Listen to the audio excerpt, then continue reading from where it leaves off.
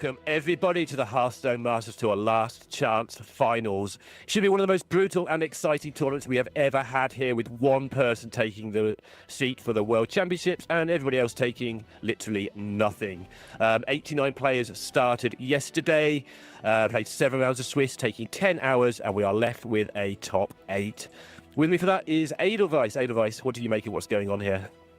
Yeah, I wasn't able to catch so many of the games yesterday. I know a lot of folks were streaming the event, so some of you viewers may have caught that. Lots of ups and downs. We have a pretty nice distribution of players from all over the world. We've got a couple Americas, a couple EU, a couple APAC, right? So lots of opportunities for players here to make it in and represent their region. It is, of course, regular best of 5 conquest, right? But yeah, as you say, people qualified from points, they qualified from opens, and only one of them is going to make it through. Yeah, let's have a look at how they did get here. So the top 50 global points earners, the players from the last chance qualifiers, so there's a chance for everybody to get in. That's going to be relevant in a moment.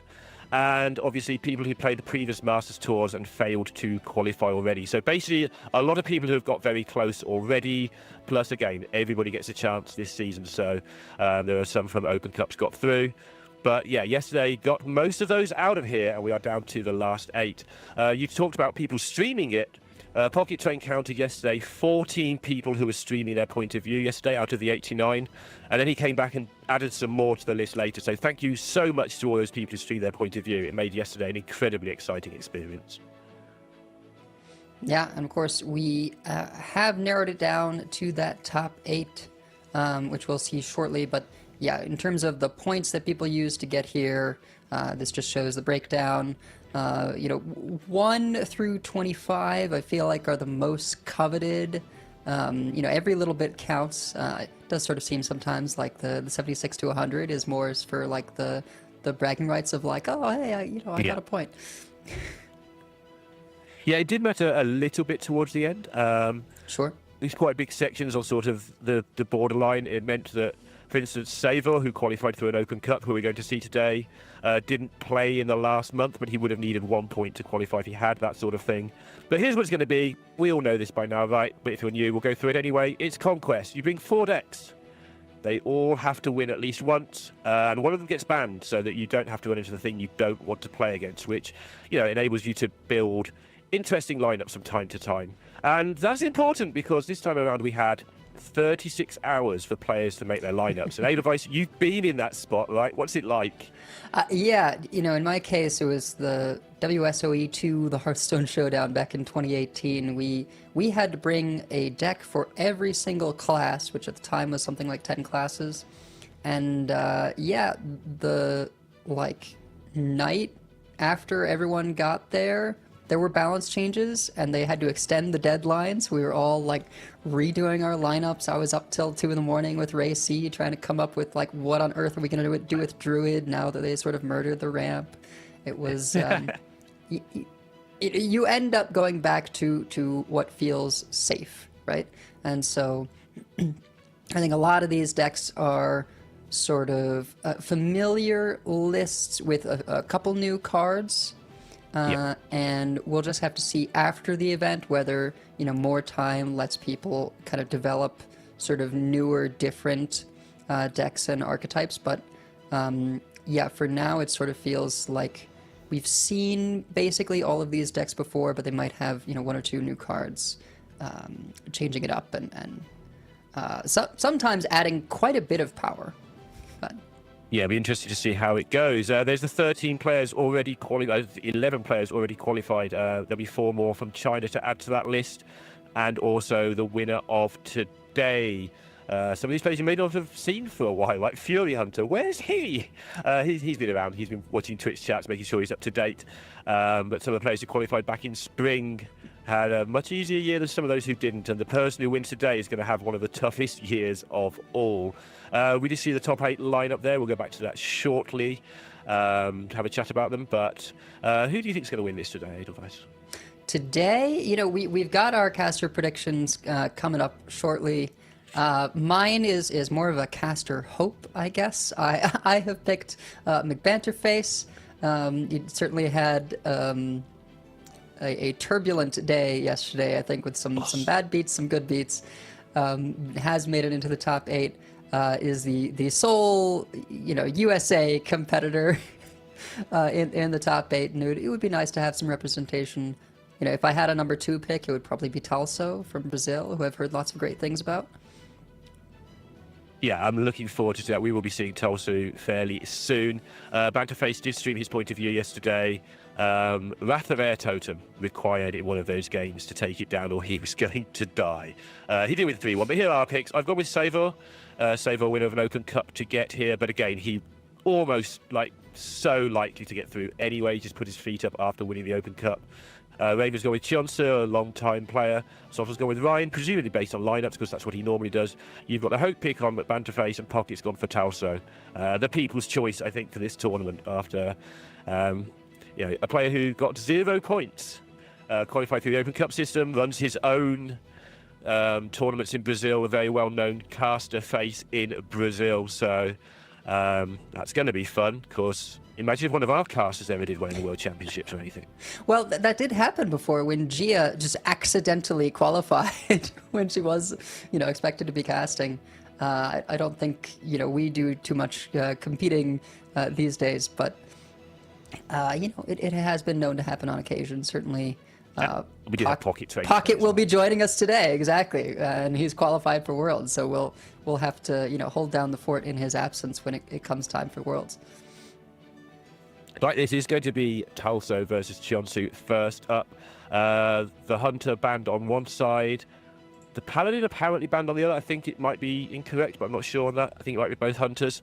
Hunter did incredibly well, the Discover Hunter, yesterday. It's proved to be a real powerhouse in this new format, which isn't a big surprise because it didn't lose anything in the nerfs and was already one of the sort of better tier 2 decks, lower tier 1 decks anyway. Yeah, it's funny. Sorry, I'm stuck on you saying about banning the Paladin.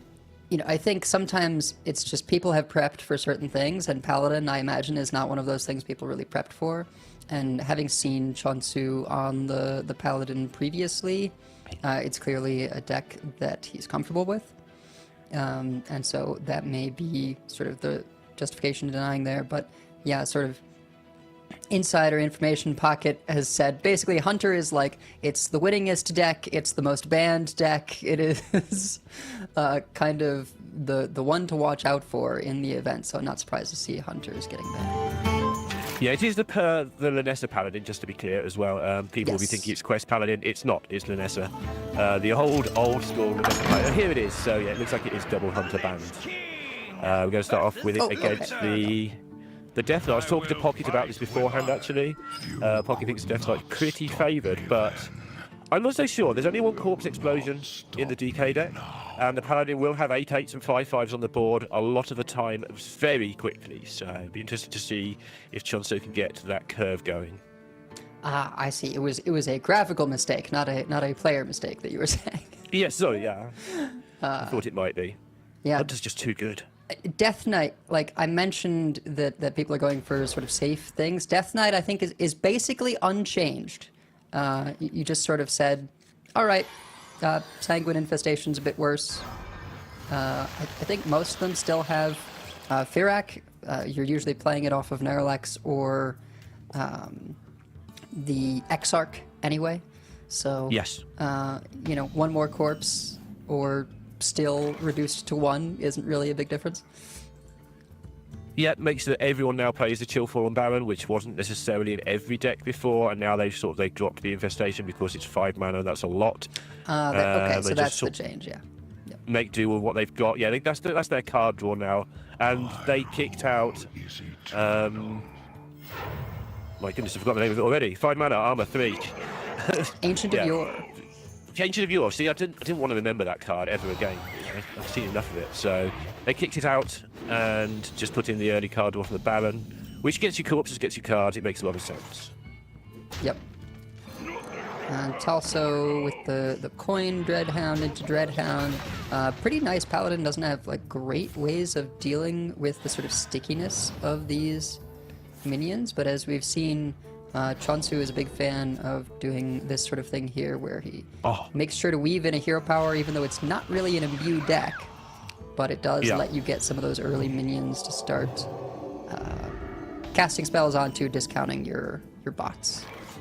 Yeah, and he needed that, right? He didn't have the Libram, he didn't have the Divine Brew, so he's now hit the Divine Brew, which will at least enable him to get something going. Not the best of hands when you don't get that Libram. When you do get the Libram, the deck plays very differently, because there's only the Light Bots and the Linesses in there that it draws, and that's all you want in the deck, so without that, it might be a bit of a struggle for him. See how quickly he can pick it up. Yeah, Talso has got nice. Corpse Explosion in hand, typically a 1 of, and that could come in very handy for this matchup, as it's really Death Knight's only way of clearing some of the boards that the Paladin can pose.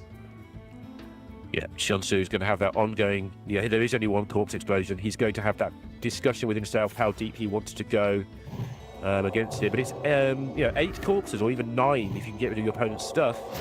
So you can just go all in and say you're just not going to have the corpse in time before I hit you very, very hard indeed. Is one holy spell away from these 8/8s being playable, which is probably a little bit disappointing. Yeah, if he'd managed to get those down, I think he'd have been in a fantastic situation. As it is, Talso is going to have time to generate corpses over the next 2 turns, ready to deal the 8 or the 9 required to remove the Divine Shield at 8/8. Again, Talso also wisely taking his time. He is more used to commentating these events than playing them, so settling down. It's a different sort of nerves, right? Commentating in front of the camera rather than being judged on your plays is a very different sort of problem to face. Yeah, absolutely. I mean, I know for myself, I suffer, perhaps because of that sort of analytical mind, if I'm being generous to myself. I suffer in terms of actions. So times when the rope is burning or when I have to actually do a lot of stuff that has come into my head, I'm not always the fastest. Yeah, well, there's people watching you like, oh, but what if she gets it wrong? Yeah, it's like, I'm sort of learning, actually. It's just do the things you're going to do. If they're half decent, it'll probably be fine. My opponent will make mistakes too, it'll be okay. Yeah, it's also taking the deal 6, just, it helps clear, notably not playing that reanimated Pterodax, even though he could have to clear up one of these. Since he's got the Corpse Explosion, I think he wants to save all the corpses for that. Yeah.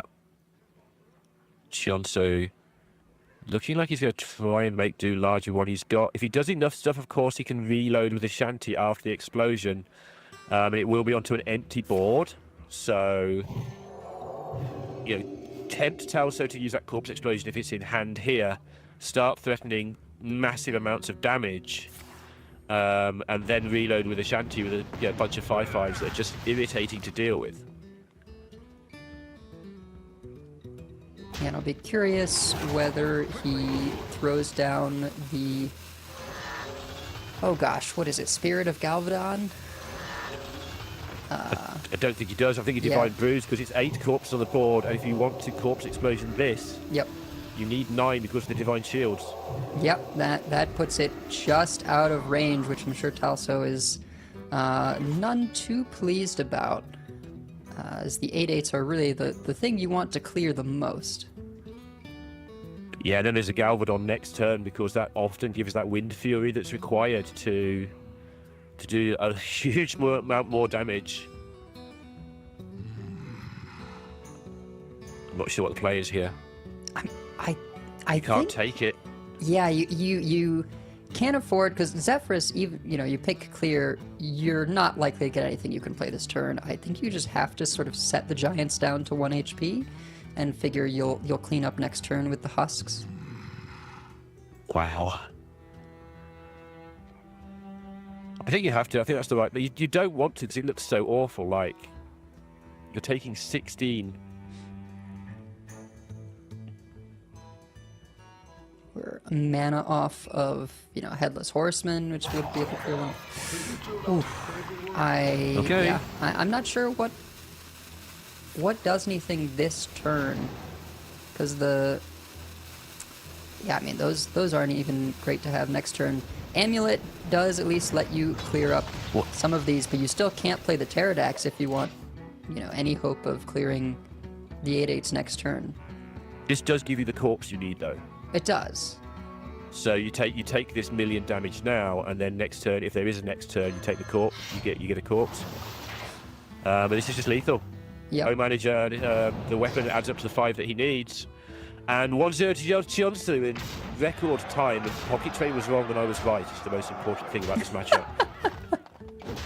Crucially, only because of that one corpse discrepancy, right? And he did sort of have as many as he could sort of possibly get, right? Double Dreadhound Handler represents 3 corpses each.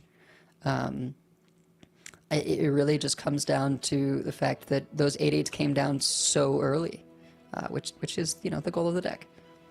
And he had none of that stuff in his opening hand. He drew into the Divine Brew, and then he drew back-to-back bots, which just got him what he needed. But he set up early on, making sure he had those activations used so that they were reduced to 1. As you say, it could have been 0, which is unfortunate for him, you would think, but very important win there for Chonzu. The rest of his lineup here is on a very similar Death Knight to Talso. He is also on the Cycle Rogue. The Discover Hunters are banned. Talso, we've just seen that Death Knight. He's on the Control Quest Warrior. And also on, I'm just going to call it the Shaman deck. It's Hagatha, it's all the stuff you know. It fetches cards, it does a load of stuff. It plays things on 6, 7, 8, and 9 that are really powerful, and then it kills you. Shaman, probably the second best deck in this tournament. When the Hunters are gone, it's probably the best. Yeah, I think that sounds right. The Shaman, basically, if you look at the core of the old Nebula Shaman, this Shaman says, oh, well, now we have Muradin and, a reasonable 0-cost card in Static Shock to play, so you can hold on to Elise, you can cut the expensive top end of Nebula and all that sort of stuff, and just be a much more aggressive deck based on Spirit of the Firehawk, is that what it's called? That draws your... Sorry, Flight of the Firehawk. Flight of the Firehawk, yeah. Draw 2 minions of different minion types, give them +2/+2. And using that with the copying minions, I'm sure we'll see that coming up quite a lot today. But, there are some differences in these 2 decks, by the way. We've got Ceaseless in the deck for Chonzu, along with Blob of Tars. On the other side, I'm trying to work out what's actually missing from the other side, which I should have prepped beforehand, but I didn't. Unlucky. I mean, it is the same deck. I'm just going to bail out there and say that. Just can't see the one card that's different at the top of the list. There's, Blob of Tar for Chonzu. Oh, there's a Demolition Renovator for Talso. Demolition Renovator for Talso, and Zephyrus for Talso. Yeah. That's what I saw. So, same thing, same philosophy, slightly different takes on it. I think Demolition Renovator, I'm usually anti-tech card, but Elise has been so powerful for so long. It's one of the best cards that didn't get nerfed. I think you could expect, quite rightly, to see a lot of Elises in this tournament. Yeah, I mean, it's just so flexible, and in a lot of cases, the cost is not that high of, having one of each mana cost in your deck. Sometimes you just can't make it work, but certainly for the Death Knight, for the Shaman, it's just not that out of your way. Ziliax helps a lot as sort of the go-to 9 drop. Sure, yeah.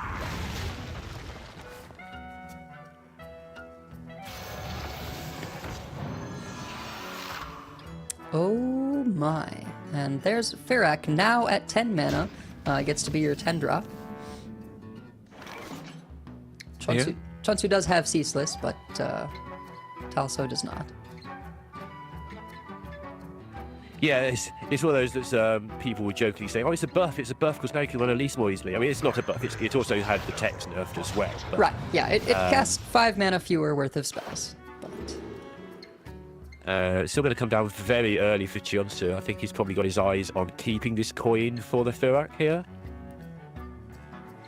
One of the things that people I think underrate about Firak, yeah, there's the headliners, there's the times it does 20 damage to the face and just like clears the board, but it refills your hand with good stuff quite often as well. So if he just plays on curve and then Firak try and clear the board, try and draw some stuff, something nice will happen for him most likely.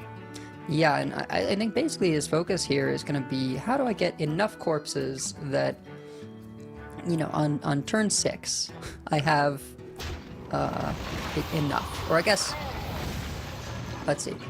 Yeah, turn 6, right, with the coin, you need 7 corpses, so you can play Narlex, yep. And then you can coin out the Firak. And certainly Blob of Tar, if that gets cleared, is going to be enough.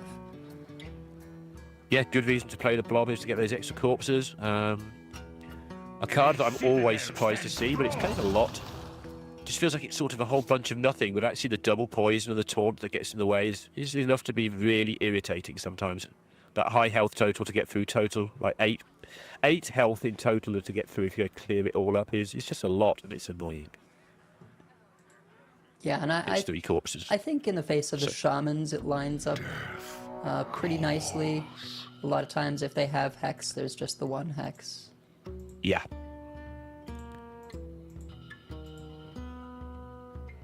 Yeah, it's funny, when I was building decks for this set, I went with Shaman because it has Hex, because there's so many powerful minions, but actually, it struggles to find room for Hexes because all the other cards it plays are so powerful.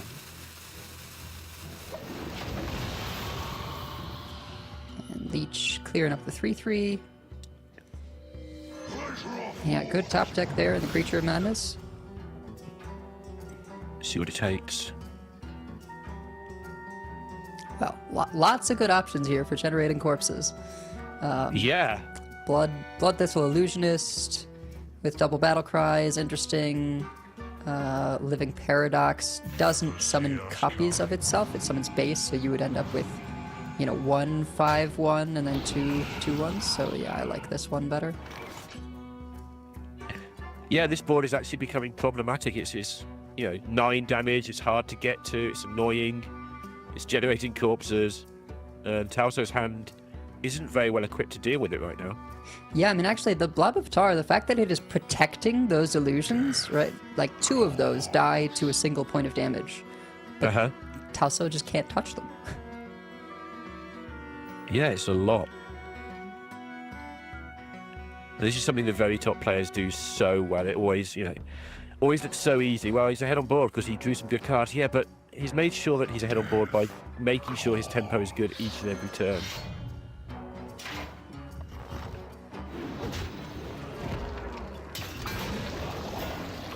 And damage matters. Like, it's not just a breakthrough game anymore. Chip damage matters so much. You don't just put... Shaman sometimes does just put, like, 4 8/8s on the board and says, oh, you don't do no! Deck, but, oh, no. There's no information to go off of. It's pure chance. And Talso, unlucky there with the 1 and 3. Yeah.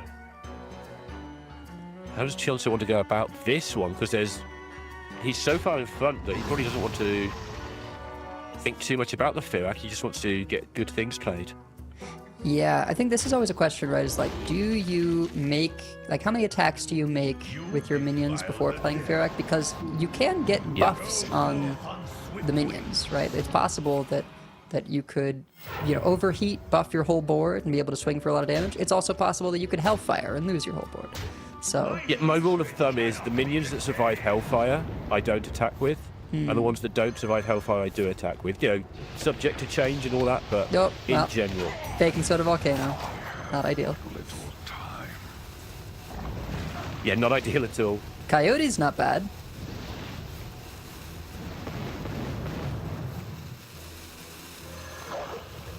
It is a small coyote. Thing. Small coyote? Yeah. That is just 2 7/7s on top of all the other things that happen there. On top of the hand refill, on top of the face damage. That is just 2 7/7s on the board. Yeah, I mean, we talked about how Corpse Explosion there's only a 1 of. Well, even then, you still need the corpses. And so I think once again, Talso is going to have to prey on a Zephrys and basically hope for Shadow Word Ruin. Yeah. Is that 4 these days, or is it 5? It's 4. I guess what he's going for here is the Steel. Steel. Yep, which got it. will do it. Probably higher odds on that, so decent call there. Yep, 3 and 7 chance. Seems So- reasonable. You hit the 7s into each other, and then sort of pick how you want to clear the 5-1. Chonzu was praying that it was not Steel into Firek back. Oh, of course, yeah. Ah, yeah, here the Dark Gifted Dreadhound Handler.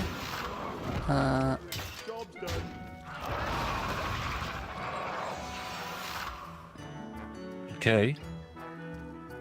Just praying for not too strong of a follow-up. Well, Chonzu is overloaded by that too, which is a massive deal here. So he's largely thinking about his next turn when he's not overloaded anymore.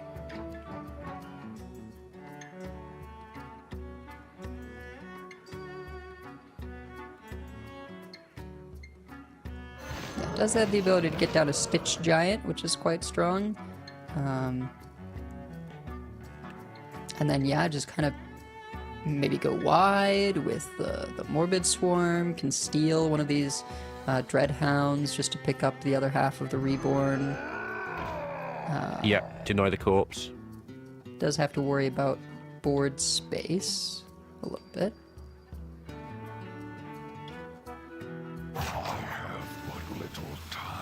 Nice problem to have, isn't it? Oh, I've got too many things on the board. Yeah, yeah. I might just save the amulet, right? It is a pretty powerful effect, even reducing the attack to 1. And, Dreadhound isn't the most exciting thing. A little surprised to see... Okay, there we go. Yeah, it does push face with that last 3. Also dumps his hand, so his Shaladrosil is much more likely to get cards for lethal if needed as well. Yep. And Like if this isn't a full clear, Shaladrosil is just so good. yeah, Shaladrosil or even just Headless Horseman, get that 3 damage hero power online. Ooh. Yep. I mean, Hex for the 8/8 is not nothing, but it's also not really enough.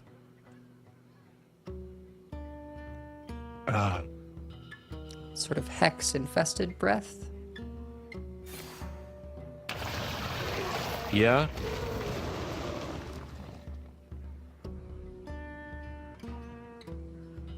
What are we doing? He's obviously going to Hex. He's just working out which other attacks he wants to do first. He's going to remove minions.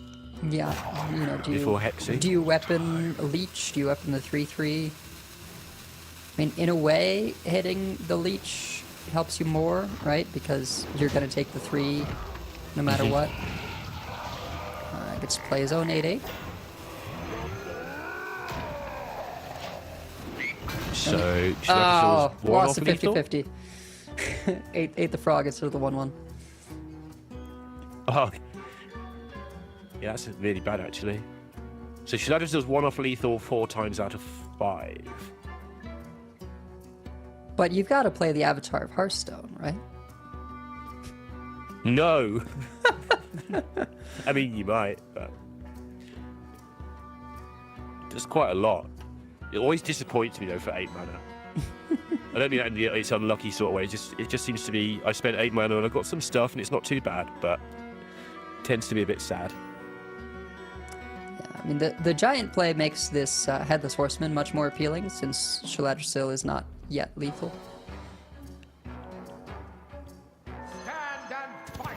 Yeah. The only thing with playing the Horseman that I was considering here is it does remove your ability to get a charge minion, and again with Shaladrosil sometimes that's the thing you want, but it's so much damage, it's such a perfect clear, then you just do it.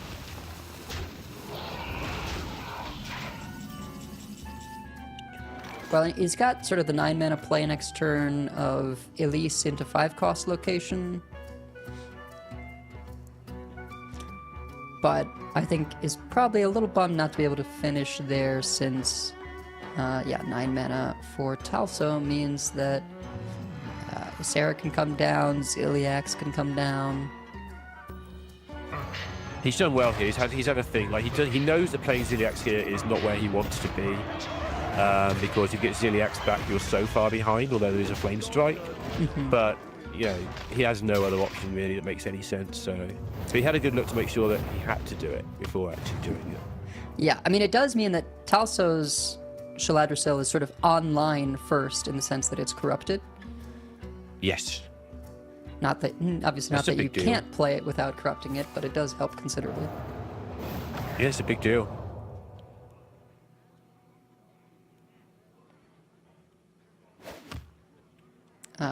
This is a good, amulet target. Follow up with Husk Giant. Pretty solid.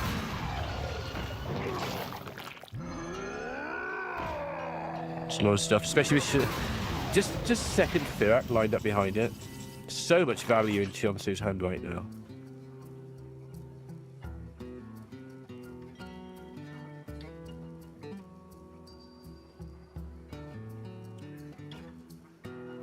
So, couple options, right? You can always Shaladrisil, deal 5 to everything, that leaves the giant up.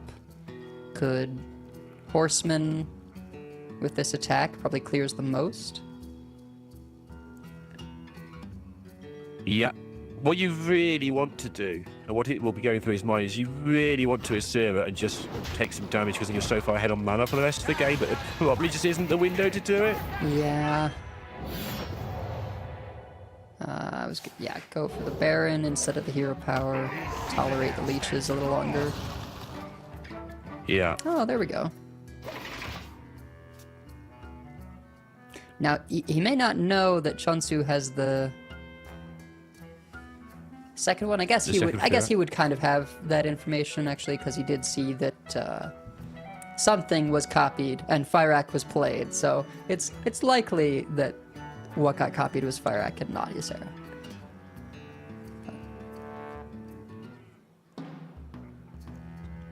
Oh. Yeah. Yeah. There it is. Number says 10. Mana says 10. Yeah, Talso. Okay. So, Story of Sulfuras can be scary. it eats up a lot of your mana though. It's only 50 you get now as well, Yeah. so it's kind of a waste in terms of Firak. That was like, I think he's, you're not thrilled about the 2 rag shots because those can be quite dangerous, but other than that, I think he's actually sort of okay there. You can clean this up with hero power plus Husk. I want to close my eyes. I want to play Asira and Elise and close my eyes that it doesn't get too bad, and then come back next turn with Flame Strikes and Firax and Shaladrisils. I think that is still just a bit too greedy. Damn it. Please, can I be greedy? I want to be greedy. Yeah, you're right, sadly.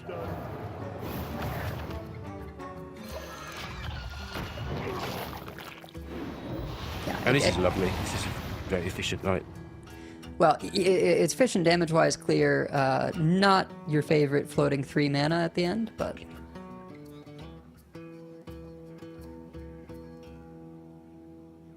Do you think it's timed? Do you think we're going to see the Avatar played? No.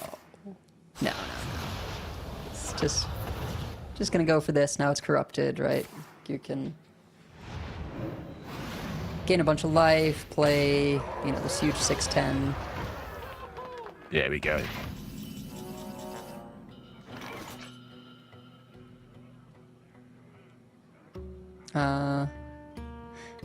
The problem with Firak on the elusive, right, is Firak can't target it either. Right. Okay. So maybe this is the greed turn. Maybe it is because Asira and Husk works out nicely to kill the 9/8. Although actually, when you've got 2 leeches left over, it's usually a good idea to go ahead and play Husk. You can play it after the Asira though, right? Is that right? And it kills Let's the see. 9/8. 9 and you get... Yeah, no, that's true.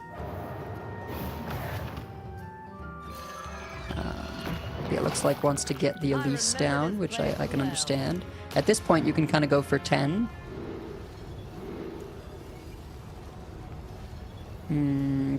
Characters is less good without the 1/1 charge hero power. So it might just be Discover Spell. Yeah, coast cool. Because at some point you will have a board full of, rubbish that lies around, but the spell's so powerful.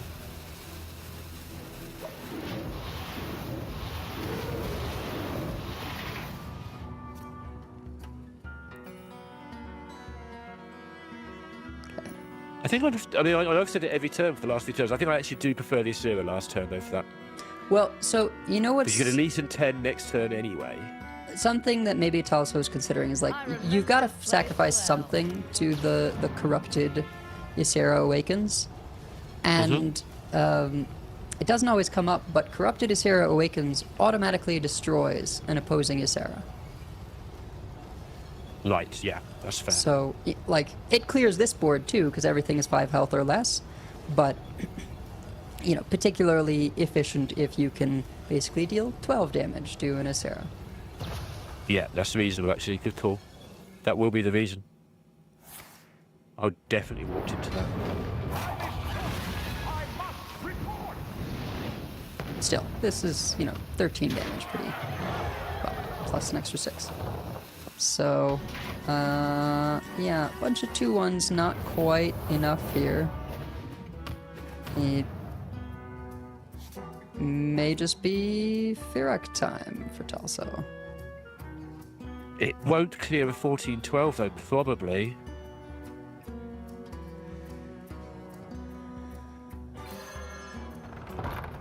Hoping for a discovered corpse explosion. Suffocate's not bad. It's still not perfect, but it's not terrible. Yeah, yep. 0 mana obviously, so...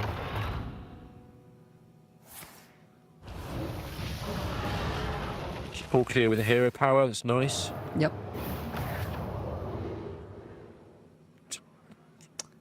He's been on the back foot for so much of this game. Excuse me. I was genuinely looking at the Wisp there. Just because of that 8 damage hero power for Chonzu.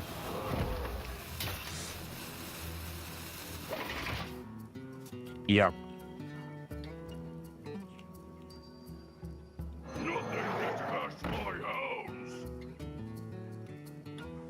Hey.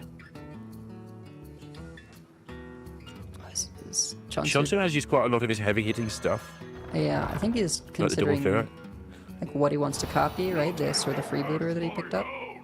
Oh, there you go. Extra Shala. Well, pack it in. I think he needed that. I was just about to put out my list of things that he sort of burned through. Is the extra Shala. It was a big deal in terms of Talso. Yeah.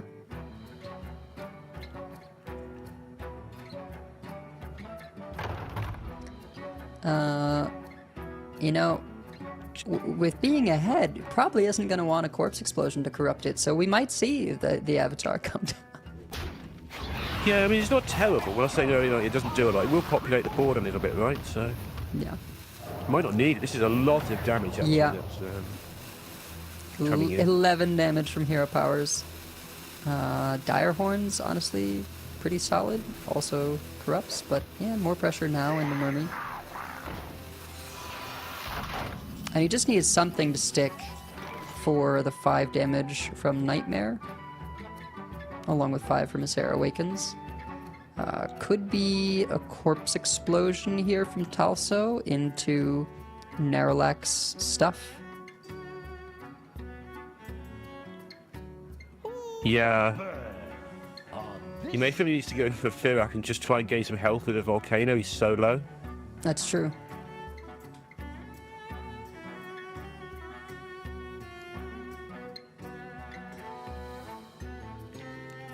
Like, it's not a great out. It doesn't come up, massively often, but it'll gain him 7, clear the board if it happens.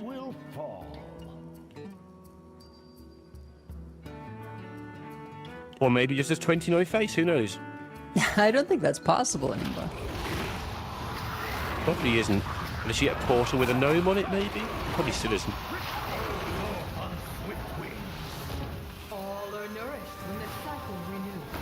Gonna go for the marginally safer play here. Ramp up that mana, pick up a minion to play this turn. Yeah. Has, you know, another turn to be able to play the Demolition Renovator.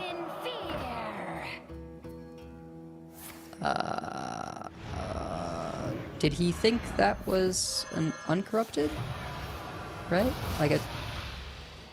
Oh, he was just, I think he just made making hand space space. Right. to get all the cards. Yeah, because the Acera Awakens is all he needs. Yep. Yeah. And Chonzu wins that mirror in style. Made it look easy, but didn't relinquish that advantage that he got very early on.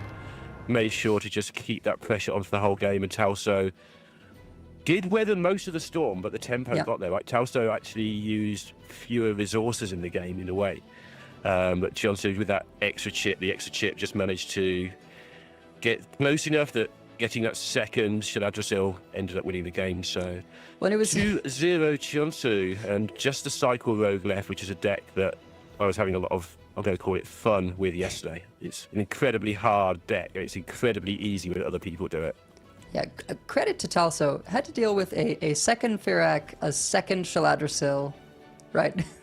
That's pretty tough. Those are not normally things that you have to contend with going up against DK. But yeah, I think this rogue, you know, it's an old deck making a resurgence, and we'll just sort of have to see how this kind of lower power version contends. I have not really picked it up very much in this meta. I played a lot of it yesterday, well, yeah, 20 games or something yesterday with Pocket Trace shouting at me in chat the whole way. Your 3/2s, the nerf card, the Phoenix, are they called? They're Phoenixes of some sort anyway. Yeah, Everburning Phoenix. You want them on the board a lot more to just do that chip damage to set up more draw later than before. They just come straight back to your hand, so you just play them again and again and again and draw infinite cards. Now you want them on the board because if they're on the board on turns 2 or turn 3, they just represent 6 damage, and you know, you sometimes need that. You can armor out of the way of this deck a bit better than you used to be able to. And Talso does have a couple of decks that can do that. I'm told by Pocket, keep blaming Pocket for everything, that the Warrior in particular, you know, isn't favoured for the Warrior. It's favoured for the Rogue, but it's a tough ask. What does Chonzu navigate that when it comes up, if it comes up? The key highlight is the Web Weaver. Because the Phoenixes don't come back to your hand till the end of turn like they used to, the Web Weaver is a lot weaker than it used to be, so it's a lot more expendable than it was in the good old days. Right. Yeah, 2 mana, and that change to Phoenix means, you saw there, it's not even a keep, right, for Chonzu. Yeah. You're really looking for Eat the Imp, to some extent Platysaur, but I think mostly, you know, Eat the Imp and Dubious Purchase kind of get the engine rolling. Crystal Tusk is a newer card. It was an Ungoro card. You know, you shuffle something from your hand into your deck when you play it, but then Death Rattle it draws to. Yeah, that leads to some interesting choices. Sometimes you have to shuffle away something you really don't want to and just trust your deck to, you know, you're a cycle deck, you want to be cycling, so hopefully you'll cycle back into the thing you didn't want to throw away.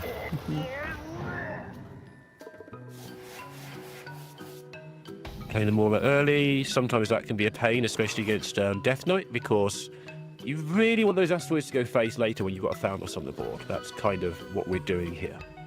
Yeah, although I'm looking at his list and I don't think he's playing Foundless, but okay. Guys, really tight list with no Foundless in it. Yeah, this is quite interesting. I think you could look at this as Chonzu playing for board. I think it was also maybe a little bit of a read of like, okay, if Coin Dreadhound Handler was turn 1, maybe there's that Creature of Madness that Talso wants to play, and if he does that, then Chonzu would be able to like take value trade into Eat the Imp, because I'm fairly certain he really wanted to play the Eat the Imp. Lucky top deck there, picking up the Wisp. Yeah. But I don't think he expected with the Coin Dreadhound Handler that Talso's turn 2 would just be to hero power into it. Honestly, I think a pretty decent read from Talso. Okay, just seeing what the difference is from the list that a lot of people were playing and the one that I was copying is this. He is playing the Giants because it's in his hand, that's how I noticed. So the Thalnos has to be cut for that because they're representing a lot more damage than previous. Whereas the other list, you're playing Thalnos, you're trying to do all the damage with Incendious and Asteroids. Just gives you a little bit more leeway. Plays a little tiny bit more like the Paladin deck that we saw do so well earlier.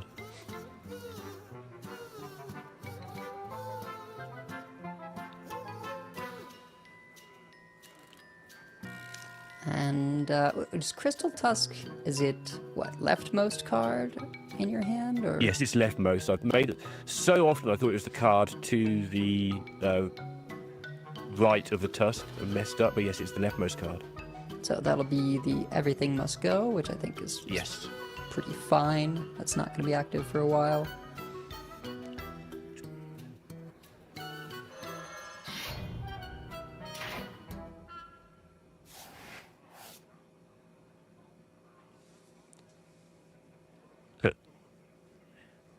A lot of the time with this deck, you want to be going just to the face, but against Death Knight in particular, they have so much healing that this is a far more complicated choice. Yeah, I'm actually contemplating just running out the Web Weaver. Yeah, two things about that. It's not as powerful as it used to be, as discussed already, but also there's no infestation for the DK anymore to just murder it with. So. Yeah, yeah. Sorry, the other one. It's the 2-mana one. Sanguine Infestation is Sanguine, the draw, yeah. right? Yeah. It's not there now, so...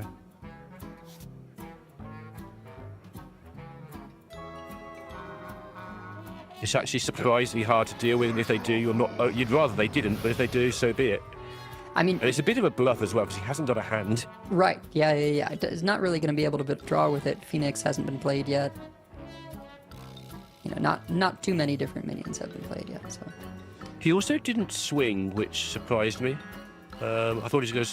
He did swing, right? I'm losing it. He killed the swung Showfall. after 2-2, yeah. I discussed it and then forgot. My brain. I'm too excited. So yes, back on track. Next turn he'd be looking to swing and then use the Web Weaver to draw as many cards as it will let him. Which is none. I mean, Not unless... until he sees the next two. Right. Yeah, we'll see what's picked up. Oh, second Web Weaver. Second Web Weaver and a map. Yeah, you probably do map and... Well, no, I guess no.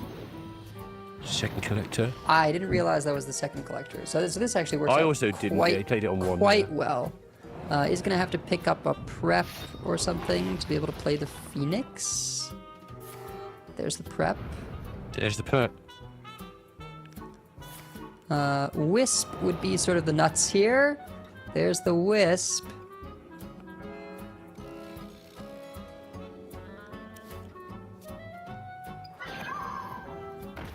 Phoenix. Any more Phoenixes off the top? No, but there is a prep coming off the... There it is. Wow, there it is. So yeah, and then probably play the 8/8, both of them prep now. for the imp. Yep, there's the 8/8s, and that's just it. Chonzu with a quick 3-0, not even a Corpse Explosion can get Talso out of this. There's not even board That's space ridiculous. for the 9-mana spell. For everything must go. Just summoning 1/4 drop. Just play the one of them. Yeah, I don't think there's any 3/3s that can save you here.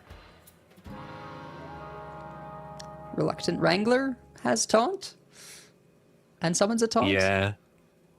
You'd need to have lifesteal as well, I think, to have any sort of hope, wouldn't you? I mean, it's one attack. Lifesteal doesn't make much of a difference. So yeah, you need an entirely different thing with lifesteal and taunt. Yeah. Get down. Yeah. Cheers, Talso. He waves goodbye. Chonzu will advance to the semi-finals. Talso, though, reminder, came through 10 hours of Hearthstone yesterday, 7 rounds of Swiss. It's not his normal environment. He's normally casting this event, and he has put in a fantastic showing. But it is Chonzu, the 2016 World Championship competitor, who advances to the semi-finals last call. Yeah, Talso went 7-1, I believe, in that Swiss. So, you know, it was a very, very strong record there. put up a great performance.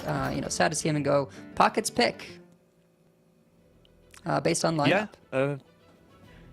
Pocket looked at the lineups, thought that they matched up well. Again, I argue with Pocket about the Paladin. I don't argue with Pocket much because he's always right, but when I get the chance to say I argue with him, and the thing I say would happen in a best of one happened, I'm going to say I was right all along. Because, you take them when you get them. But yeah, Chonzu looked very, very composed. Kept track of the corpses in game 1 and in game 3 there, setting everything up very carefully. Didn't let his foot off at all in game 2 when he had advantage in the mirror. And yeah, looked every bit the confident, relaxed Chonzu that we've known for so many years. Yeah, I mean, in a lot of cases, that's why he's a name that we're more familiar with, right? Some of these players that have been around a while, we know their names because we've seen them a lot because they're very consistent. I hope Talso continues and that we'll see more of him. He had a lovely sort of farewell to the camera there just now, kind of blowing kisses at the audience.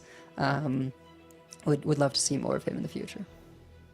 Yeah, I think, again, the LATAM community already see a lot of him with his casting, but it'd be great to see him put in another show as a player. He looked like he was having a good time, if a little nervous.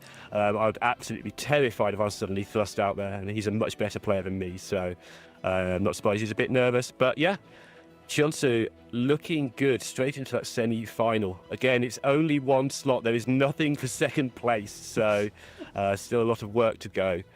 We sort of skimmed through this at the start, but next up, Banterface, probably the most popular player in this tournament, given his large stream against Kaboom. Then Ryan versus Saver. Saver choosing to come through the open qualifiers, would probably have made it on point. And then Shaxi, another long-term Hearthstone professional, against Tuege to line up those quarterfinals. Does anyone else catch your eye apart from Banterface here? Just on lineups, Torige really. I'm curious to watch him play because I believe he also has a Drunk Paladin, which is sort of unique here, and then somehow made it through with this mage, which is miraculous to me. It's not Protoss mage, it is Syndragosa mage, which can certainly have some powerful turns, but requires a few things to go right to be able to do those powerful turns, primarily a 0 mana buy one get one freeze, and hopefully we'll get to see that played just because it is a sort of fascinating and new deck. I think it is the only true new deck in this tournament. Yeah, some of the changes are things we know, some of the throwback decks like the Drunk Paladin, but this is totally new. There were a few people bought it. It didn't do that well in other people's hands. But yeah, we'll have a look out for that on the 4th quarterfinal.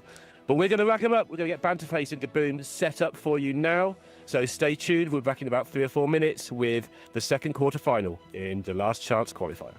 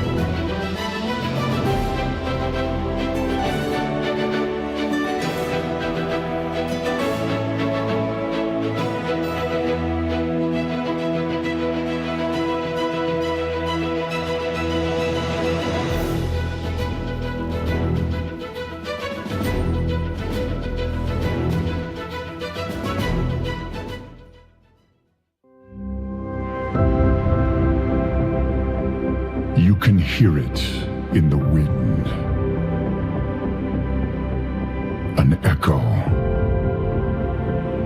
A whisper. A calling home. It welcomes us. Not as wanderers, but as its kin. In search of a memory of what once was, where purpose ignites.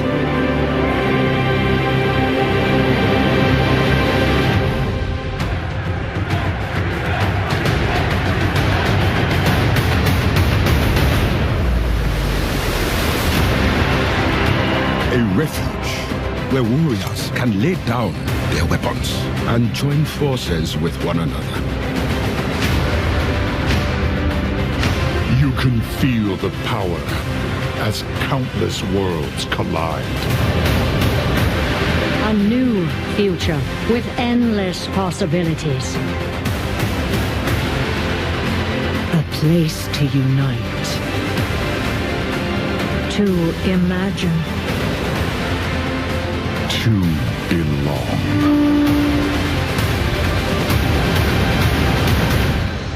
Are you ready, BlizzCon?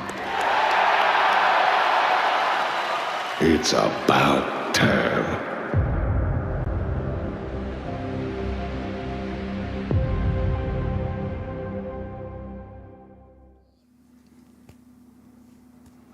That is right. For the first time since 2019, the Hearthstone World Championship will be back live at BlizzCon in 2026. Make sure to get your tickets on November the 18th when they go up, and check out BlizzCon.com for any further details.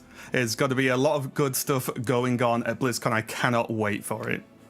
And not only that's great news about the World Championship for next year, but you're not going to want to miss the World Championship for this year, because we will be announcing more details, all of the details you need about next year's full Hearthstone competitive program at the World Championship this year in December. So make sure you tune into that, as if you needed any extra incentive than seeing some of these amazing players that we have trying to qualify, compete for that title of World Champion. If you're at all interested in getting involved in Hearthstone esports next year, culminating in that potential trip to BlizzCon, make sure you're tuning into the World Championships to find out how. Yeah, going to be absolutely fantastic, but that is quite the way away so far. We've got a lot to do today to get that last call spot taken up. Obviously, I'm Raven, join me is Sottle. We'll be taking you through our second match of the day, because that first match went by in a flash as my choice for my prediction to win absolutely demolished Pocket Train. So we're already off to a great day, at least on the caster side of things for me. But next up, Sottle, we have McBanterface versus Gaboomy. Yeah, as a former full-time APAC caster, you know more than anyone that you can't bet against a guy like Chonzu. Just an absolute chill guy of a Hearthstone player. Just shows up, jams some decks, plays some 8/8s, hits you in the face, moves on to the semis. That's just what he does. Food and drink for the great Chonzu. Yeah. Absolutely fantastic stuff. But Banter versus Gaboom. Banter representing the last hope coming into today for the North American region, and now with Talso being eliminated, the last hope for the Americas region in general to make it to the World Championship. He had a tumultuous ride to get here. If you watched any of the qualifying process yesterday, Banter was streaming his own perspective. His winning in-game basically was an absolute roller coaster to get to this. So he might even be counting his blessings just a little bit to even be at this spot.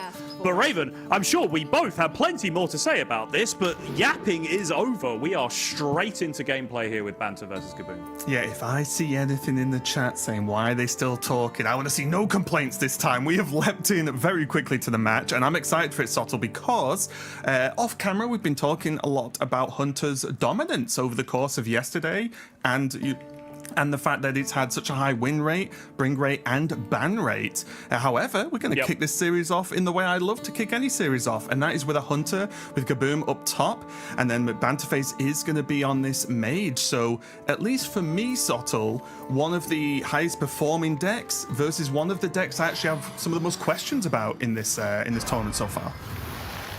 Yeah, when I was picking for this tournament, Lorinda called it out right at the start. I do generally do caster predictions on lineups.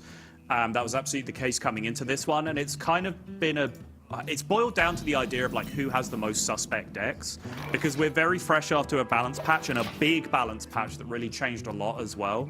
So it was natural that people were going to come into this tournament with maybe one questionable deck in their lineup.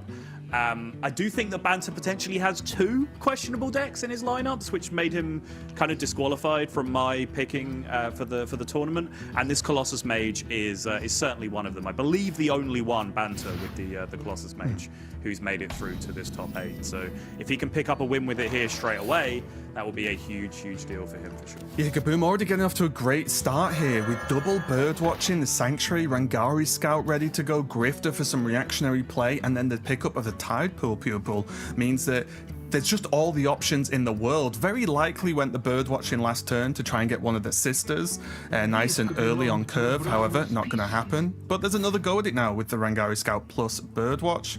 Does miss again, but can make one heck of a pair of Tide Pupils, or a trio, should I say. Yeah, certainly a little awkward on these Discovers. Would want to be starting to get rolling with some of the heavy hitters a little bit quicker, at least pick up Exarch, one of the sisters perhaps.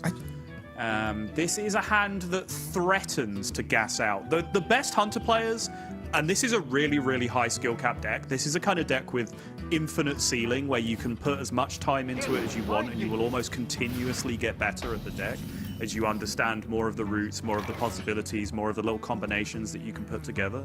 The very best players with this deck will tell you that it's basically impossible to gas out or brick with this deck, and more middling to intermediate players with the deck will question whether that is the case because you'll end up with a lot of bricked hands.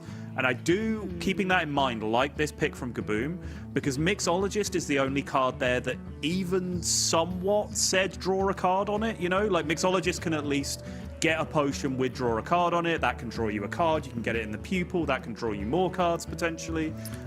So this hand, with the slight potential to brick that it has at the moment, I need to see Gaboom just focusing on gathering more resources. See, so my counterpoint is you would have 3 buffed pupils with a bird watching in at least. There's the Grifter spell to follow up that and the bursting shot.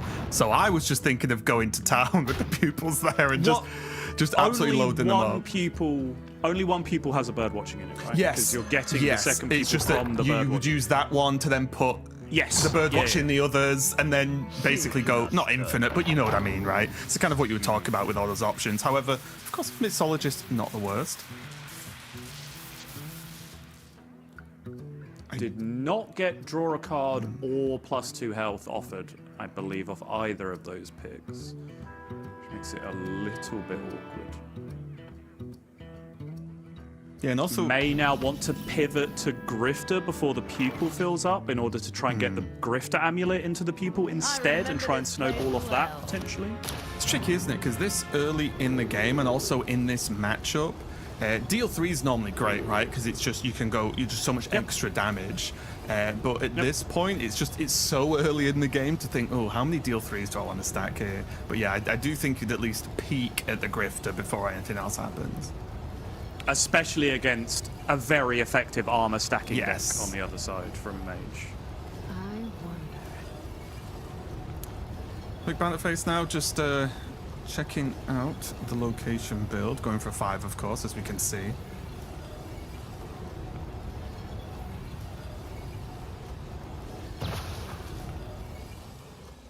Not really the best deck for Copy. Copy's gone down in value in general across a lot of decks because of there just being less starships around these days. Like Copy was kind of the go-to always. It's still very, very good in a fair few scenarios. Okay, very nice. Gets back the Scout, drop in the Grifter. 6 damage versus draw 3 is just going to take the 6. Okay. I would have filed an official complaint if there was no 6 taken there. You always take 6. It's just so much damage. If there is, I haven't kept track. I will confess I don't have perfect track of it. If there was one space left in that pupil and the 6 damage has just gone in there, yes, absolute no thinker. Just take the 6 damage. I fully agree. I think there was a space because it was. I think it's bird watching potion, and now the amulet. Yes, that's what I think it is but I'm as not well. 100% Yes, sure. I was trying to like wrap my head around. Hang on a minute. The first bird watching was played to get the first pupil, right? And then it will go that way, right? So that's not included. So yeah, the second one makes sense. Did get summon a copy and the rush, which is at least going to be defensive to an extent, because that's something Banterface needs at the moment, is to just not let these, because if without the minions hitting face, it can take a fair bit longer for Gaboom to actually push sort of lethal damage, especially with the Sleep Skater in hand. So this is pretty useful at clearing up some of these threats and not taking another turn of damage. Oh, Okay. That's excellent timing. Getting the tracking in there as well is quite nice, isn't it? Just to load that second one up with the track.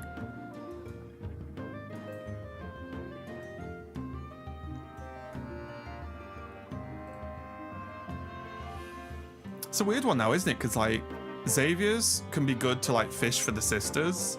However, you've got to make that decision where is the game going too fast for the sisters now, right? Like, or do you actually want to look for something else instead?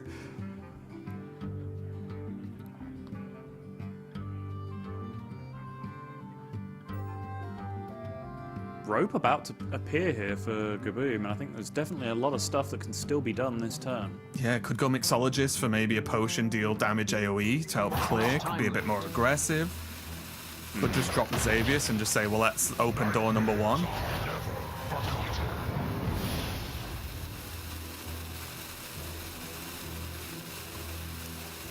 Probably going to be the Exile.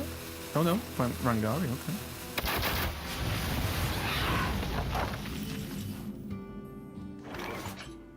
Yeah, honestly, I think that's probably what the tracking was about in the first place as well. Like, there was mana to spare, so you start with tracking no matter what. But I think the best hit would have been the Ragnari Scout straight away off that anyway. So then finding it with extra steps off the Xavius, I think is absolutely fine.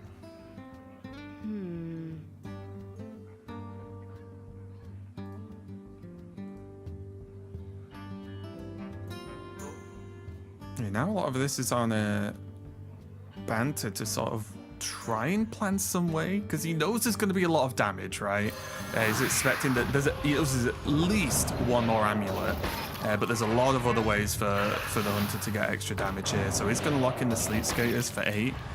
That is also the interesting thing, isn't it? Against Hunter, there's no, or not many really massive targets for Sleep Skater to hit, right? There's no like really big attacking minions most of the time. No. Yeah, it's one of the situations where, like, sometimes birdwatching can help you out, right? Just by making some random minion slightly bigger on the other side. But I like the take the 4 while you can get the 4, right? I quite like that from Banter. Oh, and here we go. The reveal. Yeah. So 2 copies of that. And go again. And 2 copies of that. And Banterface, yeah. Bit of a grimace there. Scout's actually fairly well protected, right, with that Divine Shield. Just that little extra layer of removal. I know there's the 1/1 and it's a ping, but it's all, you know, limiting the options for Banter.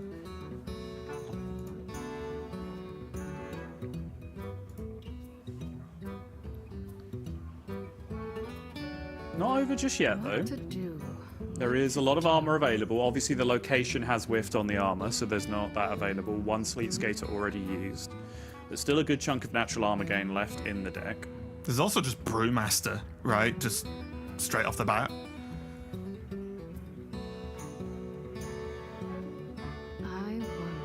True. Or, again, no brilliant targets in play and too expensive. You can step the full 1 and replay it, but you can't get double value out of it. And stepping the mini always seems pretty sketch. It's rough, but Banter knows there's going to be amulets coming, right? So he's not got much health or time to play with. There was always just Khadgar and Hope. It's an attempt I've made a few times, and it always fails, but still. Drink with me, friend. Oh. And then you have to trade the 4/3. And then you're alive at 2, I think, this way, the way Banter's done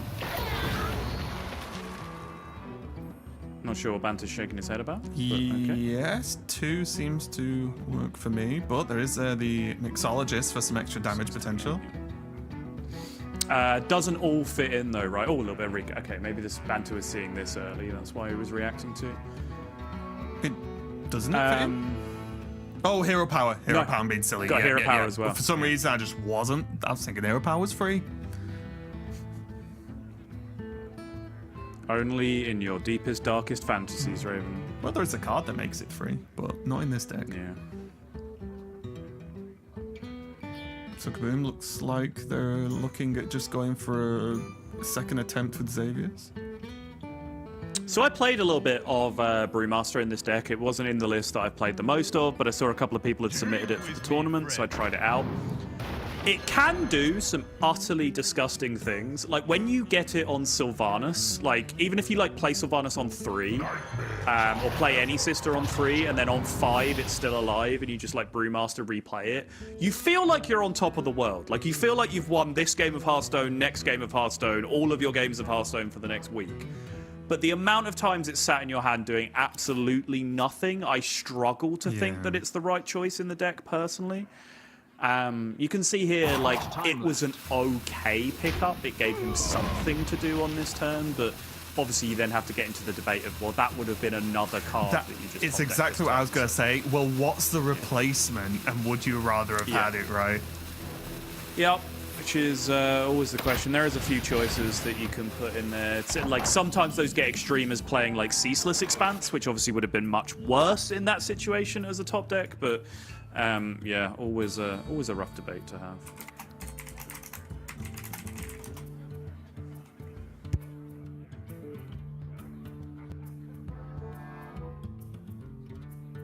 What to do? Most importantly, Banterface is alive. And there is a further Sleet Skater Mini to be used because of the step on the full one last turn. So there's a little bit more armor stacking that can be done. However, there is still a very ugly looking 12 mana Colossus in Banterface's hand. And that is a problem that needs to be worked on.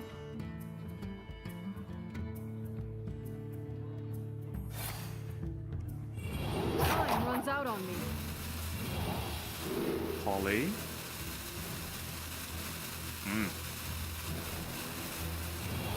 Less than ideal.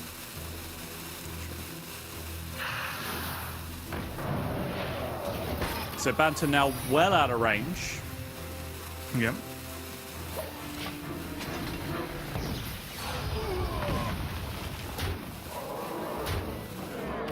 And actually pushing good damage of his own now as well. Oh! Oi! Hello, hello, hello.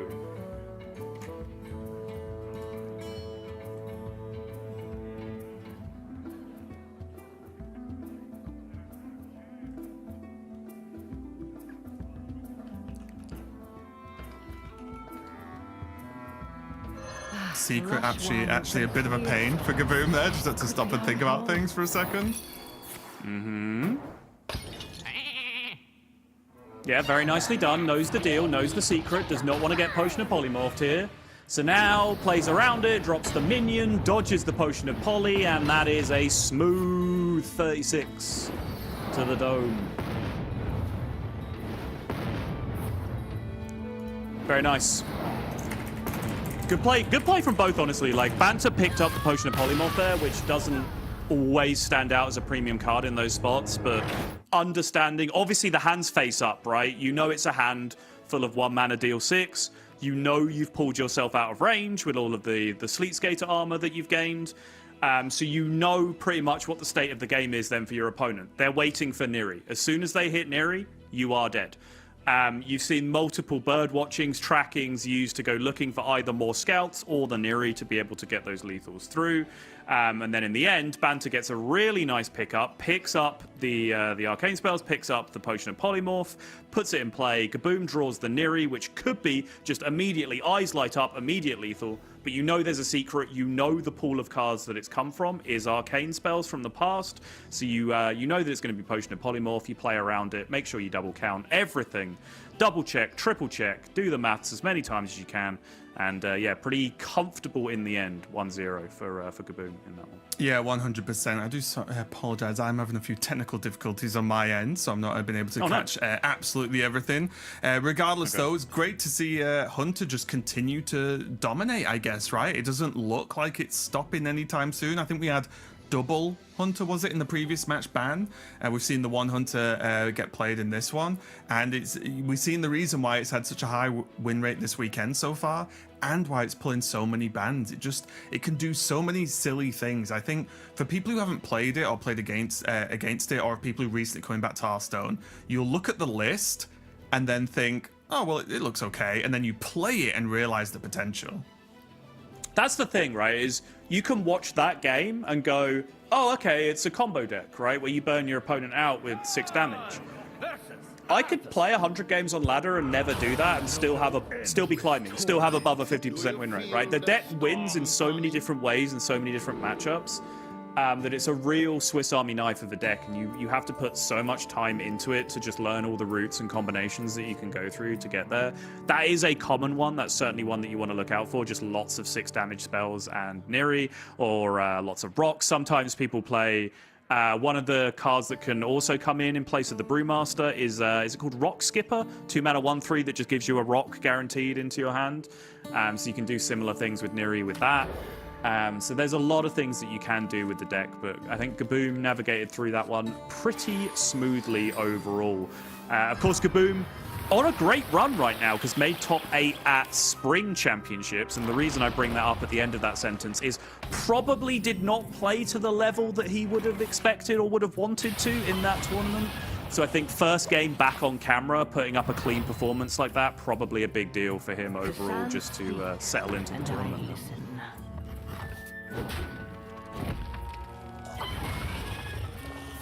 Banter now over to the Shaman. We have Death Knight on the other side.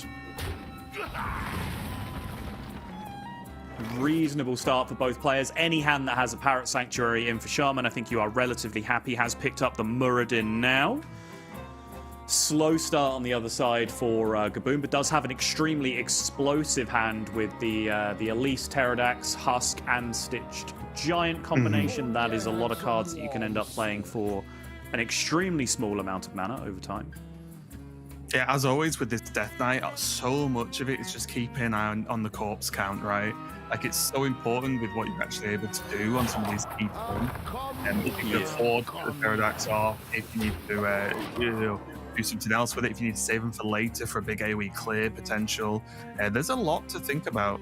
But yeah, still pretty good. Does get hold of the 1-drop here, which is going to be pretty nice, I think. At least be able to just contest something on board. But is this a removal of the 3/3, or do you want the 1/1s? Because again, the 1/1s are adding up on those corpses. Yeah, it's the eternal question of the card, right? Yeah.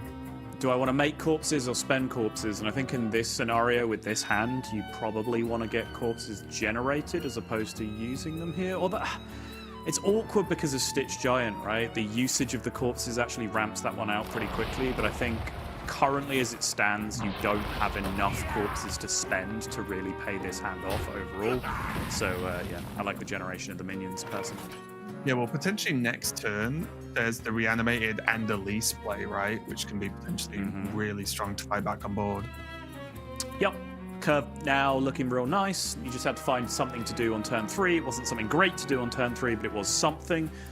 So now you have a really, really smooth curve of Elise. Pick a 5-mana location, play that 5-mana location on 5, Hideous Husk on 6, and you would hope that somewhere around there you get some further discounts on that Stitch. Never make too quick.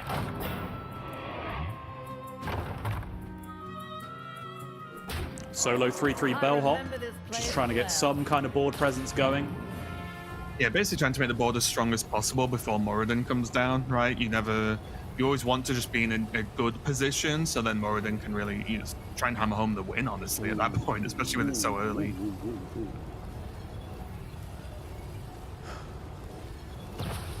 I'm guessing that was 5/5 copy picked off the first, because Raptors then reappeared in the second, which is possibly best case scenario. And that means, yeah, going to hold on to the Pterodax. Makes sense. Yeah. Use the copy on that for the following turn.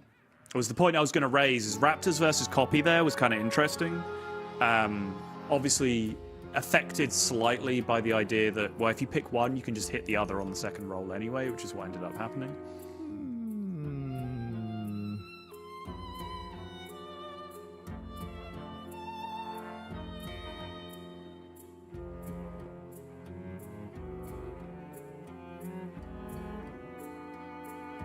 A lot of taunt here to protect the Muradin currently, which is a big deal. Many choices.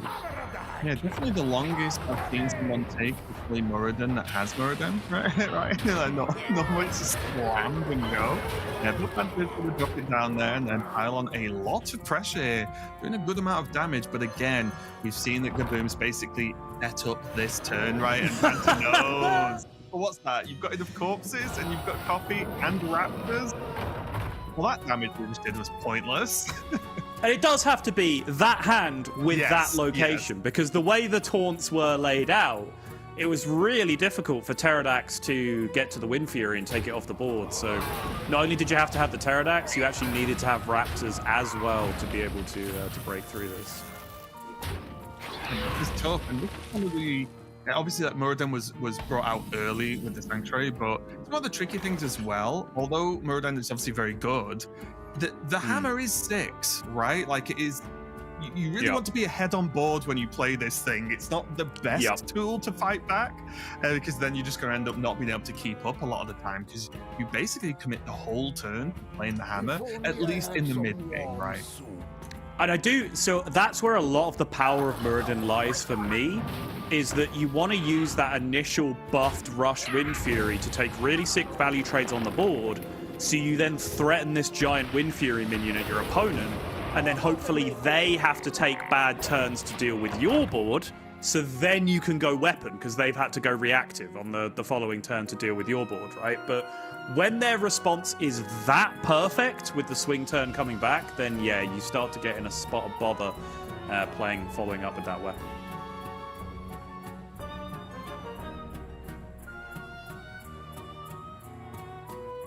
This is where things start to potentially slip away against Death Knight. When you've not sort of steamrolled over them early-ish, if they can start to land some of these powerhouse tools like Husk, like Giant, without much on the other side, it can get really difficult to fight back, because at that point it feels like they have an unlimited amount of pressure as well as removal to an extent. Small debate from Gaboom. I think maybe just considering what his worlds look like if he holds for a copy of the Husk next turn. But I think in the end, just, play one of the best 6-drops in the game on 6 makes sense. And also, they've got Hammer, but then you also say, well, remove it through the Frog and deal 5 damage, and then I still end with 2 leeches most of the time, right? So, like, what's the actual cards that deal with this? So I quite like this a lot. Because there's a lot of worlds where this Husk just lives. It's a tiny bit suspect to fouls on curve, right? That's kind of the only real punish. But even then, you still keep the leeches, so one of the fouls gets dealt with kind of automatically just by AFKing the next turn. Like, there really aren't too many efficient answers to this. And like you said, that's probably the worst case. Any other card or combination, you're probably like, yeah, seems good. It's going to lock in the weapon. Wow. Oh, wow, this is just a lot of damage. You like swinging? It sure is. Damage is crazy. So it's going to be... The copy obviously has to go on the 3 on the thing, right? So... Oh, do you go minion here, or do you just equip the weapon and go? Yeah, you can just hero power the Frog, equip the weapon, right? And just send everything. Doesn't look bad. Oh, wait, you don't have to hero power the Frog, right? It's Raptors, isn't it? Oh, it is Raptors. Yeah. True. Yeah. I forgot about that. Not that there's particularly anything else to do with the mana, but I think you'd just rather have the 2-1, right? Or in this case, go for a shuffle. Time is against me.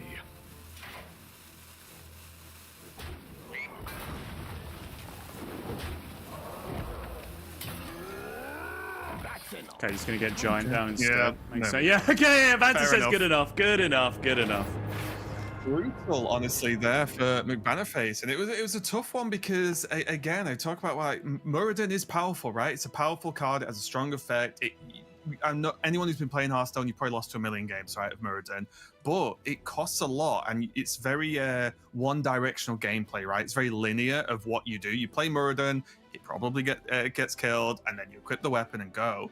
But the board setup for Gaboom was just perfect. Obviously, holding onto the Pterodax, having the location be very good, perfect, basically helped. But that was the setup. And then from that point, as I said, once Death Knight pushes something like Shaman off board and Death Knight controls that, it's very hard to clear and to remove from the Shaman side of things. So it just slipped with that setup play with location into Pterodax, and Banter basically tried to hold on, but it just wasn't really going to happen, was it? Nope. Just the dream location. The only real downside, if you want to look at it that way, with those locations, is that you start to really run out of board space later on. Like you already saw there in that second turn, right? Like he's getting a discount for a giant. He wants a giant in play. He wants a 5/5 copy of something, and then there's raptors. There's no space. He's got hero power that summons minions. He's already got husks and leeches in play. But the big deal, you know, like if you're playing a board-based matchup, which large portions of that match against Shaman are, right? Like Shaman has the ability to play as a burst deck, but not really without winning board in the first place. So if you're playing a board-based matchup and you have 5 or 6 minions on your board all the time, so you don't have board space to summon stuff from your location, well, that's probably because the first click of your location did so much that you're way ahead in the game based off that first click anyway, which is exactly what happened there from Gaboom. Nothing I could really see from Banter that led him down a bad path there. I think he made a play that was set up to lose miserably to one specific combination of minion plus location, and that's just what Gaboom had. Back on the Shaman now for Banter. Growthin Hagatha opener. Very, very nice indeed. And Gaboom is going to try his hand at a little bit of Shaman himself. See what the mulligan decision is here from him. Yeah, whether he is a bird-watching enjoyer. Who isn't? But yeah, just in case anyone is joining us, because you might think you've not missed out on a lot with the show not being too long in, but this is match number 2 with Gaboom currently 2-0. This is single elimination in what is effectively a winner-take-all kind of tournament, right? Like, that number 1 spot is the one they're all chasing.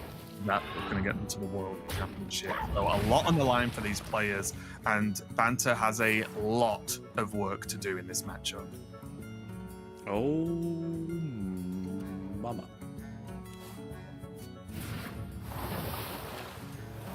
Wow, takes the bellhop, actually.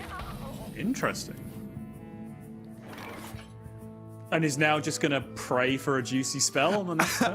I guess it's one of those, like, you just say, actually, if I drop this doubled, I just win, right? Which is valid, right? I think that's fairly true fairly often, you know.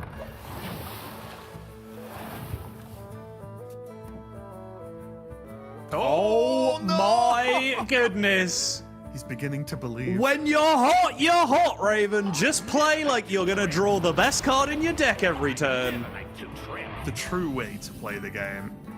And now... But yeah, personally, like, I was very happy with just playing second Growthin, second Birdwatching on 3 and having guaranteed Hagatha on 4.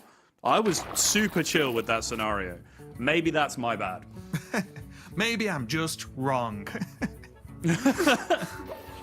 See, so there is going to be coin plus the location here for Banter next turn, so that is going to be able to help him out a little bit. Kaboom now going for the bird watching. This looks like a potential... Well, it's a bit tricky actually, isn't it? Because there's Frosty Decor for the next turn, but I think it ends up being Elise. Yeah, I suspect so too. Static Shock, yeah, makes sense. Clear this off with the 1/1 just for the full clear. Yep. Yeah, I like this a lot. Just keep he does those need to 5/4s press healthy. advantage. He has to press advantage as hard as he can, right? Because he's just seen Hagatha from the opponent. So your opponent has Hagatha Sanctuary, which is extremely powerful, depending on what the slimes have hit in particular.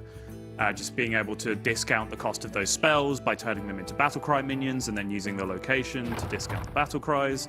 You start to be able to do pretty disgusting things, as you're seeing here. Yep. Discount, coin, Furious Fouls, 6/6 plus 2 immune 3/3s. Get to snipe out this board immediately.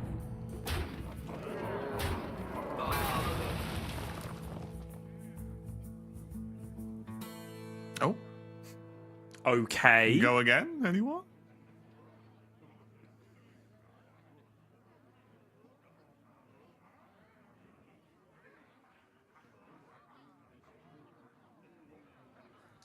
Oh, it's tight. The problem does is... one mana location do anything for you here if you just go full spend mana? Probably not.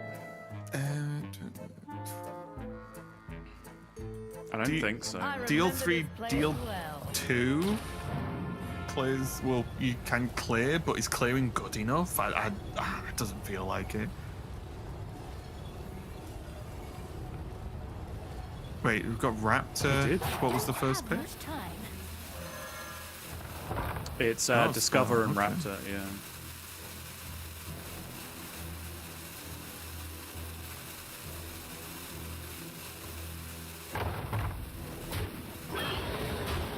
He's actually going to trade down. Okay, interesting. Gaboom just resetting to a little bit of a slower pace here, which is potentially dangerous when your opponent's hand, as far as you know, has a ton more value than yours.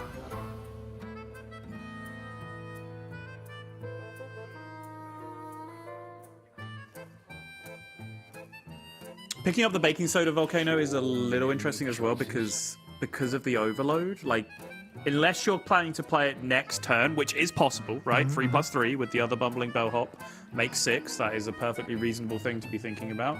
You almost certainly do not want to be playing it on turn 7.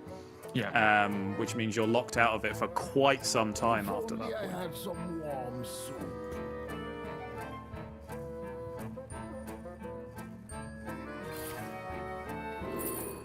Yeah, and there's the 2 Frosties in hand, right, to cover that that overloaded turn, potentially. Not the worst. I'm coming. It's just so many turns that you're not playing your growth in, so that's the sad part.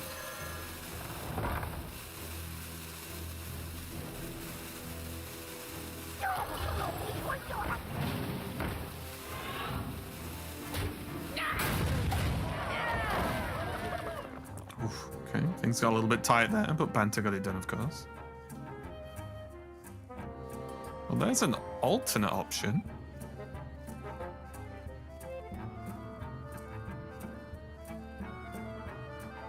Yeah, with how small this remaining board is, I think this was certainly Gaboom's plan, right? Is that he knew his turn last turn wasn't necessarily good enough, so he was going to lose board. So he was kind of almost hoping that the Banterface would play a little bit harder to board, so he would have a decent baking soda here. Not the worst recovery, though, with Avatar form coming up. Does mean that they're not going to overload into next turn. And also, But again, next turn almost feels like the turn I was okay with overloading into, whereas now you've stripped away your options a little bit more by keeping the baking soda in hand and using the Avatar form.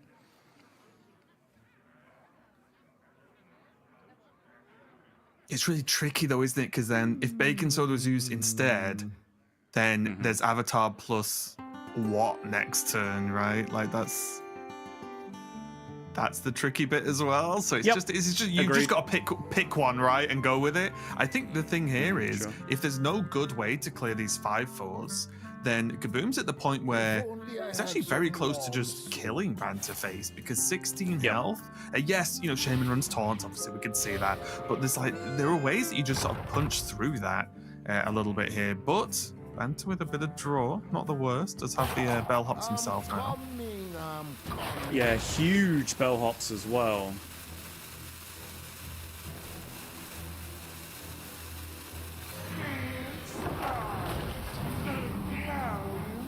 Gets to re-click and play one more of them for 2. Absolutely chewing through those Parrot Sanctuary charges. Oh, Shudder Yeah. pickup going into the Okay. turn is huge as well.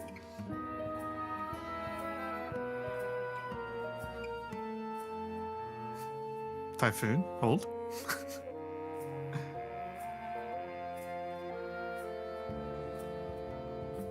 Any board that sticks for Banter here, he can threaten with the Wish Upon a Star from the slime.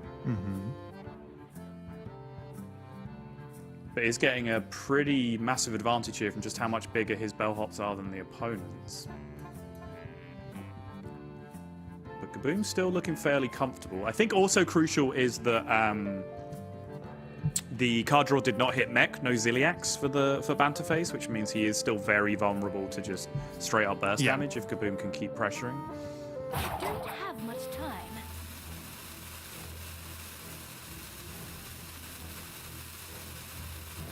Oh, did he go for Wish? Okay.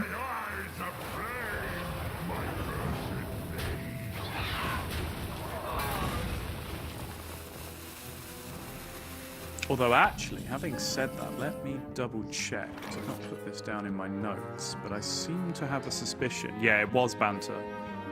Banter is the Ziliax-less shaman in the tournament. Oh, yeah, we talked about that before, weren't we?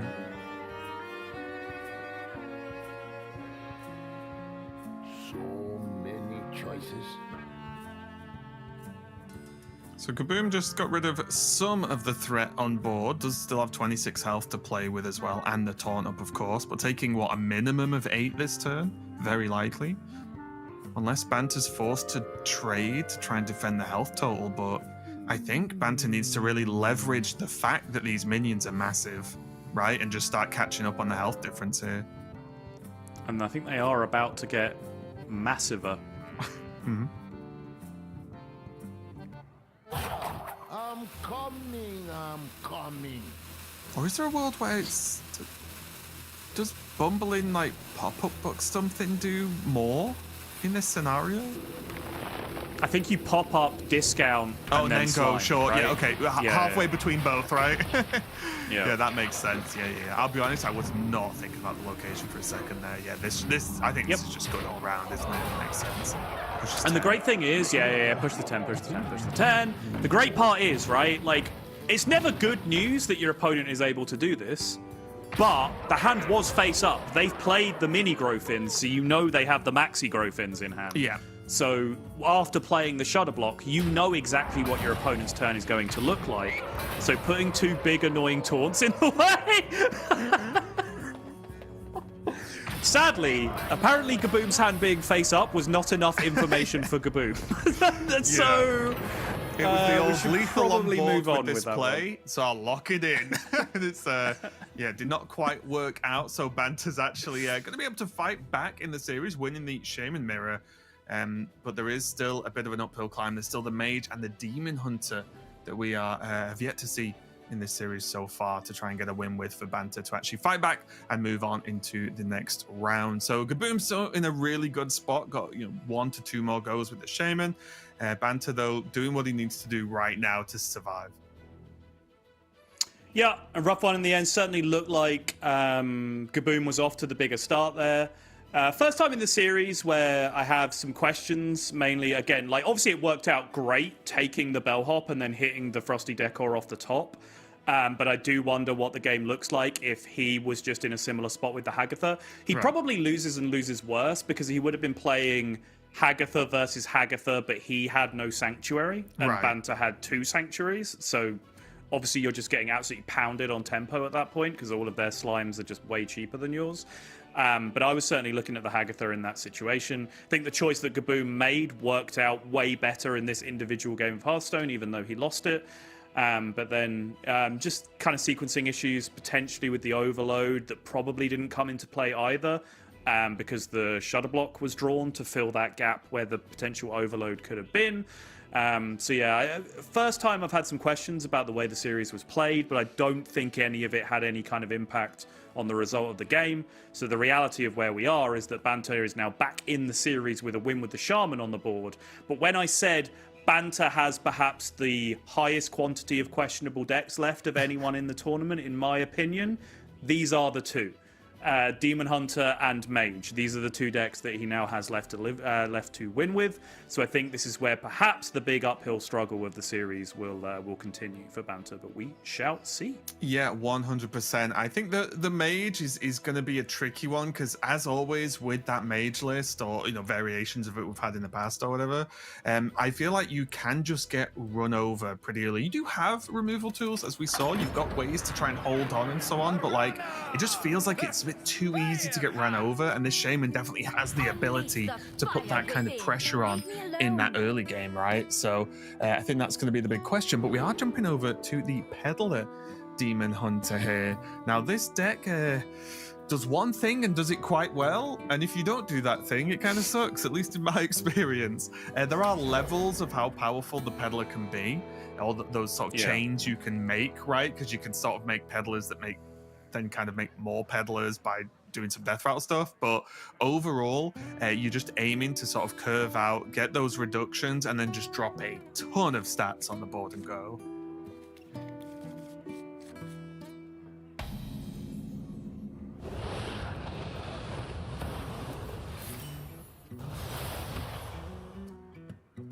Kaboom on the mole for the Shaman, tossed away a vanilla bellhop and frosty decor hand just to be able to play those activated 3/3s nice and early, just wanting to secure some of the more explosive turns. Hits Birdwatching Parrot Sanctuary, which I would consider a pretty significant upgrade on the hand he threw away, personally. Also as well, in this matchup, Shaman in one of those scenarios where, because it does have access to Transform effect in the form of Hex, it can actually mess up this deck a lot, because sometimes you can't kill off the Peddler, sometimes, you have to play a death rather than leave it, like the Fellbat and so on. So there are ways in which this could get really nullified a little bit by this by the hexes in the deck. Do you like one Parrot Sanctuary, Sottle? Would you like another? Quick, Raven, Banter's being attacked by eagles!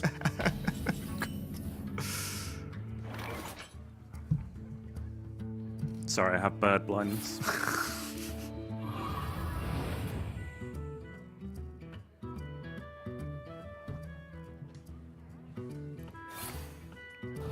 Hearthstone casting first there. I think that's the first time a Hearthstone caster has made a reference to something that they've never actually seen. And also, yeah, a slightly odd reference because it's kind of backwards as well. It's like this reference of this thing I've not seen, and I did it wrong. It's like, so take some of that. Well, contextually, I did it. I know what you meant. It's fine. Yeah.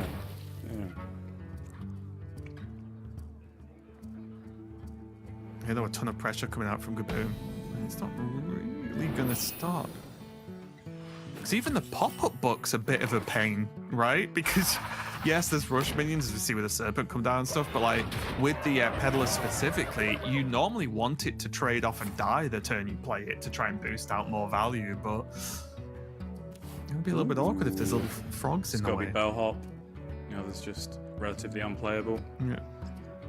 I do like that Gaboom has just been spam clicking these sometimes. Like it's a fairly low level mistake, but it is a mistake that I see being made. Of sometimes people just play Sanctuary and they just don't smash the first click because they have nothing to do with it. But you saw here with Gaboom, coin it out, smash the first click. By the time it comes back again, he was able to get triple discount on the Turbulus that was played and play it for 0 because they stack on top of each other. Yeah, I have the other problem where sometimes it's right to not just click it in certain occasions. I'm like, no, I'm clicking it as soon as that hits the board. Maybe. The others, sometimes you do go, right, I'm playing a battle cry, you click the location, and then you get to the end of the turn and your crystals still say 1 out of 6 on them and you're like, and you're like, right, well, probably shouldn't have clicked that location, but fine. Now Banter doesn't really have much to do this turn that feels good. There's just 2 6/5s and a 4/4 Murloc staring at him.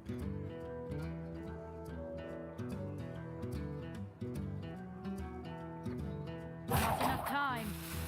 And with the location, I feel like this, turn 4, 5, 6, those are the turns where you can get overran with the Shaman deck, right? That's what feels like anyway, that those like middle turns of the game really start to think, oh, well, what are they going to do to me next turn, you know? So he's going to have to be careful. Just get the Raptors out to start trading away some of this. But that's still 10 damage. Still 10 being pushed. And it's instantly being pushed. I like it.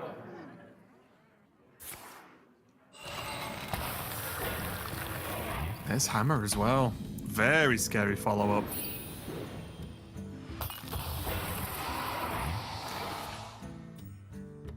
Red. 5/5 taunt, nice on the surface, but there is Furious Fouls in hand for Gaboom to be able to deal with that nice and easy.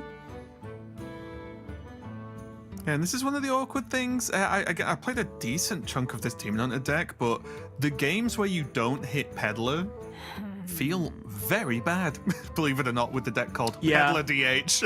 Like the games you don't hit it, because there's also been there's been no Tusk Piercer, for example, to help out. To try and like draw them as well, because that's there's not that many death rattles in the deck, so you're pretty much gonna get older one very likely. So that's not been drawn, and it's just all the things that cost too much, but normally are being reduced by Peddler to make them way more playable and like pile on the pressure. It's just not happened. Yeah, it's just one of those things where you've kind of got to keep a level head and stay the course, right? Because it's easy to play a game like this and be like, right. But by the way, Banter had Peddler in the opening hand and mulled it away, which is absolutely the correct thing to do. But then you play a game like this, you're like, right, I'm just keeping Peddler every single game. This deck does nothing if I don't draw Peddler. But obviously, like, it's a 6-drop, and you play 2 1-mana cards in your deck that pull it for you. So, exactly. Like, you have to play the odds and send it away and just get more aggressive openings. I think like Banter's real problem here is that he threw the 6-drop away and then ended up in a position where he like mulled into 4, 5, 7 or something like that in the opening hand and just could not get anything going. Yeah, tons more pressure coming out. The taunt being dealt with, as you mentioned previously. There's still the weapon in hand here for Gaboom and another Furious Fouls available as well. So there's basically just all the cards. No infestation early on as well, which is super good in this list too for Demon Hunter. Being able to just generate that like fantastic early game removal for quite cheap is normally life-saving, but I think it might just be a little bit too late. And it's not looking good, is it, Soto? Tournament life on the line. The last hope for the Americas region. Oh, I nearly corrected you, but no, you're right. Actually, after match 1, right? You are actually accurate. Good job. Yep. Oh, the 1-1 observer. I did. You saw Banter's face light up there for a second. Get to work, 1-1. You can do it.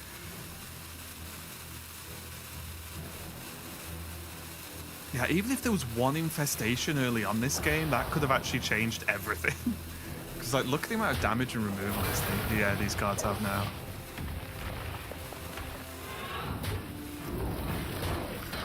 It's going to pick away, technically alive, but Banter knows there's a huge minion coming back. Gaboom throwing out the MO, pop-up book coming through, King's Hammer coming through, tons of damage from Pterodaxis still in play. And that is going to be a 3-1 victory for the France representative. Gaboom is one step closer to this solitary, singular World Championship spot that we have on the line today. And the Banterface is going to have to go back to the drawing board again. The Americas region as a whole is going to have to go back to the drawing board again. And we march towards the World Championships, Raven, without a single representative from the Americas region. Yeah, it's going to be a tough one for the region. Honestly, I had 2 players that could, make a massive push, and I think there are a lot of fans behind those 2 players as well from the Americas, but it just wasn't meant to be. And again, I think, I hate to say it, but kind of echoing what you were talking about earlier, where this match specifically, it's one single match, right? Obviously, Banter went through Swiss to get here, so a great performance overall. But it just felt like a lineup diff, right? Like, because you just look at the lineup on next to Gaboom's name, and then look at Banterface's, and it's like, yeah, you're probably going to lean over to Gaboom for the likely outcome, and that likely outcome, I feel at least, happened. So definitely a tough one. I do have to be clear and I have to be fair here, right? Is that it's really easy for us to say that on our lofty perch 48 hours after the fact, right? The only reason I now have a fairly well clarified list of what the good decks are and the bad decks are is because we generated a whole 90-player tournament's worth of data that I could then go look at and see what the good decks were and the bad decks are. Banter had to do it all before the fact, come up with a lineup that he thought was going to work, and made it through that field to the top 8 while I sat here just preparing to cast a short day of 7 matches today, right? So it's very, very easy for me to come on and now say, oh, there's 2 bad decks in his lineup. But I do think that is what the data bears out based on the sample that we saw in the tournament. If anything, it makes it all the more impressive and shows what a good player Banter is to have made it to this point with that lineup. But yeah, I think even Edelweiss, who picked Banter, said that it was potentially more of an element of hopium kicking in than anything else in terms of the caster prediction. And yeah, that has borne out to be the case. Chonzu versus Gaboom now is going to be your first semi-final. And we will trek onwards with the quarters. Yeah, today is actually flying by. I think an amount of it is the players, you know, very warmed up after all the Swiss rounds that went on yesterday, as well as no doubt eager to try and book that World Championship spot as the last available slot there for these players. So definitely a lot on the line and definitely plenty more Hearthstone coming up today. We've got 2 more quarters and then we're going to really start digging into what that grand final is going to be. I cannot wait because it's going to be the final with so much on the line. We are going to go to a quick break while we set up the next match, so don't go anywhere. We'll be right back.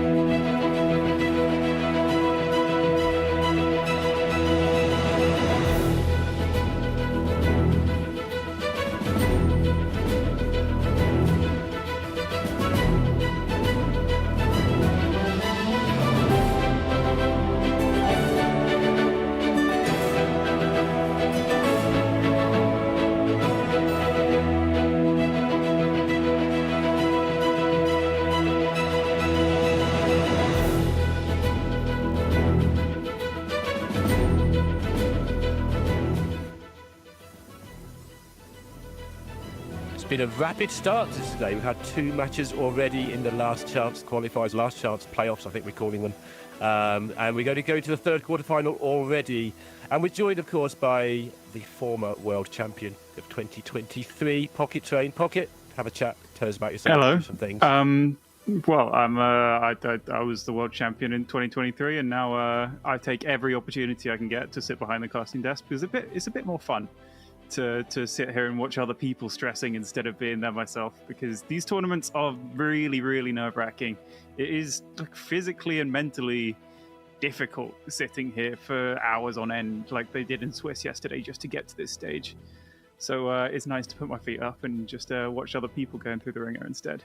Have you ever had one, like, obviously World Championships is the most stressful thing you can do, but have you ever had one like this where it's like winner takes all, 36 hours notice for your decks, absolute chaos all around? This kind of thing I've never exactly experienced. Like, I played big, long, grueling 400-player Masters tours before, like years ago, but there's never been anything that is just winner takes all, you have to be top spot. For me, it was always like top 4 gets stuff in the last couple of years, or like top 2, and, or if you win or not, then there's a ladder spot to get back up. Even like the Worlds I won, that was 8 players. It wasn't that long. I played 4 games. Not a big deal. But anyway, we've got Ryan versus Saver already. We have. We're into it. We're going in. I'll let you tell us about the lineups quickly. Yeah, so these two actually met already in round 6. Ryan came out 3-2 ahead. I think Saver's Cycle Rogue, which he is playing right now, struggled a little bit in that series. It got 2 losses and couldn't get through. But I do think, as a result, they are quite evenly matched, because at the start of the Swiss, Saver was just steamrolling through absolutely everyone. Before, a few spokes came off the wheel, games against Ryan, and I can't remember who else he lost to, probably Talso, because everyone did in Swiss. Yeah. But I would definitely consider Ryan the favorite here. I think, as Sottle was mentioning earlier, like there's like, if you look at win rates, there's a very clear like good decks and bad decks kind of thing. And I think Saver's got one potentially bad deck in his lineup in terms of stuff that went sub 50% in Swiss, and that would be the Cycle Rogue here. Compared to Ryan, where all of his decks did well for basically everyone who brought them in Swiss yesterday. So he's got the Dragon Warrior, which we're seeing right here. He's also got the DK that we saw from Chonzu earlier, same kind of build. Everyone in top 8 has Discover Hunter, because it's just been by far and away the best deck in the field. Yeah. And his final deck is the Hag of the Shaman, which most people have and has been doing reasonably solidly, like middling, not spectacular, but not bad either. So yeah, I think Saver, if he's got a problem this series, he'll do Cycle Rogue. He is on the rogue that I thought I was casting last time around, which is the one without the giants, which is a lot tighter to play, but flows a bit more freely, I think. Ryan has neglected to go 1 into 2, which I think in this deck in particular is huge, because your combos going 1 into 2 are so good. Yeah. You're either buffing dragons or making a 5/5 very early. I feel like this warrior deck, there's no way of getting the stats, but if you don't go turn 1 thing, turn 2 thing, I think your win rate drops off massively in this warrior deck. Yeah, the issue with this matchup in particular, like the Stonecarver usually doesn't have a great deal of stuff to trade into. Like if he'd known the Thalnos was coming out, Stonecarver would have been brilliant that turn. But he wasn't really to know, so it's better to just preserve the coin and be a bit more flexible, so maybe he can overwhelm with stats in the mid game before an Incendius comes down. That's, I think, the main thing that matters. Like, you want to build your big board before Incendius comes down and hope everything must go you too fast. How big a deal is losing Thalnos? In this particular matchup, I imagine it's not that big, because you're just going to beat them with your stuff anyway, whereas in some matchups it's huge. So it's a big deal if Ryan was playing the Quest Warrior, which we're seeing quite a few people bring this weekend and in top 8. Saber himself has the Quest Warrior. Thalnos is very, very important to increase the damage on your eruptions from Incendius and your asteroids from your Maulers. But in this matchup, it's more of a big swing turn kind of matchup. A big board with everything must go will probably get there against Dragon Warrior, because it doesn't have great removal tools aside from Dracorex if it gets there. And they also don't gain that much armor, so you don't have to do masses and masses of damage. Yeah, there's just the two the precursor or whatever it's called now, and the weapons. That's about it for spot removal. Yeah. There's the 5/5 as well, but it's spot removal. It takes off 1 minion at a time.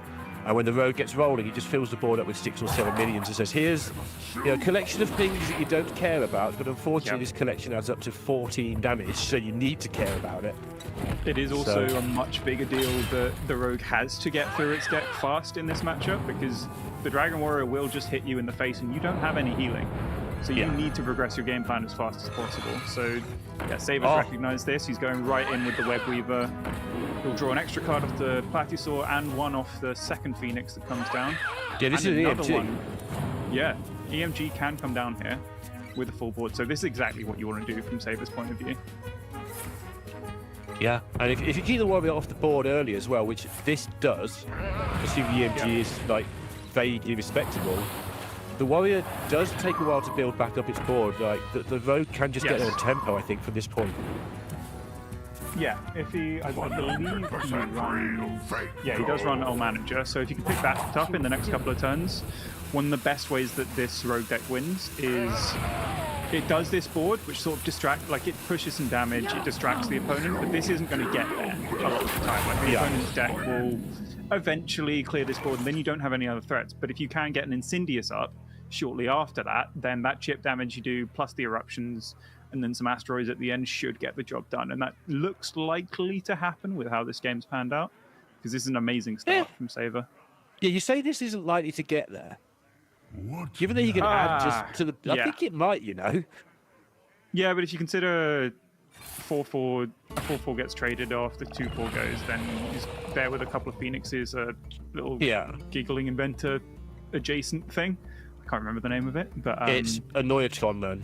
Yes, Annoyatron Man. It summons 2 Annoyatrons when it dies. That's all that matters. But that's all that this board will push some chip damage, but in a couple of turns, Ryan will just be able to generate a couple more stats, but I think the damage will already be done.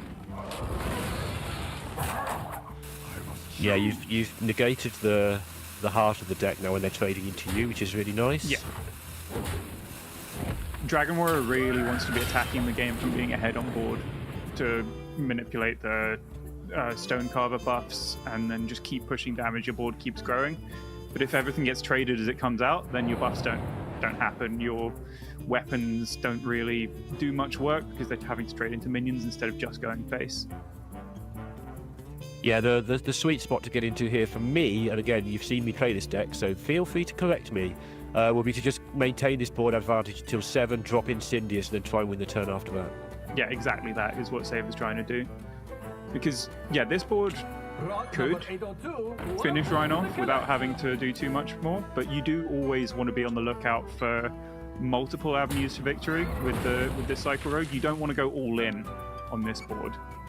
And it's good that he's got a pretty healthy fallback plan with the Incendious to just get over the line. Giggling Inventor, everybody knew it was called. We didn't need to see that.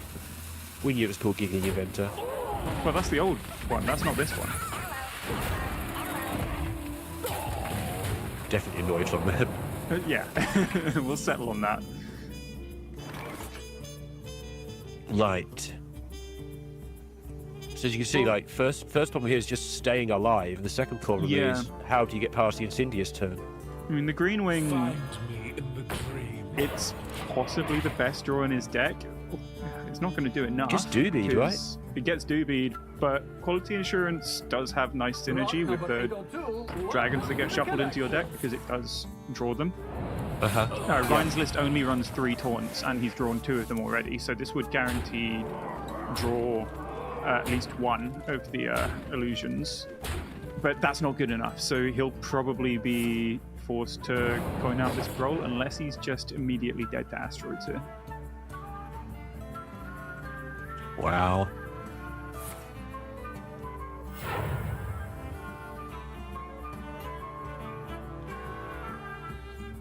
Very little way. I mean, obviously there'll be a massive taunt in the way at some point, but Insidious doesn't care about your taunts. Yeah, I do think Saber's probably just gonna... Okay. He could have gone for the Mauler and then swung, and then that has reasonable odds of hitting 2 asteroids, which would be enough to finish Rhine off. But he's also just saying, I don't need to go for any lethals right now. I just win the game if I play the consistent game plan of play Incendius next turn. I have a big board. I'm not going to die. Your deck won't heal. From Saber's point of view, there's nothing that Ryan can do to get back in this game. And Ryan probably knows that too. Yeah, I mean, he's got 2 cards in deck as well, so everything's guaranteed from Saber's point. I was going to say the only thing that is possibly a problem is lack of draw, but he's got enough draw to draw his entire deck, so we won't worry about that. There's a second Web Weaver in there as well. So Ryan has to kill him next turn. Yes, which Good luck. is not going to happen because he won't have a next turn. Because I think Saber doesn't even need the Incendius. He can just finish him off. He can just slam Incendius, swing in, and draw the Eruption straight away for 1 damage, and that's good enough. I mean, Ryan could go Stadium Announcer, destroy the weapon, maybe hope for a Bulwark for himself. Even then, that probably doesn't win. Sure. Preying on a Dark Gift that... Yeah, when you don't know which dark exist. gift you need, just have a look, see if it's there. Because, why not? I mean, this with Taunt could have maybe kept him alive. It maybe does keep him alive. Oh, no, he is just dead to Incendius plus swing. Yeah. Saber recognizes it straight away. I assume he's got a lot of reps on this deck. It has been a thing for quite a while. Yeah, it's not particularly new. I mean, it's a bit of a case of, shake off the rust, work out whether you want to play Giants or not. Is that the difference with the Giants deck? Sometimes you just get stuck with a couple of Giants in your hand and you can't do anything, whereas this is just smoother, but it's a bit harder to navigate? So when I was playing it a lot earlier in the year, I found, after the Web Weaver nerf at least, I found that the Giants never felt like a main game plan for me. They were always sort of just a distraction, so everything must go sort of fills that purpose as well. It's not like your main way of killing the enemy, it's just a way to bridge the gap to your Incendius on 7, and then you can lock out the game like that. But like as we saw in this game, it pushed a lot of chip damage, and it did overwhelm Ryan just on its own because of the nature of Dragon Warrior. But against something like a Quest Warrior, maybe the Death Knight, that wouldn't be enough to just seal the game, but it would be enough to buy those 2 extra turns or so to get to your Incendius. Yeah, we talked about it at the time that this gets him to turn 7 because the Warrior has to deal with it, and there we go. 1-0. Yeah. The Hunters were banned as very much expected. Oh, that's actually different to what... Because they played each other in round 6 of Swiss, and Saber banned out the Death Knight that time. Okay. So he has decided to switch up his ban. Maybe he's just seen the overall win rate of Hunter and gone, oh, that was a mistake. I came into this tournament with slightly the wrong strategy. Which is, it's fair. If you make a mistake, own up to it and improve. But yeah, it's interesting to see the different bans. And the Rogue also getting a win, considering that was his struggle deck last time they faced, is very, very big for Saber. Yeah, absolutely. I think the Death Knight is probably just overrated by people who didn't bring Death Knight as well. It has done very well on the stats. It does whiff occasionally. As Hunter just kind of doesn't. Yeah. I think people brought Hunter and just went, this is solid, instead of going into it going, this is the best deck, I have to bring this. But everyone just went, this is a safe bring. A lot of people did that with Peddler DH to a lot less success. But Hunter, with good reason, was, I think, 85% brought by the field. And obviously, the entire of top 8 has it with good reason, because it has been the best deck. But I don't think people went into the tournament thinking Hunter's definitely going to be the best deck. No, I don't think they did. I think they're just like... I think people thought in the hands of the very, very best players, Hunter might be the best deck, because we've seen good players, yourself included, play really well with Hunter before. But it has a reputation for being incredibly hard to play. Rightly so as well. I imagine that it's got this win rate in spite of how people played it, not because of. And we'll see that win rate go up over time as people get more familiar with it, because there's so many routes to victory you can find with it. Yeah. Ooh. And Saber's got to be quite happy with this start here, because he's got all the tools he needs to deal with the early snowball from stuff like Stonecarver, which has just come into Ryan's hand. Yeah. Which is usually the ideal start. Like, if Stonecarver comes down, you can damage it, and then that's not dealt with straight away. Then that's probably going to be enough to just overwhelm a Druid. but Saber's started with Dollhouse and all the removal he could possibly want to deal with any early pressure. Yeah, and again, that's the deal with the Druid. It has inevitability on its side. It will beat you on, let's say, turn 10 for sake of argument, probably earlier no matter what, if it's alive. So be alive. Without the location, Stonecarver's so bad. With the location, it's so incredibly good. Yeah, especially in this matchup where Druid's not going to give you anything to trade into. Yeah. So Stonecarver on its own is pretty useless. Saber does have a lack of actual development for himself. He does have a bunch of removal, but removal's not so great when Ryan doesn't have a whole lot of development himself. There you go. But yeah, calling the Elise out, especially with the Innovate that came off the top, is really, really nice because he can innovate out a 5-mana location now. Yeah. Or literally just Oracle and play location on. Yeah. Well, let's go for the 5. Why not? I have to assume he took Raptors off the first choice, so now he's thinking, do I want plus attack because that pairs so well with Raptors, or copy because that's so good usually? Or +2 because it's so good with the nerfed spells. Well, he's not even running it actually. Yeah, I think the +2 is weirdly not very good in the spell damage deck, but with no file, it's irrelevant. I think he would be picking 5/5 if he was very, very confident that this Elise would stick, and I think he has good reason to expect the Elise to stick. So I like the choice of the copy, which I'm pretty sure he took. Yeah, I think that was the likely take. I mean, it also means you win the game later. It just depends how you're going to feel with those Raptors just clearing the board after board. But actually, they don't line up very well into things with 5 and 7 health, weirdly. So yeah, it's also considering the Elise, like Dragon Warrior doesn't have a good clear for this. He can play Announcer and maybe get a weapon that could clear Elise, which I think he'll potentially have to do. Or he could just play the illusory dragon guy. I can't remember the second word. But he could drop that instead, and then the Elise would stick, which allows for the location to come that green wing. That's the one. And then the location would wake up 2 turns later and let him draw even more cards with a second Oracle on board, which I think is the ideal. I could be completely wrong when he's taking plus attack because it does trade down very, very well. No. I didn't think he'd taken the plus attack, but I saw him nodding there because, 3/2s is 6. He was happy about that. He's just happy that the Elise stuck, I think. All very good. And now Ryan has it to do because he's behind on board. We discussed that last game. Yeah. But also this deck has massive inevitability as long as it's alive. Like, it will just kill you. There's no sticking things in the way of asteroids or anything. Being behind on board to Owl Druid on turn 4 is really not a feeling you were expecting. No. Into this match. But that is something that this warrior does struggle with if it doesn't curve out with the 1-drops. Yeah, there's a lot of win rate in just going location. Location into 1/4, hit it. It's a 5/5, off you go. Or even there's just so many wins in that. Gift Wrapped Whelp would have been an improvement. Yeah. Dark Rider, just something to play in the first couple of turns instead of like you passed on 1, drew cards on 2, played a 1/4 on turn 3. That's not what you want to be doing with a tempo deck.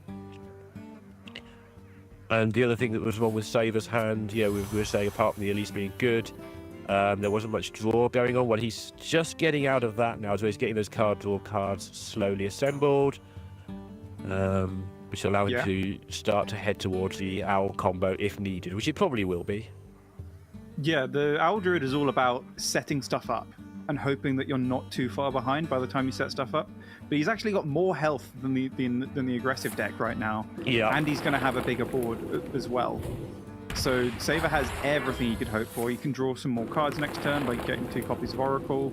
And I do struggle to imagine a scenario where Ryan could come back into it and back into this. I think if he does, then it would involve drawing the illusions quite fast and some kind of Logos chain that Saver can't quite deal with.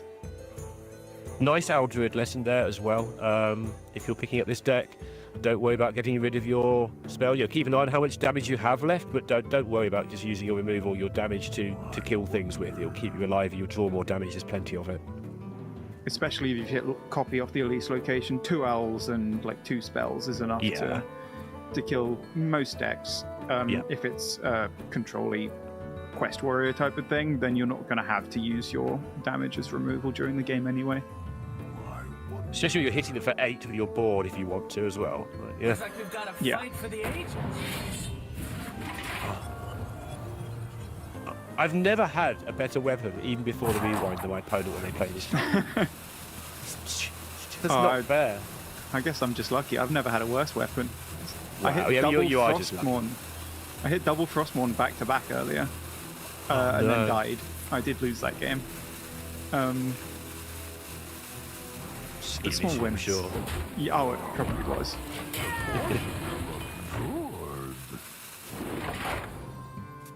Nice 1-4. Witness true arcane Yeah, just have some more stuff. Oh, Saver's in a horrible position where his board's just too big to summon all 3 raptors. The state of this double oracle stuff. Oh my goodness. Very cleanly clears the 1/4 with the chalice with double spell power. How enigmatic.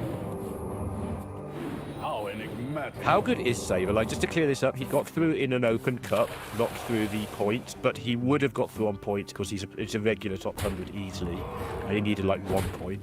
But you must have faced him a million times. How good is he? Yeah, he's one of those players that, because obviously you see a lot of the same names at Masters Tours at the moment. You get like myself, Maxi, Fury Hunter, Gyu, a bunch of people qualify for quite a lot of Masters Tours, but Saver's one of those names that is very close behind that group of people. Yeah. So it's no surprise to see him doing really well here, because he is, like, a lot of people know that he is a very, very high quality player, and he's just been missing that one big result, which currently he's looking well on track to progress. Yeah. Yeah, it's looking very, very... Wait, is it actually 2-0? No, it's just looking very much like it. Yeah. It is 2-0. We've got a slight visual bug on the hand, so we can't exactly see what Saver's doing, but yeah, he's locked it in. That Living Roots will finish it off. And he'll go 2-0 up. And that will leave him with his Control Warrior, I believe. Quest Warrior, indeed. Which... Yeah. I wouldn't say it has an easy time in this series, by any means. I would say... I mean, weirdly, like, none of Saber's decks looked amazing in this series, but the Dragon Warriors just looked so weak so far. But I do think something like a Quest Warrior is the kind of deck that will just sit back and let Dragon Warrior build stuff up and just continuously put on pressure and probably end up getting there. So I would give Ryan perhaps a slight edge in all 3 matchups, but that doesn't mean Saber is unfavored by any means, because he does have 3 shots to win with a deck that has done very well over the course of Swiss yesterday. So I Saber's, of course, very far ahead in the series.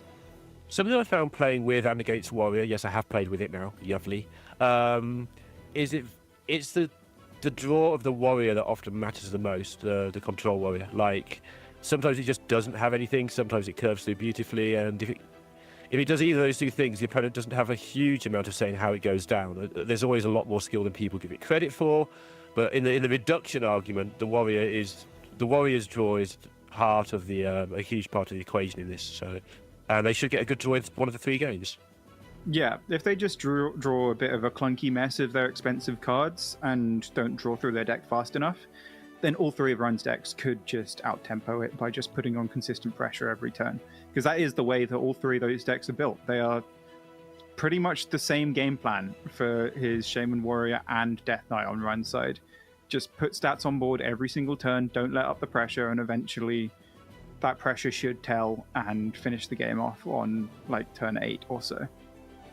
Yeah, Saber hasn't got here with this Warrior facing, like you described the meta there. Like, this is the meta. Make 8/8s on turn 5, back them up with some early tempo, kill your opponent with some stuff. You haven't played Control Warrior to this point if you haven't won a decent percentage of those. So Should have a decent chance of it. Yeah, Save will be feeling very, very confident going into this. I think his Control Warrior...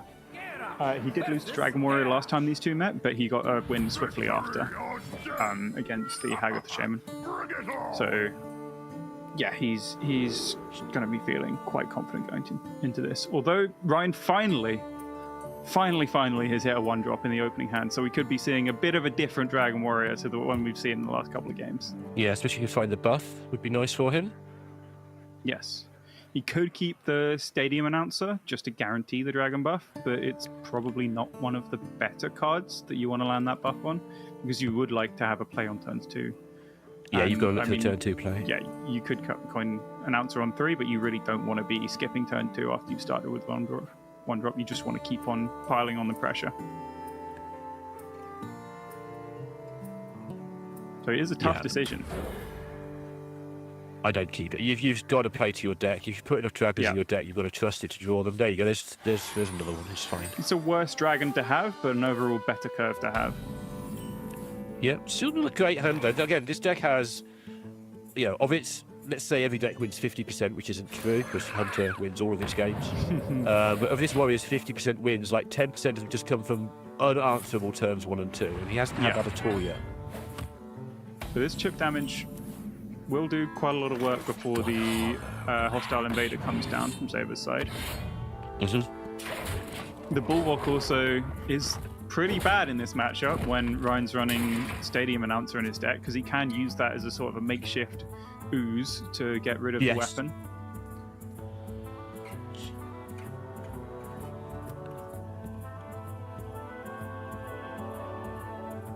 I think this Warrior deck is also hard.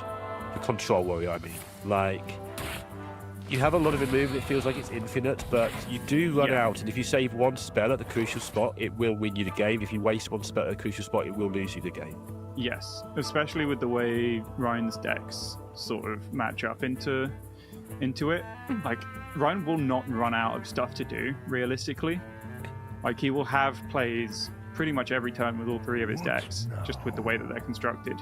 So if you do waste your removal a bit too fast, then Saber can run out of answers to a board, and then just one big board sticking is the difference between life and death. So you do have to have a balance between taking little bits of chip damage, and then you've got to know when that's too much and pull the trigger on your big removals like Brawl. I don't think we've had a chance to say the caster cliche for some years, but it really is about using your health as a resource. Like, you have so much armor, you get so much of that you can sometimes just take a 15 if you know when you're taking a 15 and why you're taking it.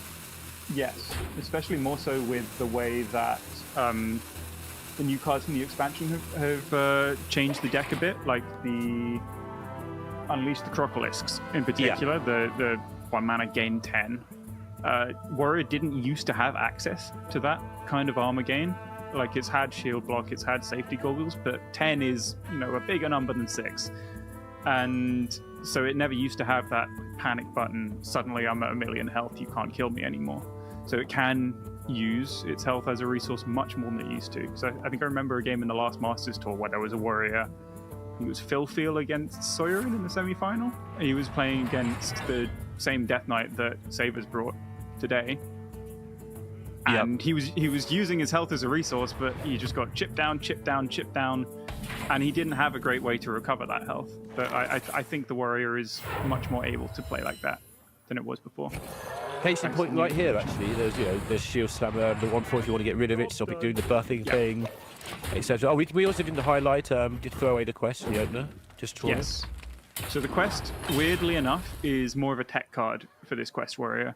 You keep it in your slow matchups, like the Mirror, perhaps against Protoss Mage as well, because you're going to have to turn the corner against them. But in much more tempo-based fast matchups, where your main concern is just survival, then the quest is just a dead card in your hand more often than not. This is going to hurt, Pocket. This is going to hurt so much. Oh, yeah.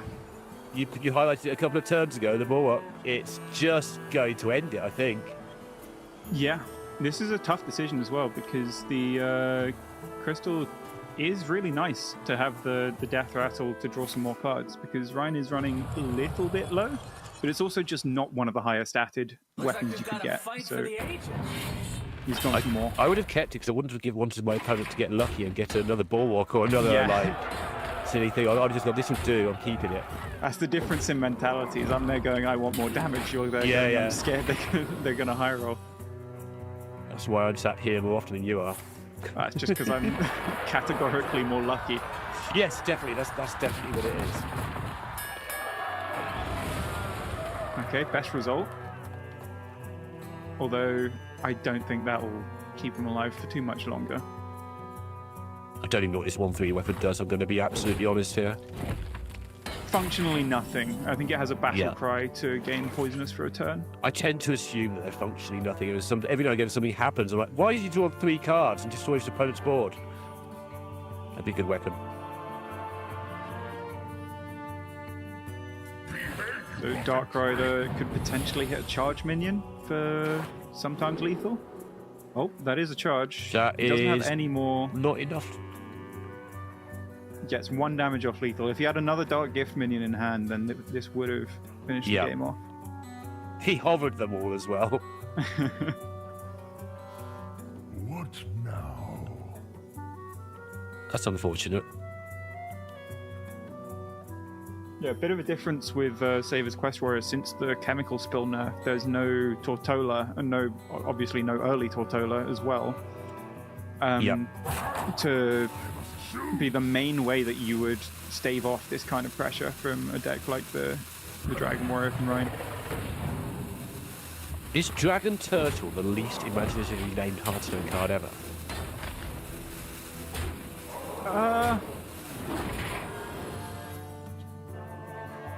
I'm sure if you go back to the very beginning. Sorry to Herber's piece of work. I just insulted, but you know, Dragon Turtle, come on. Well, there's 2 things people like. Why not stick them together? Prog, thanks, Sottle. All right, 2-1, Rise back in it. Saber did get that slightly clunky hand we talked about, where wait till 5 to remove a board full of 7/7s, and you called it very early on. The bulwark fell suspect to goodbye, and lots of damage was pushed. Yeah, these decks, they just push damage every single turn. So if the warrior's not progressing its own game plan in any way and just sitting there tanking damage, then you will fall behind because the damage is not going to stop. All of Rhine's decks have pressure comboed with weapons as just to supplement that. So this warrior will struggle against these last 2 decks. I do still think Saver on balance is slightly ahead because he has 2 shots at it, but it is getting closer and closer. Well, I predict he beats the DK. I think the warrior might be fine into DK, honestly. The shaman, not so much. I think the shaman's probably doing all the things you just described really, really well. I think the DK doesn't do those things quite as well. It will make 1 big board, which can be brawled or removed with the 3/5, or largely removed. An 8/2 might survive or something, and might make another big board. But it's later. It's not quite as much pressure early on, and I think the warrior has a better chance against that DK than it does against the shaman. Yeah, I think with the new addition of Muradin, that hammer is just going to be too much eventually for the warrior. Because I do imagine these are both mulligan away the quest matchups for Saver once again. So he will mostly be focusing on just ramping up, clearing boards, and hopefully turning the corner with something like a Marion. We are going to see that matchup now, though. Oh, he does keep the quest. Which, in fairness, considering the Muradin hammer is just complete inevitability. Saver doesn't run any silence effects. Like Viper wouldn't do that much work because the hammer just gets shuffled in anyway. So he has identified, I will just die if I give them too much time, so I do need to finish this quest. He did also have the New Heights already. Yes, which is probably the main card you're looking for. Which means that mulliganing it away trying to find the card I've already got is less of a problem. If he thinks it's a close call, because he put some time into that and he wasn't worrying about keeping the other 2 cards. Yeah, Ryan, pretty straightforward full mulligan for him. showed up with the Flight of the Firehawk, which is one of the best cards you could possibly have. It activates so much of your deck by getting buffed bellhops and bigger growthins as well, just to put on the pressure early. And also thins your deck so you can draw some of the important late game cards like Muradin and his hammer. Yeah, you know it's a good card because I tend to struggle with buff cards. And even I think it's busted. It's so obviously really good. I'm willing to waste a turn to draw a couple of really massive, great cards. Yes, thanks. And it fits on curve nicely, usually. Yeah. So Ryan, interestingly, choosing not to totem as a nod to future playing around Brawl, I think. Because he's just saying the only totem that actually does anything at all here is Searing Totem, the 1/1. And any others just clog up the board and give him just an unlucky outcome from Brawl. Yeah, and every card in his hand puts 2 cards on the board. So, not the Avatar, not the Flame, but yeah, come on, give me some leeway for artistic license. Like, basically, he's going to need that board space. Just had a slight visual bug here. Hopefully we'll be back in a moment. I imagine Ryan's turn mostly consist of just dumping some minions on board. Yeah, it looks like it's going to be a case of play 2 things a turn and keep doing that and see if the Warrior could deal with it. Warrior didn't have a whole lot going on, but does have a lot of mana. Has the opportunity to get one of those 4 or 5 drops that will at least buy some time. Yeah, I think the ramp does a lot of work. The Warrior's opening hand wasn't looking amazing, even though like he too kept like New Heights is good, Quest is good, but you can, if you're keeping good cards like that, then that can result in you running a little bit dry if you don't hit any of your card draw combos. Okay, lovely. Okay, with that. Back in without missing anything. Yeah, we knew what was happening. We predicted it perfectly, I'm sure. The weapon's been picked up for Rhine for potential future stuff. I do always find that's quite a nice feeling, finding the weapon before Muradin, because then when you do play your Muradin, then you get a second weapon, even bigger. Just maximizes damage. Sure, yeah. And this is one of those boards we were talking about where, like, it's big, but you know they're going to get bigger, so you don't like brawling, but Saver knows if he just leaves it there, the damage won't stop. So if you let this chip damage stick, then same thing's going to happen as last game. Has kept the coin with Draco X though, so quite a good removal coming up at some point, although... Yeah, 5 cuts it for a while until those Murlocs start coming down later on. Ziliax might deal with most of that later as well, with some backup with some normal warrior spells. So, is in hand for a while. Saver needs to hope that Ryan has a turn or two of just slow development, which currently he sort of does. Like, Frosty Decor is the best development you can have this turn, because I think Flight of the Firehawk, I don't know off the top of my head, does he run? No, he doesn't run double Living Flame, so that's not going to draw him anything playable immediately. In which case, yeah, Frosty Decor is your only chance of actually getting meaningful development and spending all your mana this turn. Because I think you want to use Elise for more than just picking a 1 mana location against the likes of Warrior. You want big value, a lot of damage. You do say that, and I do agree. This might be a 10 from this release, because the next sort of 3 or 4 turns are just jammed up with really good plays. Yeah, it very well could be. One of the main ways that you finish off Warrior with this deck is take 10 or 5 with copy and hopefully plus attack, and copy your Alakir for huge burst damage that the Warrior can't really survive through. Like, Warrior has Ziliax in the way of taunts, and I think that's it in the entire deck. So... as long as you can navigate that, there's no hydration station, there's no resummoning of any of it, so... like, Ham's not really a taunt, it's understated for 6 mana. So, as long as you can set up the damage, then there's not much the Warrior can do. The hard part of this turn is what do you do on turn 7, right? Like, everything's mapped out for you apart from this turn. You've got so many choices. I just want to point some birds at the face and see what happens, to be honest. Yeah. Part of you wants to equip the hammer because just to get it rolling, but it doesn't actually develop minions on board, which I think is probably a priority for Ryan at the minute, especially after he's just seen a brawl. Although he knows that Saver could have access to coin Dracorax, so he identifies he'd rather not go with Pals, although this does also run straight into that. These may have been guaranteed looking at this hand. Yes, I believe they were guaranteed. So he just no, did they that weren't. instead of the fouls. It could have been Ziliax plus Alakir, but I think it in deck it was Sure. Ziliax, Alakir, double bellhop, so we knew it was quite likely. Okay. Perfect. Yeah, the coin is saved for this moment. Yep. And this is now a big pain for Ryan to deal with because he can't actually deal with it. This turn. Yeah, not only You have that, to- but this turn is going to suck, whatever he does. So this is what he's had Yeah. in mind for a while, I think. This turn 7 has looked like a problematic turn from the really good turn 3 hand. Yeah. And we were mentioning there are no taunts, but this Dracorex is sort of a pseudo taunt. When you're not immediately dead, it does have to be dealt with. So 10 damage will probably have to go straight into this because there's no spot removal right now in Ryan's hand. He doesn't actually run any in deck. Some Shaman players this weekend have opted to run 1 or 2 hexes, but Ryan's chosen to go without. So he doesn't actually have a way to immediately deal with a minion. Just unless give it he's with ahead Adel on board. earlier. Like, I wanted to play Shaman this week because it has Hex, and hexing things is great. And we were talking about like how they've slowly been cut down because the deck is so powerful, it just doesn't need them. But Yeah, here's a spot you just where want to be like- ahead. But yeah, when they do turn the corner a little bit, then you're suddenly in a spot like this.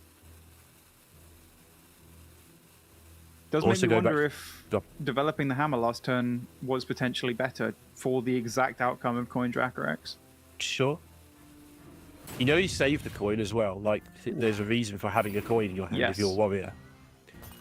Easy to say from our lofty perch, but you know. Yeah, it's going to be one or two things. It's going to be one of two things. It's going to be Ziliax or it's going to be Dracorex, you reckon? Or, I this mean, goes- maybe sometimes a hostile invader, but you knew that wasn't there because it would have come down already. Yes. Yeah, instead of the brawl. Goes back to what you said on turn 1, by the way. Like, I bet Savor is so glad he has this quest in play right now because he has Yes. nothing apart from kill your thing, what do I do now? Yeah, if there was no quest in play, then Ryan would just be fine. Like, he'd just keep hitting with the hammer, get this Mirrodin down, get another hammer, keep hitting, and Saber would just slowly but surely get his health whittled away and inevitably die. But he's got his own inevitability now with the quest and hasn't suffered too much because he's managed to stay level on board. Yeah. Still on 31 health. He's been taking a beating. Yep. He's above his starting health. You know, that's fine. Probably has no choice but to growth in and just send the hammer into the Dracorex. It is awkward because you leave the Yor up. You are sort This- of left with no choice. The only thing that surprised me about this weekend is how strong Shaman must be. I knew it was okay, but I feel like it's one of the decks that top players try to avoid because a lot of it when you get to this stage is forced play. Yeah. To spend your mana, you have to do the biggest thing every turn, and you're kind of locked into that situation. Again, we talked about Elise a couple of turns ago being a 10. It's just sat there in hand as your most powerful card in Hearthstone that you can't play. Yeah, there is a lot of skill in just spending your mana that people I think don't Yes. give enough credit to. Because if you see this game, I'm not 100% sure which play was correct, but on turn 6, Ryan had the choice of playing Fouls, Hammer, or drawing into the 5/5 Bellhops. Yeah. So 2 of those plays walked straight into Dracorex, which is what happened. But in hindsight, the better play would, of course, have been just to play the hammer there and then not develop anything on board, but just say, you probably have Dracorex, I want to play around that. And if you don't have it, I'm probably ahead anyway. Yes, So because the board was fine. These, Yeah. like, seemingly quite simple decisions where you have 1 or 2 cards you can possibly play, they do matter quite a lot, and they are not easy decisions to make. Because if there was no Dracorex, then what Ryan did was absolutely the play. Yes, because it was so much more damage. The other side of it, again, always with hindsight as a caster, it's wonderful. Best place to sit.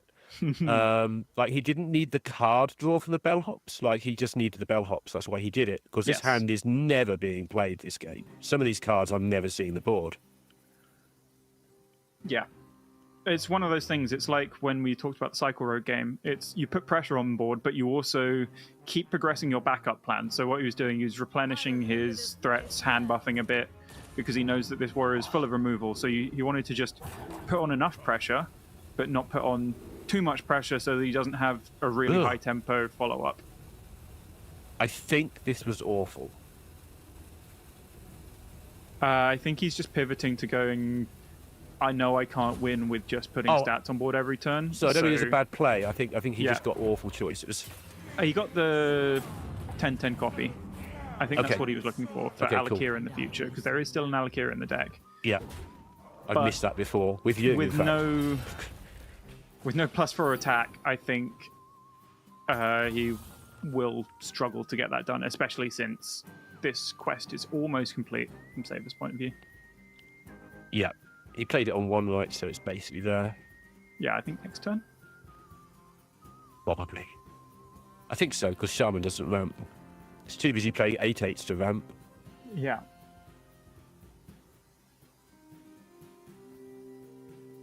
So, critical turn, and he knows it. Saber could just go high tempo, slam a Ziliax, say, I'm going maximum tempo this turn to set up for my quest reward next turn. Which he does choose to do, especially because he was pretty much out of other options. There was a hostile invader pseudo clear, but you'd have to trigger the spell burst with 2 other cards that don't really synergize very well with it. Like Shellnado clears on its own, and the Crocolisks would end up with two ones on the board anyway. So you're not clearing that much. What will he be looking to do with the Bob? Will he wait till after the quest and draw with it, or will he be using it for big freeze on 8/8? I know it's very versatile, which is why he hasn't used it. He's waiting to see. I think potentially he's expecting a big board from Ryan this turn, so he could use the Bob in combination with the quest reward to just give him a turn to play it. Yeah, 5 mana is a hefty amount to just throw into the ether for your quest reward. I quite like that idea as a design concept. Yeah. You've done your quest. You haven't had to work for your quest. You just had to sit there for 10 turns. Now work it's one for more it. turn off. We're a little bit off with what we said. But that's a great draw, because now Shellnado plus Hostile Invader plus All You Can Eat does full clear the board, draw some cards. Very, very, very clean from Saver. Spends all his mana as well. Perfect. Yeah. Preserves the Bob for the combination with the quest reward. And then we have that play next turn, the one we talked about. So we're fine. We got it right anyway, honestly. Yeah. Yeah, the All You Can Eat is great because it tutors out the Marin, which is one of your main card draw engines in the late game with this deck as well. By the way, Ceaseless in this Warrior deck is so hard to play because you're not playing any cards. It doesn't lower. It's obviously there for your release, but my goodness, is it sit in your hand forever? Yeah.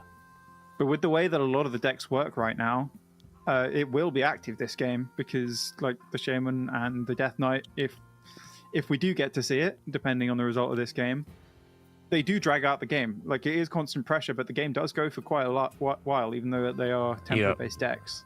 So the Ceaseless will eventually become active in these matchups. Yeah, they used to not run it because they were all playing Chemical Spill plus Tortola. So now they just have it as one extra panic button. Talking of skill and spending your mana, this is an easy turn to play, not badly. This is a really hard turn to play well, I think. Yeah, nothing really appeals that much. Yeah, sure. Yeah, slight misordering because he's played the Hagatha first. He could have killed the Hostile Invader with Muradin first, but realistically, the 2 health doesn't really matter. Yep. Giving yourself more chance of picking up that Alakir, giving yourself more chance of picking up the weapon when it comes back. I'm thinning this deck out as well.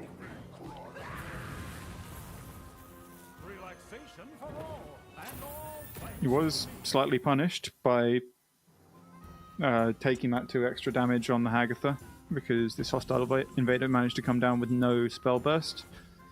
Letting him play the Marin to set up to potentially draw out his quest rewards after dropping the Latorvius. I'll say the fans that he readjusts himself in his seat after that turn. That was, he knows this is what it looks like when you win this matchup. He's been here before. I'm sure he's tested this deck as much as you can test Quest Warrior with the amount of time it takes to finish one game. Yeah. Tell me about it.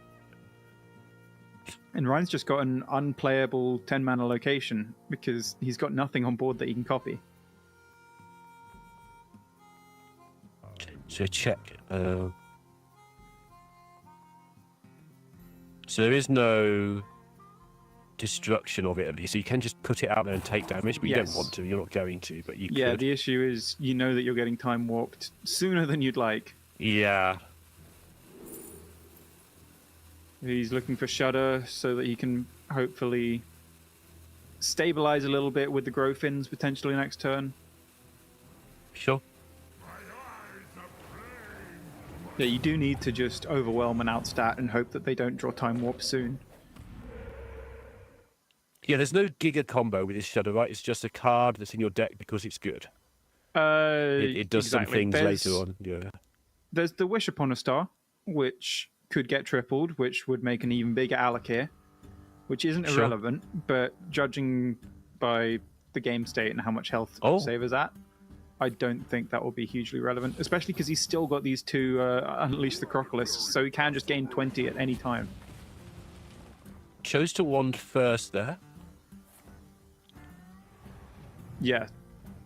So he's prioritizing life gain and the actual cards he intentionally put in his deck, because so many of the quest rewards that aren't called Time Warp are pretty ineffective. After Make your minions 5/5 when they all start off at 8/8s anyway. Yes. Lovely. Just what I wanted. So just looking for, the Elise, the Bulwark, the Shield Block. They're all great cards to help make sure you lock out the game. Yeah. You're surviving till Ceaseless. There's no location destruction, so you know you can get down a 10-mana Elise location and just overwhelm and outvalue from this point on. 51, 53. With an extra 20 in hand. With an extra 20 in hand, excuse me.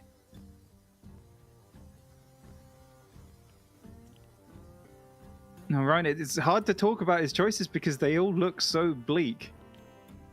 Yeah. Like he's got to just plonk a bunch of stats on the board and hope that something sticks. It's also slow. Like, it's brilliant when you're playing 3 8/8s or 4 8/8s in one turn. You think, okay, fine. But then you know they're probably going to get removed, and then you've got to do something next turn that isn't garbage, and you can probably do that. But there's no time for your Wish Upon a Star into Alakir, because you can't Alakir and location. At least not over a short period of time. Yeah. And everything costs over 5, which means you can only do one thing a turn, pretty much. This game has looked pretty bleak for Ryan for quite a while, but if there was anything that could have been done slightly differently, it does all go back to that turn that he played directly into Dracorex. Yes. It's easy to say, because we saw it in hand, because if there was no Dracorex, then maybe you just run them over from that point on. But if there was anything different, then, like, he spent 6 mana, sort of. He did draw Ziliax on top of it, but apart from that, all of his mana was spent developing a board that just died for free. He is going to make some monster Murlocs next turn, in his defense. Yes. But This the does Ceaseless look good now Expanse it's on the is board. active, and there is a second Brawl still left in Saver's deck. Yeah. Admittedly, past that, there isn't much. Yeah, if you can connect face once, which again, it's easy said when there's a Bob and a Brawl and soon to be Time Warps and stuff going on. If you hit face once, it probably ends the game near as damn it. Yeah, I think But how that's does he also do it? probably why Saver chose to discover a spell off his location, because if he does just pick up something like another Brawl, then he knows that he's just safe. Yep.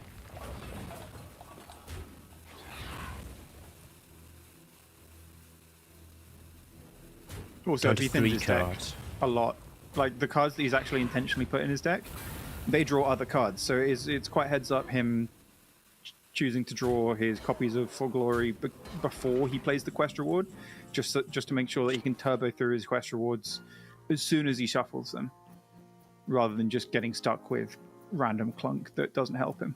Random clunk. Just should address it as people haven't all got the deck list.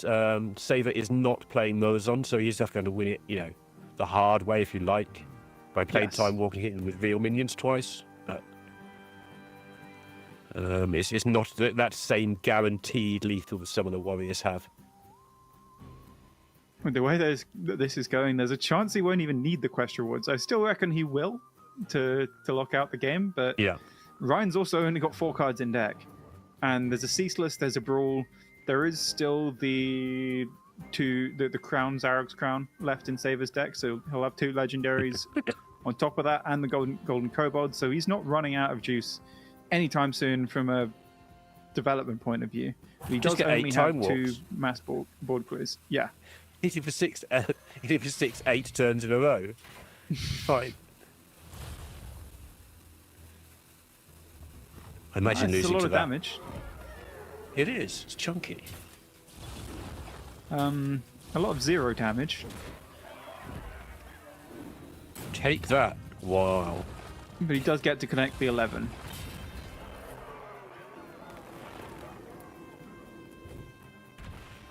I think the Alakirin deck, I believe, is 9 attack now. So... Okay. So 38 Yeah. if the location's down as well. Yep. Which it's not. It costs 10, but we'll worry about that later. Yeah. So Saver knows that he doesn't really need to panic about Alakir until he sees the location. He knows that there has to be a turn of just play a location, do nothing, before Alakir is actually a threat. But this is awkward now, because you don't really want to brawl just one big minion. We're on 62. It's okay. For now. 72. Can I sell you on the 72? Maybe. Oh, he guarantees the multiple copies of Crown. Okay, never mind. Yeah, that is just the perfect outcome for Saver. Plop some legendaries on board. Dracorex, why not? Akama was also quite funny. Yeah, stop That's the fatigue. disgusting. You know you're not dead. It's amazing Hero like, power 'cause how you can't quickly that changed, do it right? in That was time. like, oh, it looks quite Yeah. good. But then suddenly, well, maybe he gets back with an Alakir. He's on 74 now and he's facing down lethal. Yes. Yeah, Ryan can deal with most of this board with the Growfins because they are triple buffed. They're not the words you want to hear, though, are they? Yeah, you don't want to be dealing with the board from a control warrior. You want to be dealing with their face. Yeah, they're very large face right now as well. One of the bigger faces we've seen this weekend. Ah.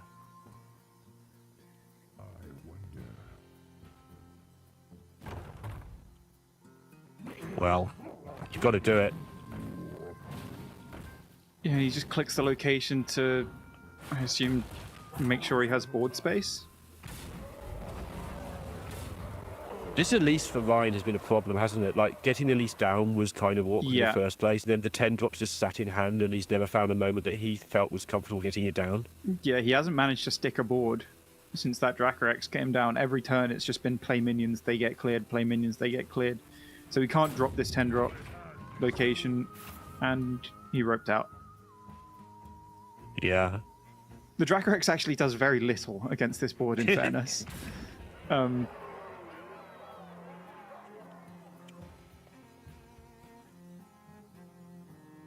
we seeing a sort of pseudo concede, or I'm not sure. We'll see. But I think Not our both problem. players know that this game is almost functionally over.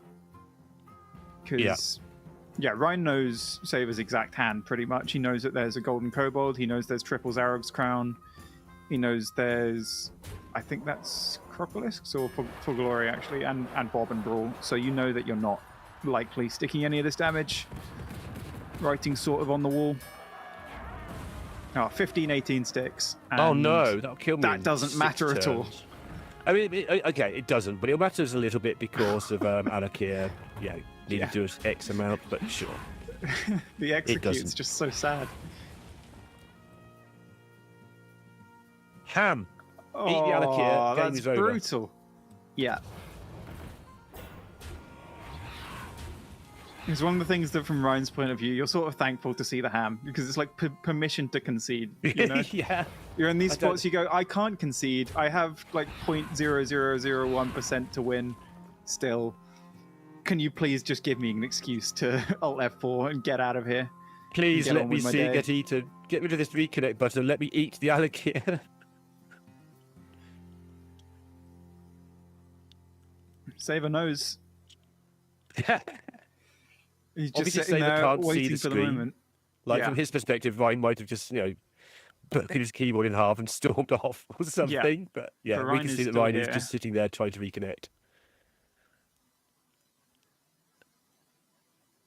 This is such a cruel way for Ryan to go out as well. Just he's doing a nice thing, trying to get back into the game. Yeah. While he's clearly having connection issues, but he could just switch off his PC and walk away from his position because this game and this series is over. Yeah. We know there weren't many minions left in deck. He sucked most of those out earlier, so the hams will eat the Alakir unless I'm being absolutely crazy.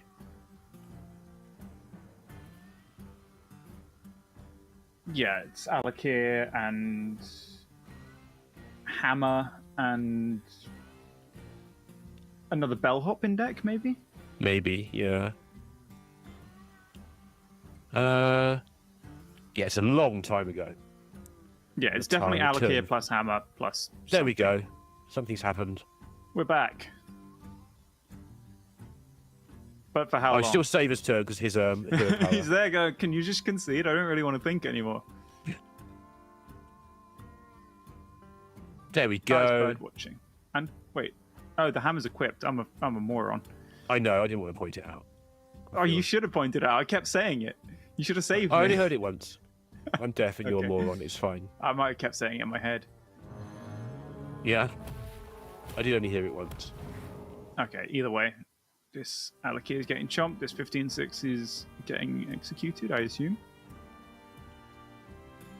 Sure.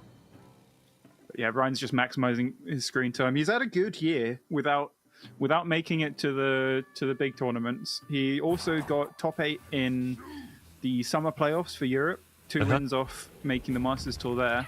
So he has had the good results, but not quite made the big breakthrough result as of yet. Woohoo! Bird watching. We're still going. He's going to play it. He's going to finally play this location. Been sitting in hand all game. And he's done. Gives the Saver the good news. Gets through. My pick. I think he's the only pick standing at the moment, other ones who've played. Saver's already switched his cap. Oh no, he's back. Yeah, but he means business. He knows that he can't celebrate yet because there's plenty more work to do.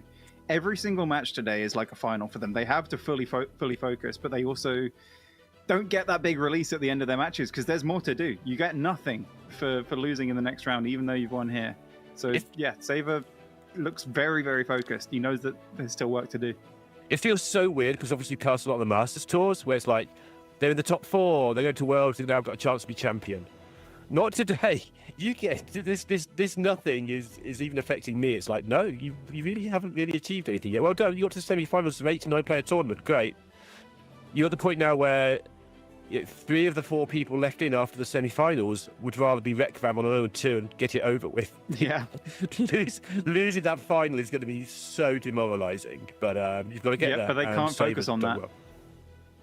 Yeah, whoever wins it is probably just going to be the one who keeps their head the most and sees the whole thing as, I have a job to do, I need to focus, I can't celebrate each win. They've all done so brilliantly getting here so far. So Saber joining Chonzu and Gaboom in the semi-finals. And he'll face the winner of Shaxi and Turige coming up next. Yeah, and this semi-final, I know we say this every time, but it's going to be a very powerful lineup, whatever happens, which is what happens in these big tournaments where the qualifying is so tough. But good to see. Saber technically got through the Open Cup system to get here, so that could have been you at home if you'd just beaten Saber in the Open Cup when you played him in round 1. Whoever you were, that could have been you. But yeah, he's doing great. We've got 1 left to go, and we're going to get them set up for you. See you in 3.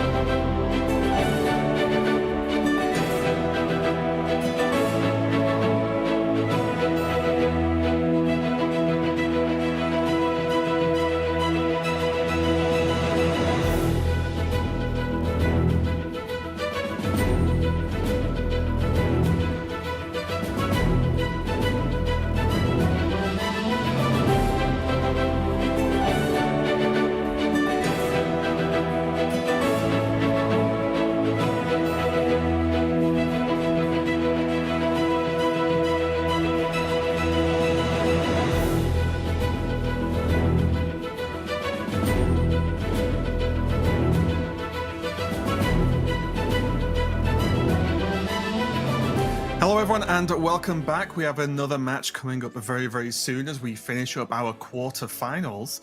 So far, I'm Raven, and joining me is Advice, and we've got a great one coming up, and potentially a very strange one as well, as we have Shaxi versus Taruge, and we've got double mage, but two different variants of the mages on either side here. We were just talking about it before we joined you lot now, where the dragon mage, or arcane mage, I guess is the common one, is a really tricky one to get over the line. And at least for me, I feel like that's going to be the deck I'm going to be sort of like laser focused on the most in this series. Yeah, it is certainly the standout. I think much like that Dragon Warrior we saw earlier, it's one of the sort of fully newer decks, but also a little bit more questionable in terms of bringing us to this tournament, right? People didn't have a lot of time, so a lot of stuff was safe. Apparently, there was significantly more presence of this deck in the 89 overall yesterday, but of course, this is the one who made it through, so excited to see Torige's execution, whether it was just he's that much better at playing it. Maybe some of the draws were a little bit more fortuitous for him, but it's one of those where it definitely has very high potential. But at least what I noticed is some of those APM turns are just killer.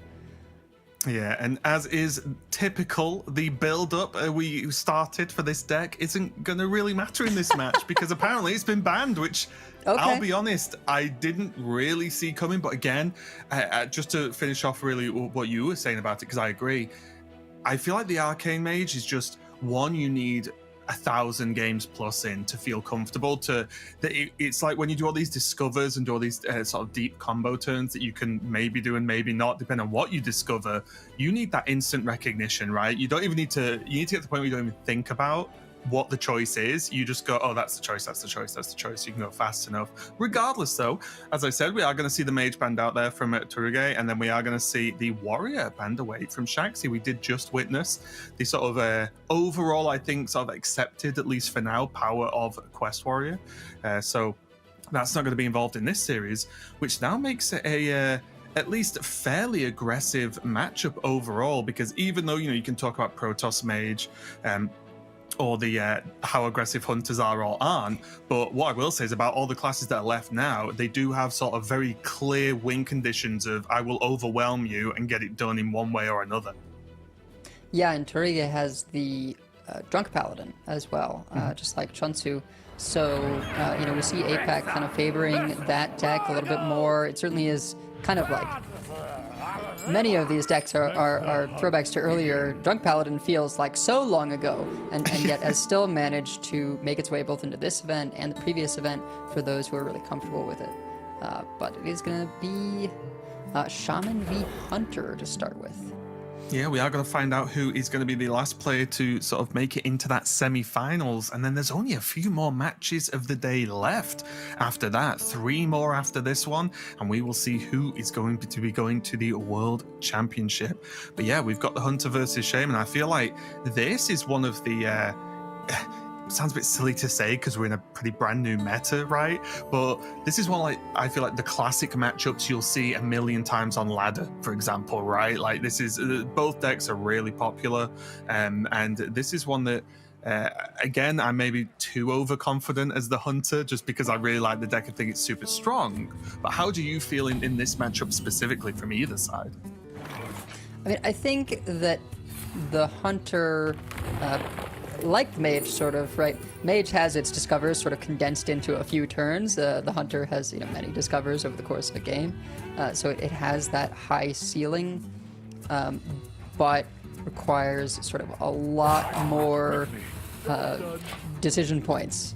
Whereas the Shaman just kind of is very consistent at executing its game plan, time after time with Flight of the Firehawks, drawing, a couple of minions, ideally your doubling minions, the Murloc and the Bellhop, and sort of getting that early pressure from those doubled stat buffs. Yeah, this was really interesting from Shaxi as well. Went for the Exarch and didn't go for Varisa. as the option from that first discover. And normally I just lean towards, oh, what, +1/+1, go, right? As like the instant sort of stage 1 plan, but did decide to try and unlock that discover hero power as quickly as possible. You know, Exarch is just an engine for the deck where as soon as you have it, you know you'll never run out of cards, right? Like that's just, it becomes just not a thing you have to think about. And the deck has a lot of spells, so even though that +1/+1 on everything is powerful, it's not like Keleseth Rogue back in the day, where that was the whole thing. It's like the deck is all minions, and you want to buff them as many times as possible. So while it's nice to have that bonus as early on in the game, I can respect just saying like, hey, I'm a Discover Hunter. I'm gonna take the thing that lets me discover everything. And there's going to be a lot of options here for Shaxi with the next few turns with what's available in hand. But looking at Torige here, there's... it's going to be tricky. Is this going to be a 5 here? Yeah, okay. Yeah, we've really passed Subtle's days of, it's always one cost, right? This is the event of always 5 cost. Yeah, as always, I was right in the long run. It's not, is what it is. Again, a lot of options there here on the top 2 with Grifter available. That coin can be potentially quite useful. And let's be honest, just having location on board is huge, right? Just opens up so many game plans for both players, actually, funnily enough. Yeah, I mean, being able to coin it out because of that Parrot Sanctuary getting the Elise down early is quite nice.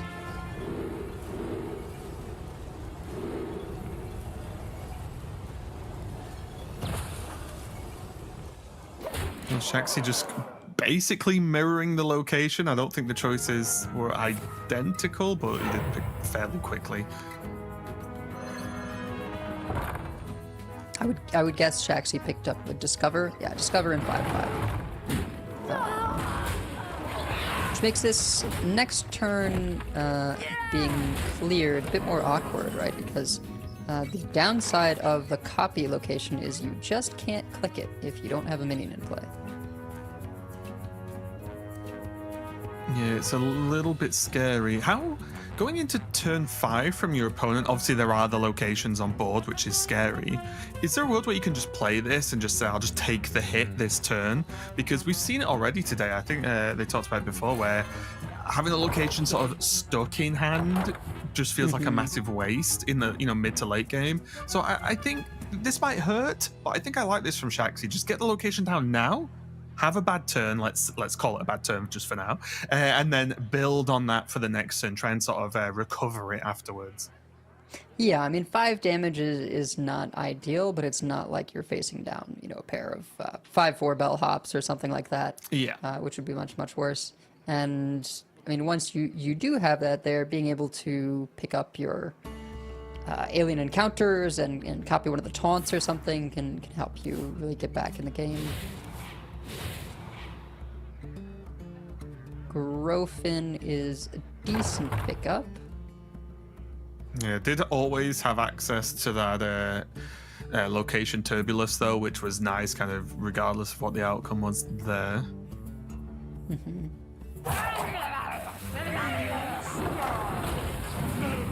Could just go again, which I think he wants to, yeah. Those have put 4/4 now. Seems good to me. And now here's the big question, right? Shaxi took the turn to play the location. Now, can Shaxi recover from this turn? Because that was a pretty good push there. Yeah, not exactly what you want to see. I'd be inclined to go Pupil when you've got the alien encounters going in there, but... Yeah, and then you put in alien encounters in both pupils as well, which isn't bad whatsoever. It's a lot of stall potential, especially because very quickly it'll just be free.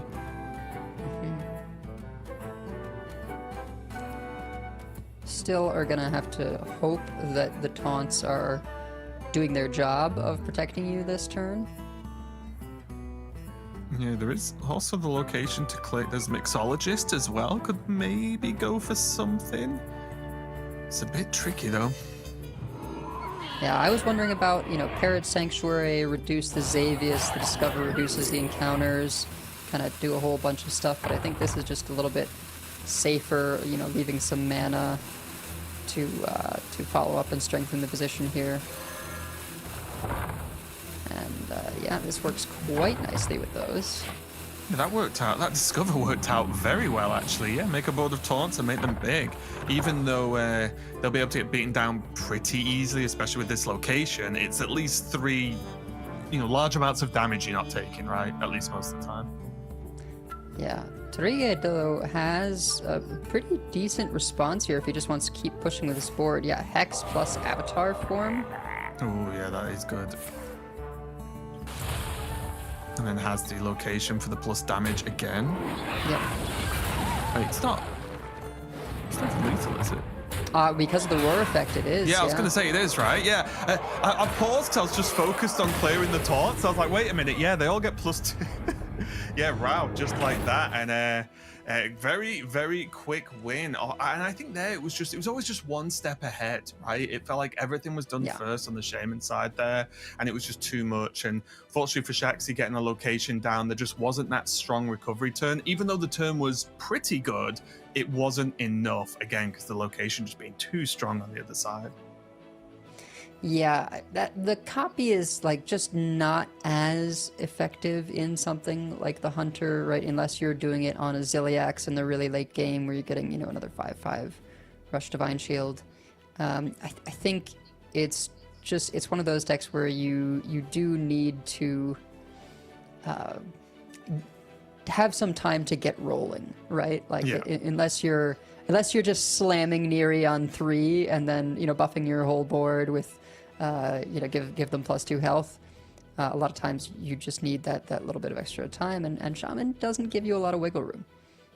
100%, especially when it draws like that, right? It was just enough pressure all the time. And again, when you get the triple Raptors, it helps so much versus the Hunter, because as you said, until maybe you start doing real shenanigans later on with the Hunter, or you've had some really good openings with the buffs, or maybe duplicating the buffed minions as well, your minions aren't that big. So with the Turbulus coming down as well and everything just starting to stack on top of each other, it did get out of control pretty quick. But that is just game 1, of course. It does mean there's going to be Hunter and Paladin still to get wins with, going up against the Shaman, Hunter, and the Mage. But again, weirdly enough, just as much as I was talking about the Arcane Mage before the match started being the one I'm going to look at, the Mage from Shaxi is also the other class on the other side that I'm going to take a good look at, as we are going to be jumping into game number 2 with Shaxi on that Mage, which is the Protoss Mage, going up against the Hunter. Yeah, and Protoss Mage, I have a little bit more faith in than some folks. I think the addition of Deus is just such a strong add. You basically drop one of the Brewmasters for it. You do really need to get a Warp Gate down early, but a lot of times, basically, unless you're against a Warrior or a Death Knight, what Deus allows you to do is sort of save mana, because you no longer need to play the Colossus twice. You just get it down to 2 mana or 0 mana one time, and get to have that 40 damage or so from Chronolord Deus doubling the battle cry. Mm-hmm.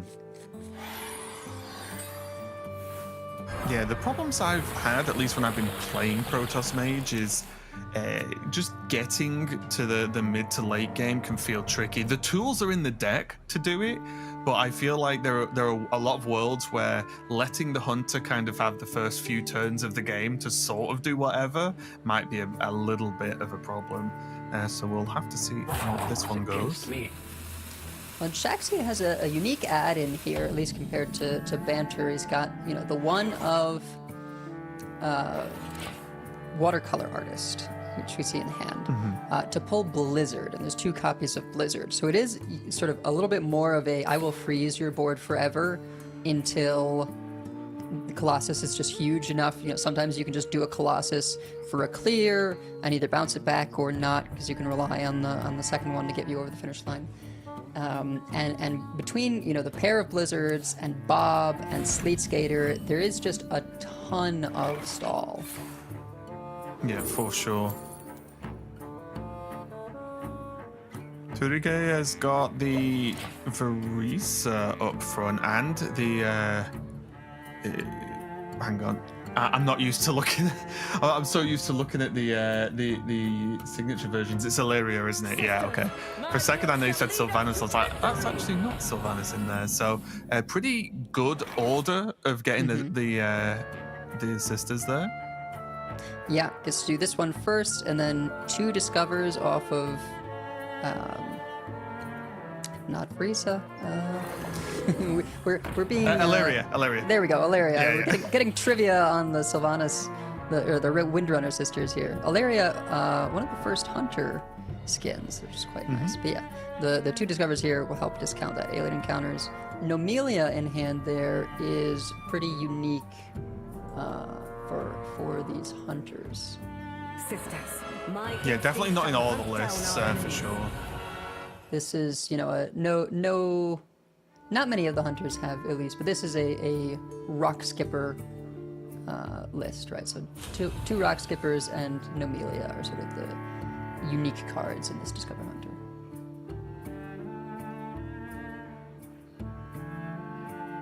Monkey Business could be hilarious, but it does bear the risk of getting sleaze-skated. Yeah, I would imagine this is, at least for me, just deadly shot. Just have something in the back pocket to just remove something annoying and not have to think about it. Maybe that opens up more face damage in the near future. Or fetch, just like, it just draws 1. Yeah, it's draw. Yeah, that's absolutely fair as well. Easy to play.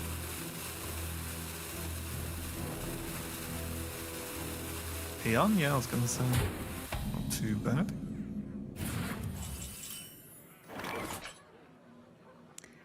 And this is where the mage a lot of times just has to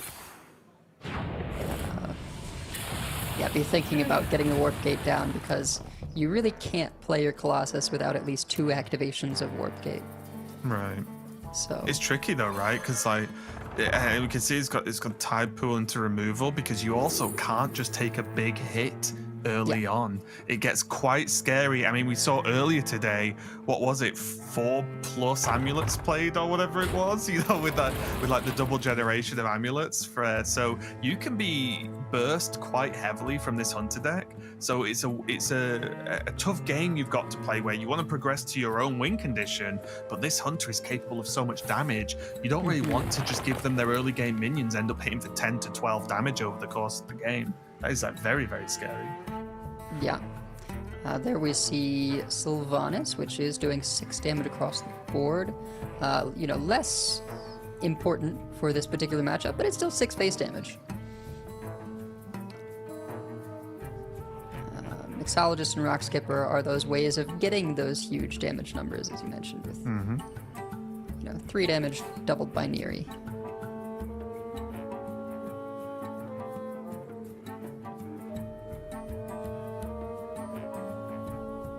I'd be already, and this is wrong, right? But I would already be thinking like, are we even a hero power here? Just like, you start to think, when you get the rock skipper, you're like, okay, it's starting to come together. Well, I was thinking, do we use Patchwork Pals and Huffer? I'm surprised that wasn't on your mind. True. It's always Huffer. But you can always save it for next turn. It's an unknown factor, right? It's a discovered spell. But Shaxi may already be thinking about using that discounted Blizzard. Or coining out the other one, maybe? Yeah, I also am not 100% kept track of the tide pool, but they probably didn't want Patchwork in the tide pool, right? So that's another reason why it can be held on to. Although it's still 4 damage, it's just a bit of an expensive 4 damage later on, right? Yeah. This is where things get tricky. There is the Blizzard, but that is another turn in which you're not warp gating, which might be it's completely fine, but it's going to be a little bit tricky to maybe manage. Yeah, what it does set up is it gets the crucial damage in for photon cannons to start actually clearing things off. Oh, another rock skipper. And if you can save the cheaper Blizzard, right, you want to, because it's just going to keep discounting. Yeah, for sure. And also as well, the usage of the coin isn't really the end of the world because the deck has, pretty decent card draw, half decent generation as well. So this is going to be a lot of hand dumping coming out soon for Shaxi.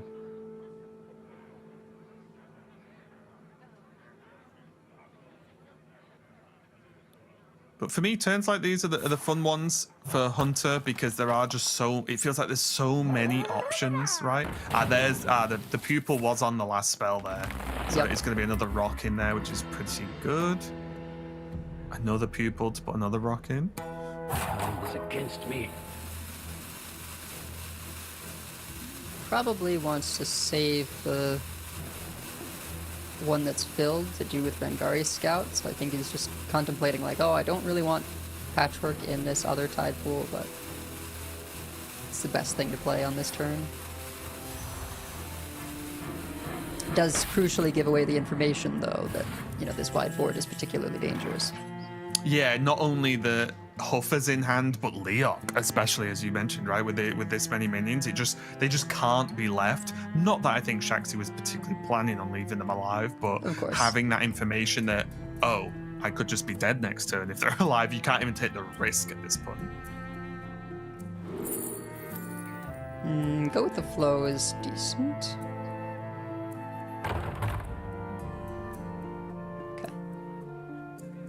This is adding up to just quite a lot of removal potentially this turn, right?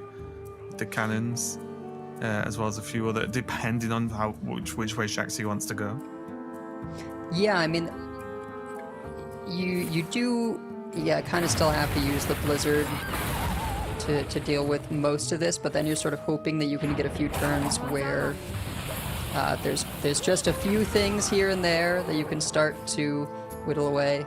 The Smoldering Grove, that was picked up earlier, and when I see it, that's one of those things where it's like, oh, I wonder if he's actually planning on drawing this, or if it's just something that he can leave in hand to go away eventually. Because you can have hand size issues sometimes.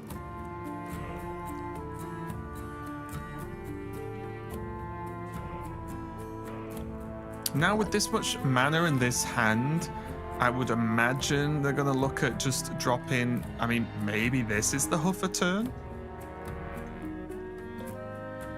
These could belong to a brand new species. Okay, it's going to lock in the tide pool now. I was wondering whether it was worth doing something else and like maybe holding on for like one more turn for a Discover, an additional one.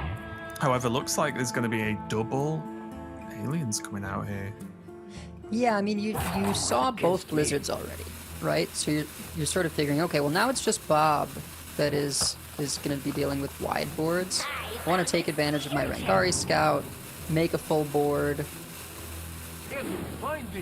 Just get a handful of rocks. Yeah, get a handful of rocks and say, okay, deal with the wide board again, right? I mean, that's something this Hunter can do, is just make wide board after wide board. And quite nice as well that they held on to these second aliens because it means that they can do it again. Right, like it's not going all in on the free spells, so I decided to play the shard instead, which I do quite like. Yeah. See, this is where I would have liked the go with the flow, right? You could get that one spell damage. Now your cannons deal 4. But I think he's looking for a big clear. Kings, you wouldn't be able to play the result this turn. But it's probably when in trouble. Yogg-Bots. Yeah. When you need something to happen, history has taught me just do the Yogg thing and it works out perfectly fine. It's literally never gone wrong. Time runs out on me. Okay, so battery, and you can photon cannon 2 things. That's kind of the best you got. Yeah, that scout has to go, right? Yeah. I was a little surprised not to see... Well, I guess figuring like we are most worried about damage. I mean, as it happens, there are no additional discovers, but...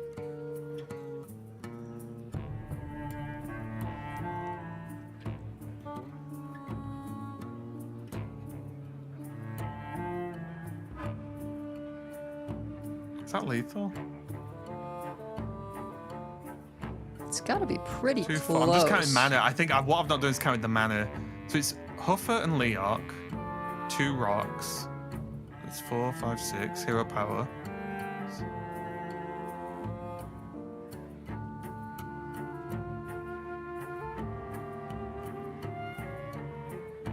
Is it 2 off? I think it's enough. I mean, even if it isn't, you can do everything but the rocks, and it's still worth doing, you know? Yeah. Right? Like, this is It's right. as good of a 3, 6, Leok 9, as you're gonna get. 15, 18, 19, 20. Yeah, that's lethal, right? I'm doubting myself because it's not being done. Uh-huh. Am I stupid? It might Can I not count? just barely be off, but Okay, well, I mean, let's find out, right? 2 mana was... Yep, is that... oh, yeah, I just realized it was Okay. exact. Okay, But- yeah, it's lethal. Okay, I was so... Because normally I just assume, I'm probably wrong. It's, Sol's probably, on his break going, why is Raven saying this? Okay, I'm not completely wrong. All right. It wasn't this lethal. That is a huge mess. But none of these say Story of Amara, so... Hold. Supernova? Oh, hot cold? No. I think actually the just 3 damage to everything was probably the best option there, but even that wouldn't have been good enough. That's going to still go game Torige. Yeah, just... This is the thing, right? The Protoss Mage, you have to get it rolling like like a few things, and I do wonder, like, if the Warp Gate comes down earlier, you have potential to like go for the Chrono Boost and pick up a Colossus and just play it. Sometimes you can play an early Colossus for a clear, and that can save you because it just buys you the time you need, or even just gets them low enough that you can discover burn. Yeah, I think for me, the big takeaway there, because that was a huge blunder, right? Players at this level, you cannot miss lethal when it's just you have 6 damage in hand and you needed 6 damage. But the positive thing here for Turugay is that they instantly saw it as soon as they pressed the Misha and went to attack, they were like, oh no.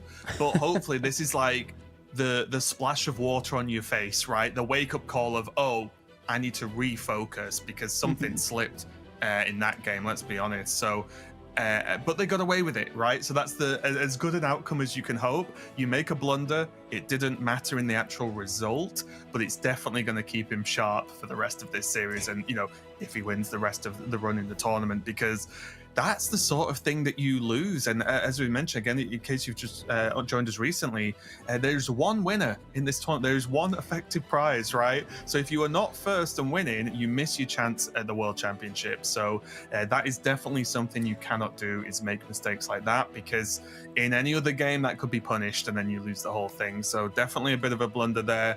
But I imagine there's going to be a very quick recovery, as it does mean he only has the Paladin left over with. And again, I know there's not hasn't been tons of faith in Paladin this weekend overall, but when you've got 3 goes at it, even a middling deck is likely to get the job done. And it is one of those snowball decks that just you get that great early draw, and suddenly it's turn 4 or 5, and you've got a pair of 8/8s. One of them gets Wind Fury. It just... Oh, yeah. It has those hands, so... Yeah, 100%. And it's got some of these tricky matchups. We even saw there, yes, the Hunter had access to Burst from hand, right? Which is not something Paladin really has access to. However, there were 2 Blizzards we used. There was a decent amount of removal and stall available for Shaxi. So even just a Mage could be a bit of a tricky one, depending on those starts, of course. But we are going to be jumping into game 3. Of course, it's the Paladin for Taruge, and it's going to be Shaxi on the Shaman here. Yeah, and I'm wondering, do you ever keep Sanctuary Bellhop? No. Oh, interesting. Sanctuary Cutter Block. It ended up with the Bellhop anyway, so yeah, good job. I was just thinking, you could go coin Sanctuary, click it, and then play Bellhop on 2. Now, that's assuming that you get the spell for it to be active, which... Right. Maybe is more appealing if you know you have it. I feel like there's lots of, weird little interactions, right, where you need one of the bigger spells for Bellhop to be active, but you want to hit your bigger spells with Agatha, so... So I'm gonna see Sanctuary go down, press the button, that job is done for now for Shaxi. You know what's interesting here with the Sanctuary Shutter Block pickup, right, is the ability to go click here. He drew the Flight of the Firehawks, can play that next turn, and then it can just Shutter Block on 4 if he wanted to. Well, that might change things. I remember this. Also, just not really glossing over, but kind of hilarious that it's just been 2 turns of repeated Divine Shields. Yep. Used to give 1 attack, but no more. Just got to reduce that sea shanty, and Yeah. to his credit, it's coming down next turn. Well, that's the thing. I think that it's like a double effect, right? One, Tsurugi didn't really have anything else to do that was going to be relevant, and this does get to the sea shanty. And also, Shaxi wasn't really off to a fast start, right? It was a, Right. let's say it's not slow. They got location into Elise, right? But relatively slow start that sort of let Tsurugi get away with it for not really much punish. I mean, if Shaxi was, played Flight of the Firehawk that turn instead of Elise, and was, planning on either playing the Shutter Block or something else, right, rather than having this Elise location, like, those 5/5s could just run away with things. Yeah. And as it is, it's still good for Tsurugi that, all this has to be used to clean up as much as possible. Yeah, it's the thing that Paladin, I feel like every time I've cast Paladin, it's always, oh, well, they only have like so many threats. But then I'm always kind of surprised that you fast forward 8 turns and they're still in the game, right? Somehow they just keep going in a lot of these games. So we'll see, because that's always the question, right? Sea Shanty was, I'll say, sort of rushed out, mostly dealt with because there is this 5/5 Elise from the location that's going to, sort of match up against the Sea Shanty Pyra. And then it's just, well, what can Tsurugi do now to keep pushing? Obviously now of the light bots are definitely going to help out with this scenario here. Oh, absolutely. With the Resistance Aura as the backup. Very nice. I mean, yeah, the 8/8s coming down. Now, the fact that these, in addition to the Sea Shanty, are already 0. I mean, this is just a huge board that then gives time to throw out, Linessa later on, right? We're coming up on Linessa doubling O Manager, which can do some pretty huge things. Yeah, I actually did not appreciate how backbreaking this turn was from Tsurugi, actually, because the Resistance Aura, as we can see, is there wasn't really anything really strong in hand that's increasing the cost of the spells, but also it's just a follow-up of, well, now there's no Raptor location, right? So you just use your clear, let's say, on the last push. What about this one that's actually even way bigger? So this could be difficult here, especially because we can see some decent removal in hand with the O Manager and the glow sticks. Yeah, and the spells in Shaxi's hand are, getting taxed here, but not so much that they're 5 cost to then activate the bellhops. Oh, yeah, that is a bit of a slap in the face, actually, isn't it? There's not, there is no silver lining to the cloud, actually, is it? Oh, my spells increase, but at least these are active. No, they're not. It's just going to be 2 3/3 taunts, and then cross your fingers is the play here for Shaxi, and not much else that you could really do about it, to be honest. And I mean, I think this kind of gives Tsurugi a little bit of wiggle room to just say, all right, we trade the 3/3s and refill with another Sea Shanty. He's probably debating whether he wants to do that or just play the Holy Glow Sticks O Manager to discount Sea Shanty to 2, so that then turn 7 has the potential follow-up of Linessa double Shanty. What about Tempo Linessa? Because one, I think that would have been actually weirdly an okay play, but yeah, I think this is way better, right? You get the O Manager available for Linessa, but it would have. It shows how far I think Tsurugi is ahead. That Tempo Linessa was actually something that I think would have still won them the game. Yeah. Okay, location's up for Shaxi. Is there anything that can even be done here? This resistance aura has put in a great amount of work here. Just making even long shots not really possible. Yeah, I mean, the fouls, not even playable. Turn 6, not when you want to be playing Flight of the Firehawk. For 4 mana as well. It's probably the best bearing you could get, but that's not going to be it. And just like that, Tariga is actually going to take the series 3-0. Impressive score. There was the one slip up, of course, as we saw, but overall, I think just extremely solid. And Paladin does it again. And for me, I'll be honest, I am not a specialist in Arcane Mage that was banned out. And I'm just very interested to think about, like, was that worth the ban? I wouldn't have thought so. I genuinely was surprised to see it. Shaxi knows something I don't. I have no doubts about that. But definitely a tough one. So Shaxi is going to be knocked out. And we have our 4th player joining the semifinals. Yeah, and I think maybe we need to sort of reevaluate our thinking on Paladin here, right? Like it's been in 2 of the lineups that just got quick 3-0s. So maybe there's something there that we need to reconsider.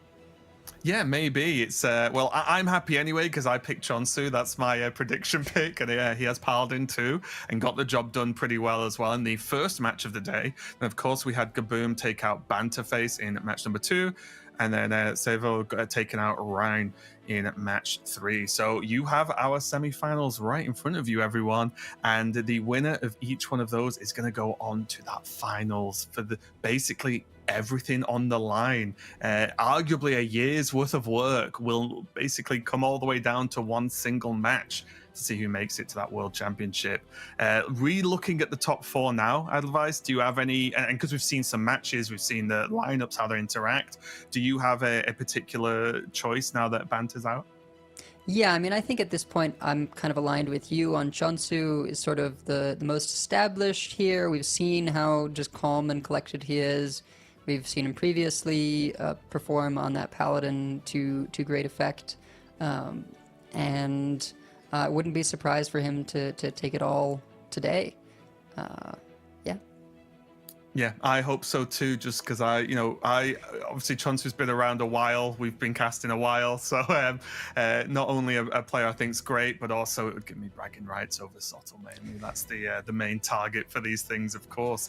But as I said, we do have the semi-finals coming up shortly, so stick around. We're going to a quick break to set up the first one, but there's not much more Hearthstone left for today, so don't go anywhere. We'll be right back.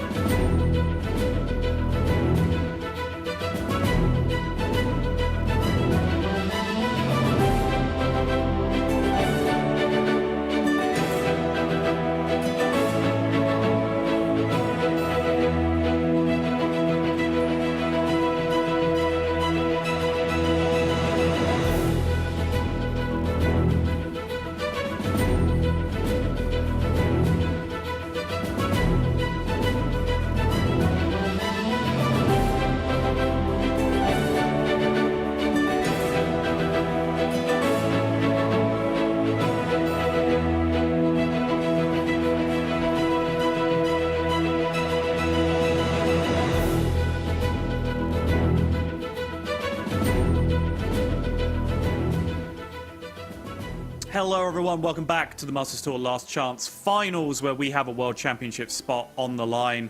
Now normally, if you're an experienced viewer of Hearthstone esports, we'd be at this point in the semi-finals and we'd know who had the World Championship spots locked up, but that is very much not the case. This is winner takes all, one spot on the line, and it's my great pleasure to be joined by someone who knows what the Hearthstone World Championships is all about. Mr. Pocket Train, how are you doing? Yeah, I'm good. I'm really excited to see the rest, because this is the point where nerves are really going to kick in. Like, it just ramps up and up and up as the day goes on. They had a really long day yesterday of Swiss, and like they get no break from that. Like, they had a sleep, probably not the best sleep they've ever had last night, and now it's just non-stop nerves ramping up. And I'm expecting potentially some messy play to show up through no real fault of the competitors, but it just everything goes a little bit out the window when you get this close to Worlds. Yeah, I think we saw that sneak in a little bit with Torrigo towards the end of that game there. A little missed rock lethal, which absolutely did not matter in any circumstance. But that's the kind of nerves that you're expected to see when we get to this point. We have semi-final number 1 for the final spot on the line. It's going to be Chonzu, long-time Hearthstone competitor, probably the most seasoned competitor in this field. Top 4 already at a World Championship in 2016, I believe, and then an ever-present APAC Grandmasters competitor as well, with some top 4s in seasons thrown in there as well. So he's been there, done it in most forms of competitive Hearthstone. And then going up against Gaboom, who's on a hot streak recently, but doesn't have the long-term legacy that Chonzu has. But someone that you at least know a little better than I do, Pocket. Is there anything more you can tell us about Gaboom? Well, it all started when I beat him in top 4 of a Masters Tour in 2022. Okay, no, well, and then he got like. Is that your lead into every player that I bring up? You'll just tell us what tournaments you've beaten them in. Because it didn't start with him full targeting me at full champs in 2022. Okay. Because he like built a lineup to completely destroy me and only me. We came basically joined last. But yeah, he's a great player. He's been in and around it, very close to Worlds on multiple occasions. He's one win off Worlds in Spring Champs earlier this year. So yeah, he's always been on the cusp, but never quite managed to make it there. So this could be the day. We are going to kick it off. Chonzu back in the saddle. Gaboom up on the DK. And we've got Rogue. Slightly different lineups on this side of the bracket than we've been seeing for the last couple of hours. Yeah. This is the side of the Cycle Rogue. Yeah. That we've seen. Chonzu having it in there with the Playhouse Giants as well. Gaboom having the list just with the EMGs, the Everything Must Goes. But we are going to kick things off with Rogue versus DK. Thoughts on this matchup? I just want to say first, interestingly, 3 Cycle Rogues entered top 8. All 3 made top 4 because we've got Saber on the other side of the bracket. It didn't perform great yesterday, but the players that are doing well with Cycle Rogue continue to do well. So it suggests potentially a skill edge thing going on there. But, I was going to say, do you think that's a skill gap, or is it the diluted field in the Swiss compared to the more condensed one that we have here? Bit of both. But I do think it's one of those decks where you do get very punished for those little mistakes you make. So it's not a huge surprise that the rogues that are outperforming the rest of the field are outperforming them quite a lot. This matchup, though, I typically would have given the edge to the Death Knight. I think because you do just put on stats and stats every turn, which can go a long way to overwhelming the rogue, especially when you've got the Corpse Explosion as a backup to get rid of any boards. But I don't think it's a huge edge because the DK can just draw pretty useless, clunky hands like it looks like Gaboom might be heading towards if he doesn't pick up something good to do on turns 3 and 4 quite soon.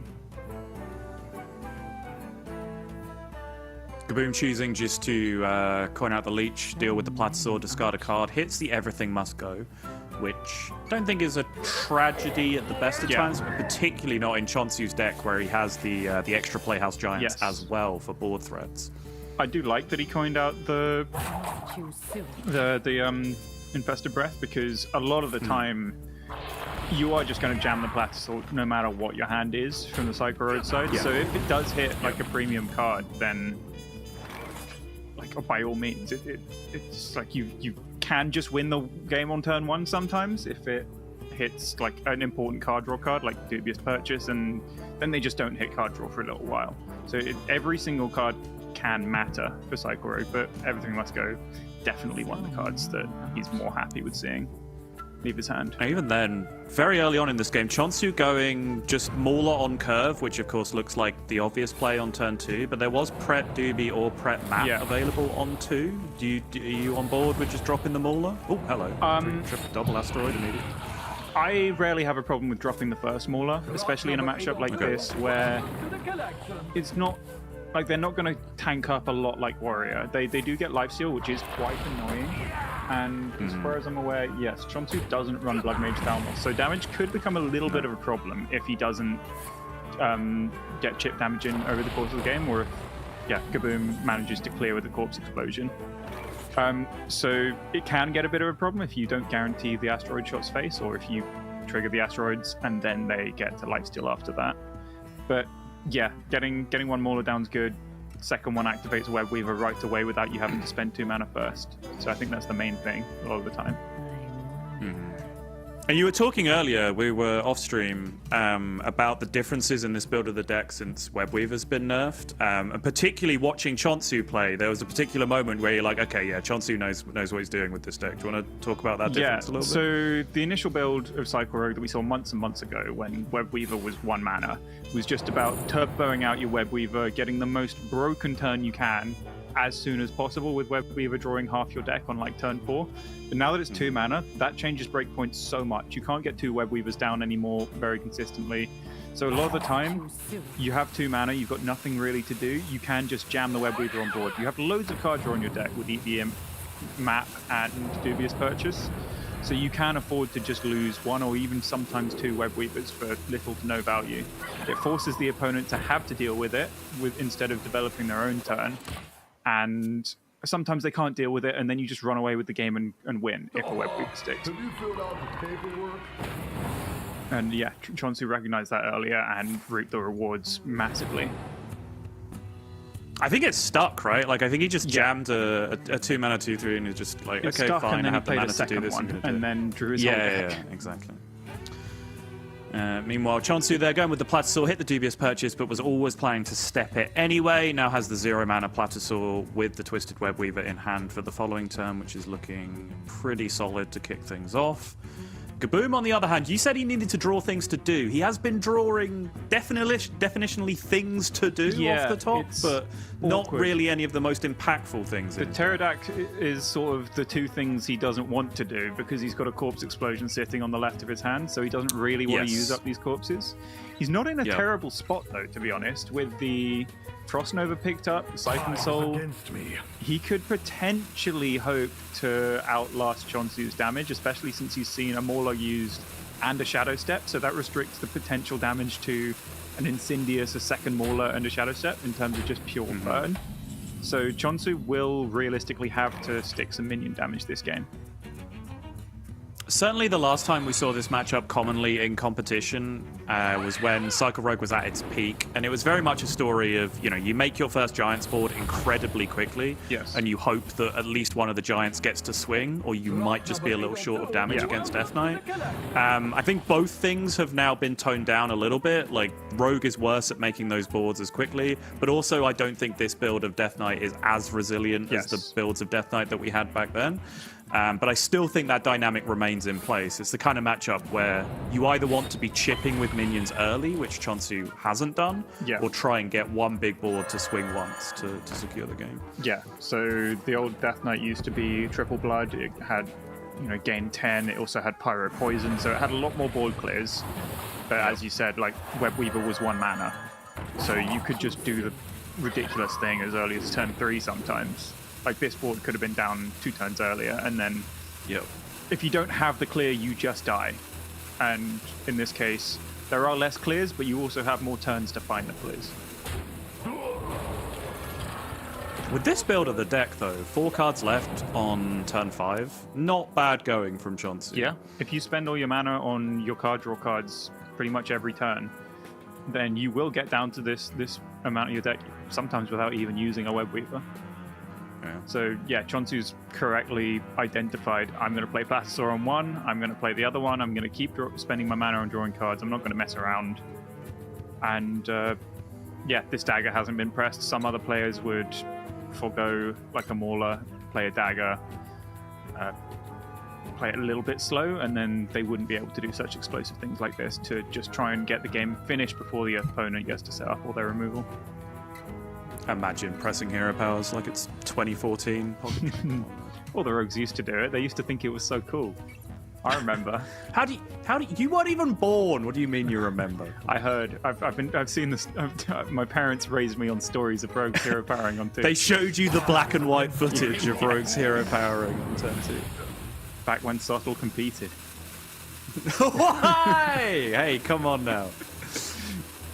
I heard it happened at some point. It did, yeah.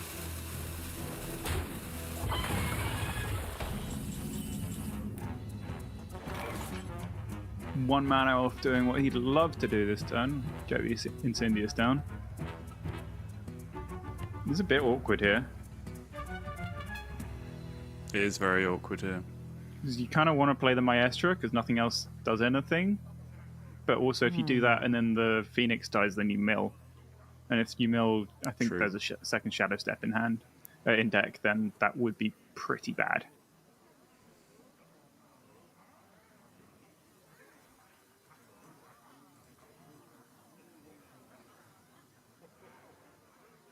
Yeah, the Frost Nova pull from the Zephyrus has ended up being really, really clutch here, because it's just that extra turn needed to try and pull some extra corpses, which Gaboom has done very nicely. 6 corpses currently, 1 minion in play. Chonzu just going for the asteroids right now. Certainly looks that way. Just going to get everything out and then just go Cindy with an empty deck next time. I guess he does it like this because he... Okay, this guarantees him to go face. Which does make sense. I wouldn't have minded him just not drawing the asteroids now because he knows that the only answer is Corpse Explosion a lot of the time. Sure. But maybe there was another kind of cobbled together clear that could have happened with like Husk plus, okay, Speak of the Devil, and the Pterodax in hand. Maybe Gaboom could have just put on enough stats to survive without having to Corpse Explosion, which looks like he might be trying to do here.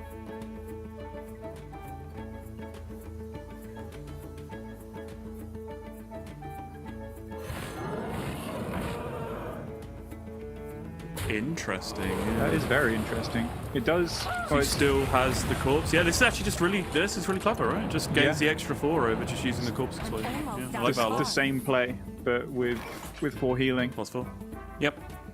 That's a very clever play because he's never getting both Pterodaxes down, so it doesn't matter that he's sort of wasted one because it's gained back the exact amount of corpses that it would have used anyway. Everything is a melting point. The way this has worked out, like he absolutely would have preferred to have a second giant earlier, but actually the way the game's worked out with the Frost Nova Corpse Explosion combo, and now there being a Siphon Soul in hand, this additional threat to play alongside the Incendius is actually really clutch.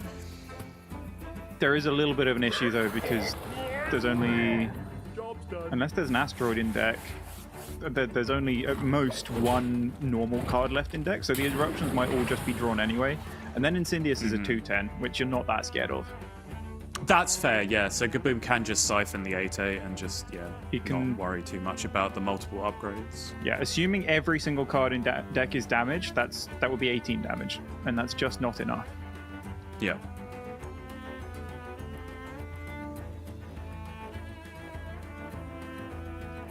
Rager Siphon? It's pretty good. Yeah, the Rager makes a lot of sense because there's no other spell in hand to trigger it, even though this isn't the best it could be.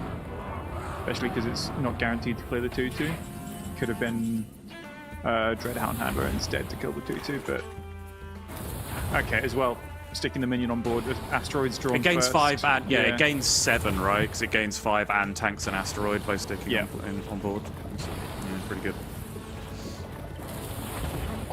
Out of cards. I'm out of cards.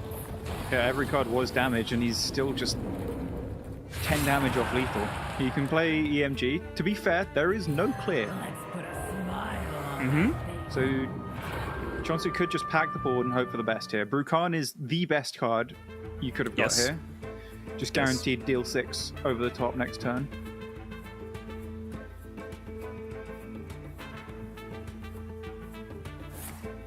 Looks like you've got a Marginal worries about your own fatigue, but not really.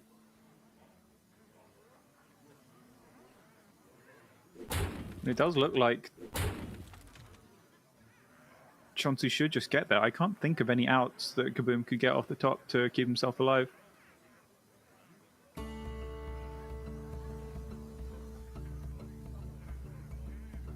Checking his list, there's no second corpse explosion, even if he did have the corpses. He's just one short of that being good anyway. Yeah. Yeah, I'm not seeing it either. Zeph already played. No random Zeph outs. Schledgesill obviously does not do anything. Husk not enough. Well, despite looking like he was tanking all the damage, he's just one turn too short. Just didn't have the removal for the next board.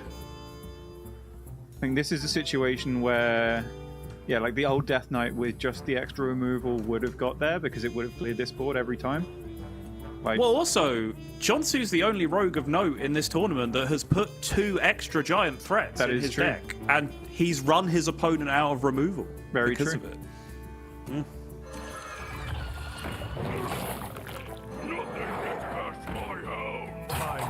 He's sacrificing the Blood Mage Talso. I'm not sure what the other card would be. But yeah, if you're sticking boards, like most decks in the meta right now can't deal with more than one wave. A lot of them can't even deal with one. So yeah, it's a very heads up choice to go, okay, I'm going to kill you with minions. It's a great point, actually. What is the other card?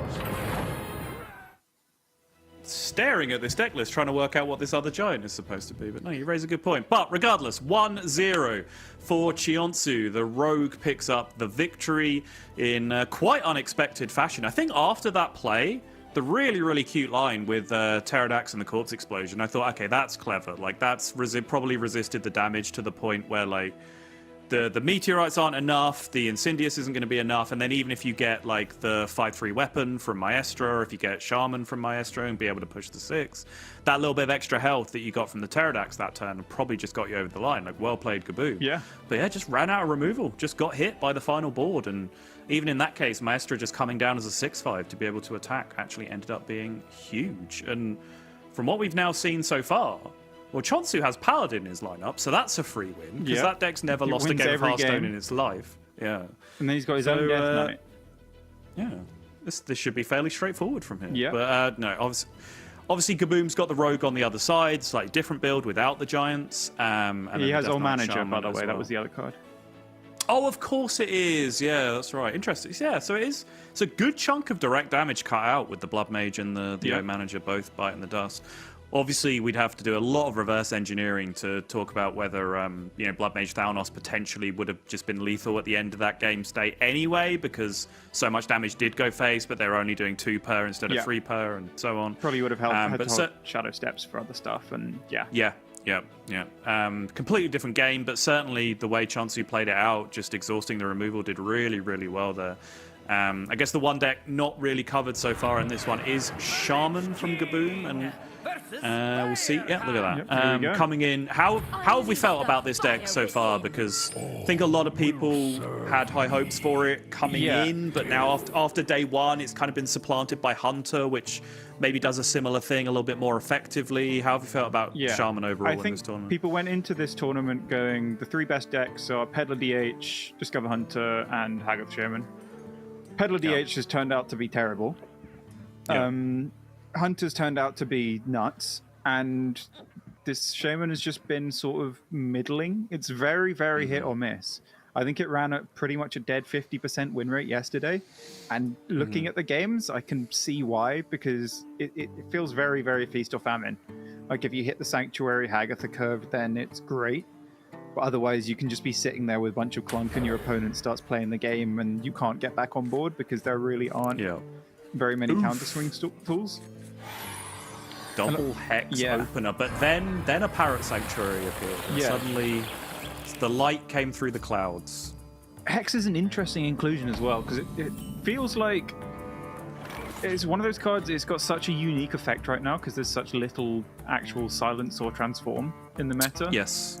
But a lot of people have opted to just not play it at all, which, I mean, I can see, because there also isn't as much stuff you want to silence or transform considering the massive Starship nerfs that we've just had recently.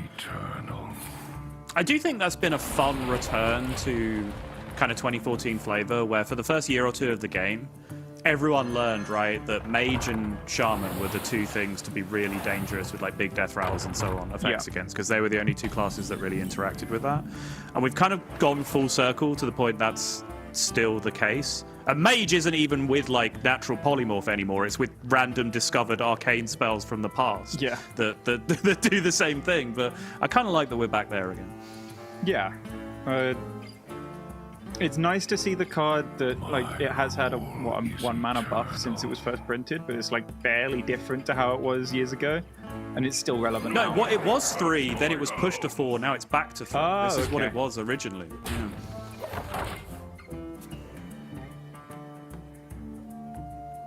This is a disaster of a hand from Gaboom, though. This is one of those situations where you just draw the clunk and watch your opponent play the game, and there's not much you can do. Yeah, I think you do have to hex this because you are just going to take too much chip damage. There isn't a hell of a lot. I did wonder coming into this tournament whether we would see like the new Pain Warlock or Aggro DH or anything like that. I guess like Drunk Paladin to an extent, because there are a few decks in the game right now that are kind of like pass turn 1, then play a location, then play card draw on 3, right? There were a few of those lineups. I think the best performing, I think Devu came 11th with even Aggro Paladin in there. Okay. Straight up Aggro Paladin. I think he was the only one in the tournament with it, and he very, very nearly, like, you missed out on top 8 on tiebreakers, but we could have seen a full aggro lineup, and I don't think there were many, so that suggests that potentially it was quite a good way to go if one of the few ones I saw was so close to making it. I think Chonzu's in Dreamland right now. He could coin out one of the 4s, at least one of the best cards in the deck in general. So you do want to get it down, but Xavius is just more damage immediately. More damage immediately with the promise of potentially a high damage follow-up. Yeah. It is a bit weird because you do want to go Elise on 4 and then location on 5. So playing the Xavius means you're committed to that. And if you play the Elise, then you're saying maybe I could get a top deck, maybe I could pivot to something if they play minions, and then I could Handler and Morbid Swarm. But now you have stuck yourself in the situation where you have to play Elise regardless of what your opponent's play is. But yeah, it's not really that important considering Gaboom's just drawing whiff after whiff. Expensive hand, but none of them are spells to activate this bellhop. I remember this place well.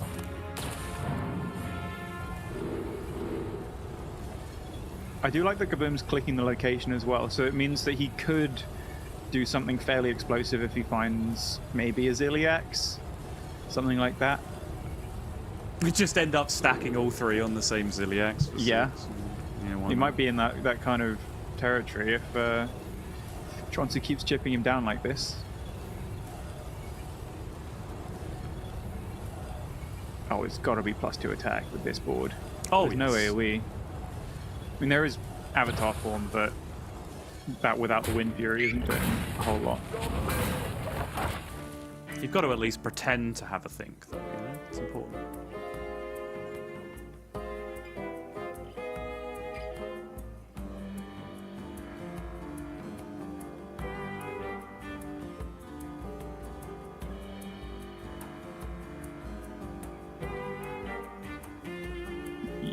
I am not. I was hoping you still had your... Oh.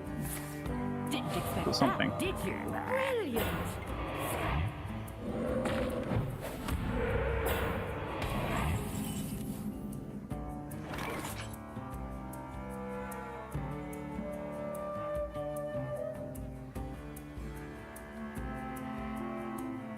Okay.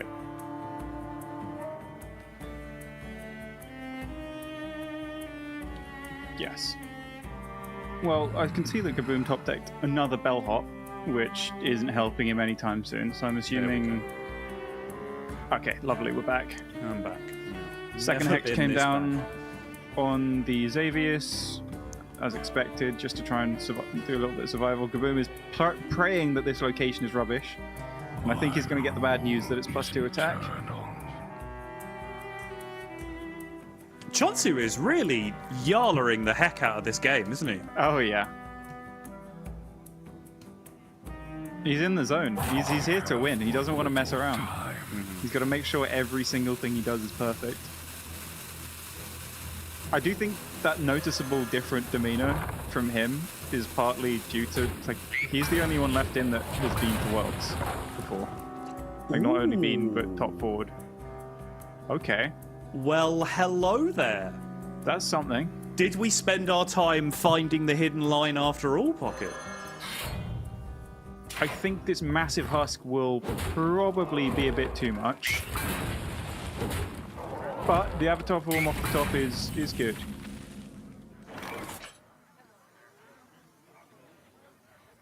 Because he's going to have to face tank it twice if you want to clear it. That's true, yeah. It's just too big, isn't it? There is still potential Ziliak's top deck, thanks to the fact that Gaboom has clicked his location twice. Yes. He's recognized he doesn't need to click it a third time. Yes. I believe Chonzu runs Renovator. No, he doesn't. One of the other DKs does. Oh no. Where's Big Rin? And it's another location off the top.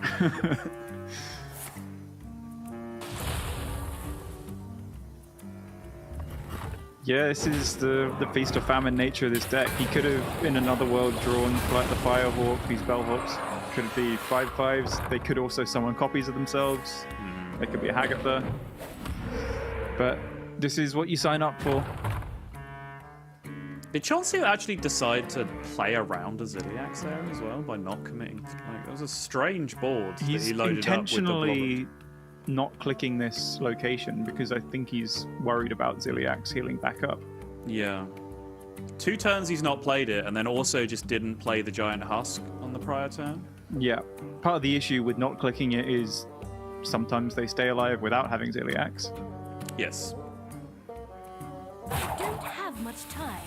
Gaboom shaking his head. I think probably feeling a little bit fortunate that Chonzu has not just jammed big boys here, because he has had absolutely no game against him. I do think in Chonzu's spot I would have clicked the location at least once by now. Just to make sure they, like, if you have Ziliax, okay, you played it, you've healed, sure, that's all your healing gone, now you're dead.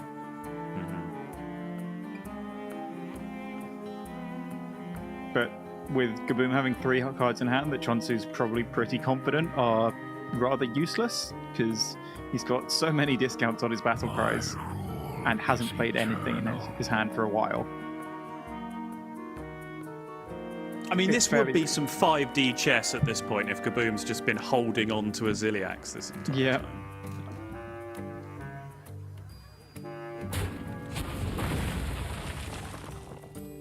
Maladar just for the stats.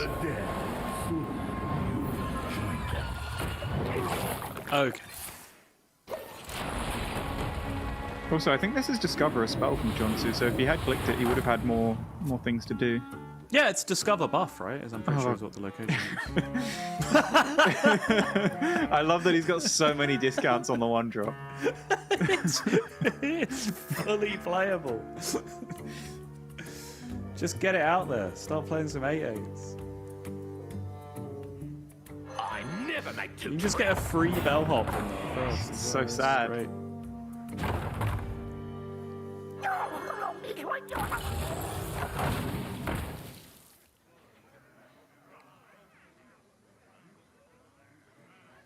So he can clear the 5/5, he can clear a 1/1, and then he's dead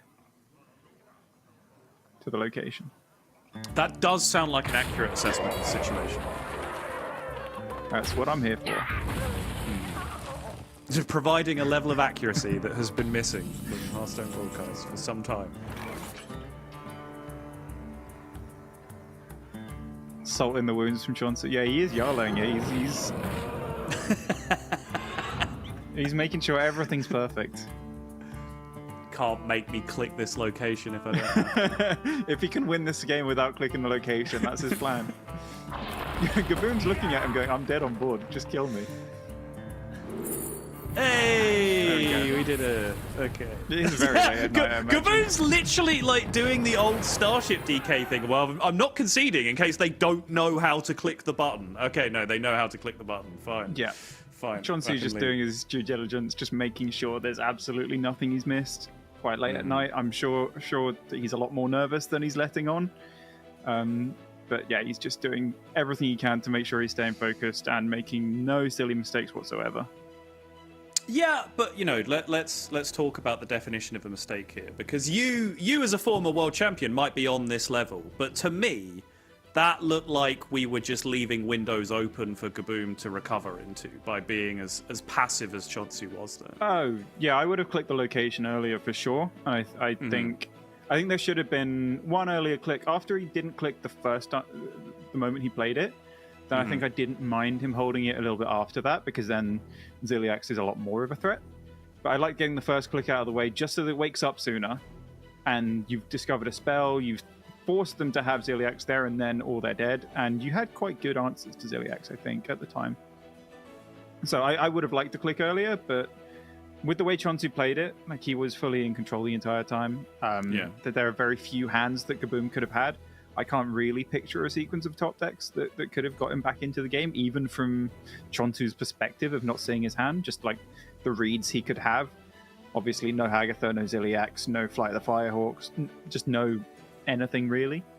So from his point of view, his line was probably close to 100% winning. Yeah.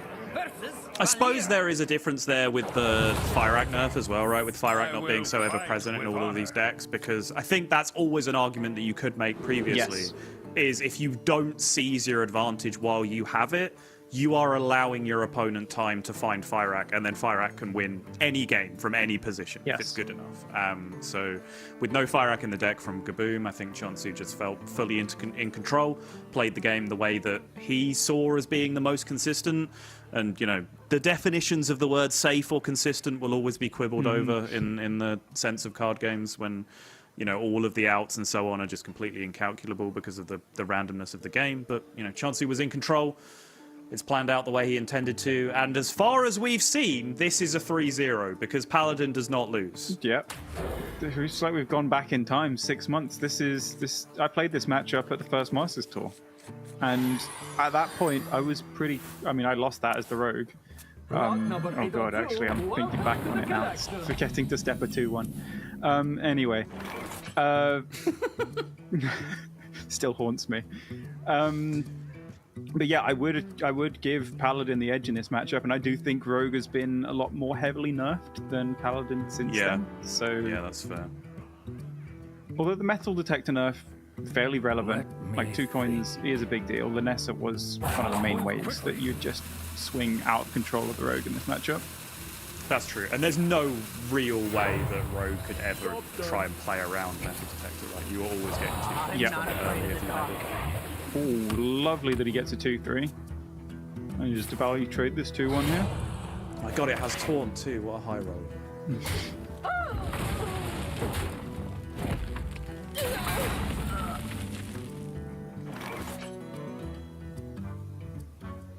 Imagining it's just a straightforward hero power, draw 2.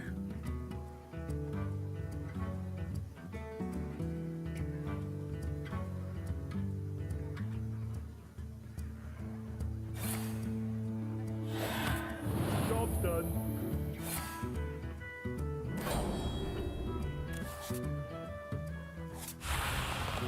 He's happy. Oh, that's why he's happy.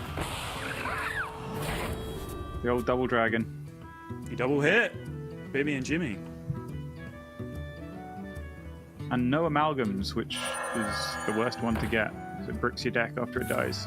That's true, yeah. It's always a consideration, right? But I think with no Libram in hand already, he absolutely has to just do max card draw here to try and get through to threats that he can't afford to be playing around those niche outcomes at this point. The metal detector feels so bad now because you never want to swing into a 1/1 with it now. No. Also, no one's making you swing into that 1/1 with it. Yeah, that's true. But I don't know, it feels wrong to leave the minion on board, but it would feel good to just -3 them in the face. Yeah. Although that's just not how you win this matchup. What if metal detector's just been causing people to play incorrectly for a year? Ever thought about that? Possibly. I think they have. Have there been nerfs that have done that in the past? I think like the Phoenix nerf from Cycle Rogue might have done that. Yeah, true.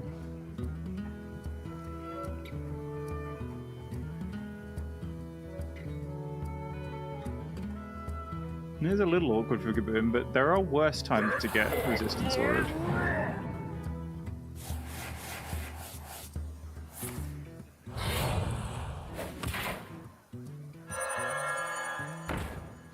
Oh god, it's a rogue hero power pocket. Help me. Doesn't it take you back? No. Johnson's got a whole lot of nothing at the moment. He has slowed Gaboom down, but yeah, and I feel like these draws should happen more often, but we've seen this over the course of like 2 or 3 tournaments in a row now. It just does not seem to, but there is only really the Libram of Clarity that fetches you the minions, and then the small number of minions themselves that you can draw naturally. If you don't hit that stuff, your deck genuinely does do nothing. And I think like that's a description that's used a lot from like spiky, snowbally, board in a box style decks. But truly, this deck does nothing without Lightbots or sea shanties. But at any given moment, he is just 1 card away. Yep.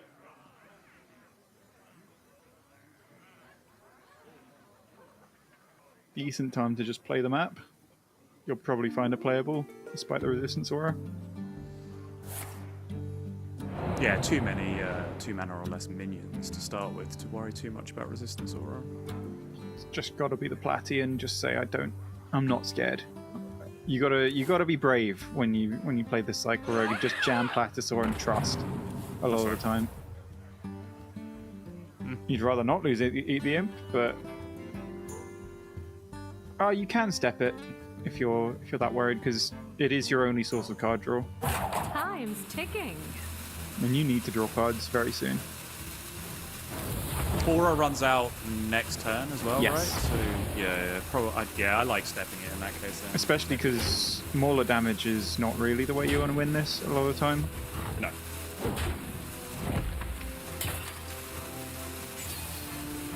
Oh, interesting. Okay. This does also, I mean, it's definitely going to get swung into, but sometimes not stepping it does bait the opponent into going, oh, they must not have a useless card to discard, so I don't really care that much about killing it. I have had that happen a couple of times, but I think with this hand from Chonzu, that Platosaur's got to be dying this turn.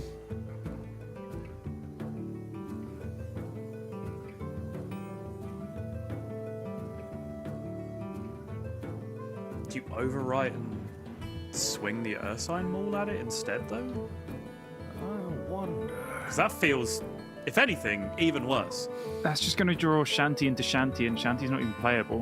What if you go, Hand of a Dowel, and then overwrite with the other metal detector? Okay, yeah, now we're talking. Move quickly. I don't. It's miserable though. We just have to draw, right? That's why I was like looking at Ursine Maul. I don't care about drawing the sea shanty, but it is still one more card that you're drawing that thins your deck by 1 card to get to the Lightbots, so it's something. I think I prefer the. Oh, he has to. No, he doesn't have the coin. Never mind. I'm being silly. Doesn't mill. Map is good for Gaboom. Prep would have been the best top deck, so that you could get the Incendius down this turn.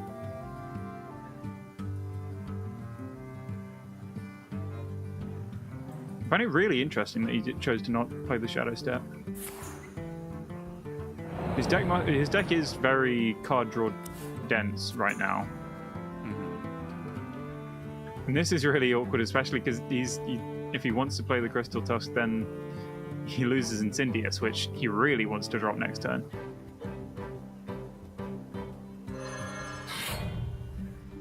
If someone like hadn't played Hearthstone in 2025 and just tuned in and was watching this game, you'd have a hard time convincing them that both of these decks are good. Oh yeah. Ticking.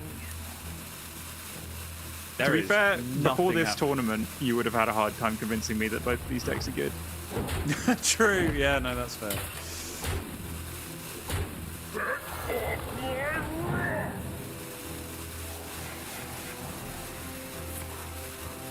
I know all the steps.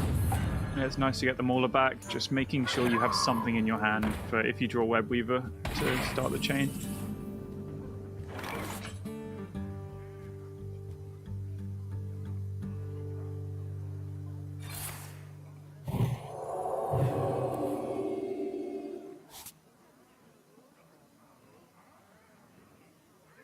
Well, this is miserable.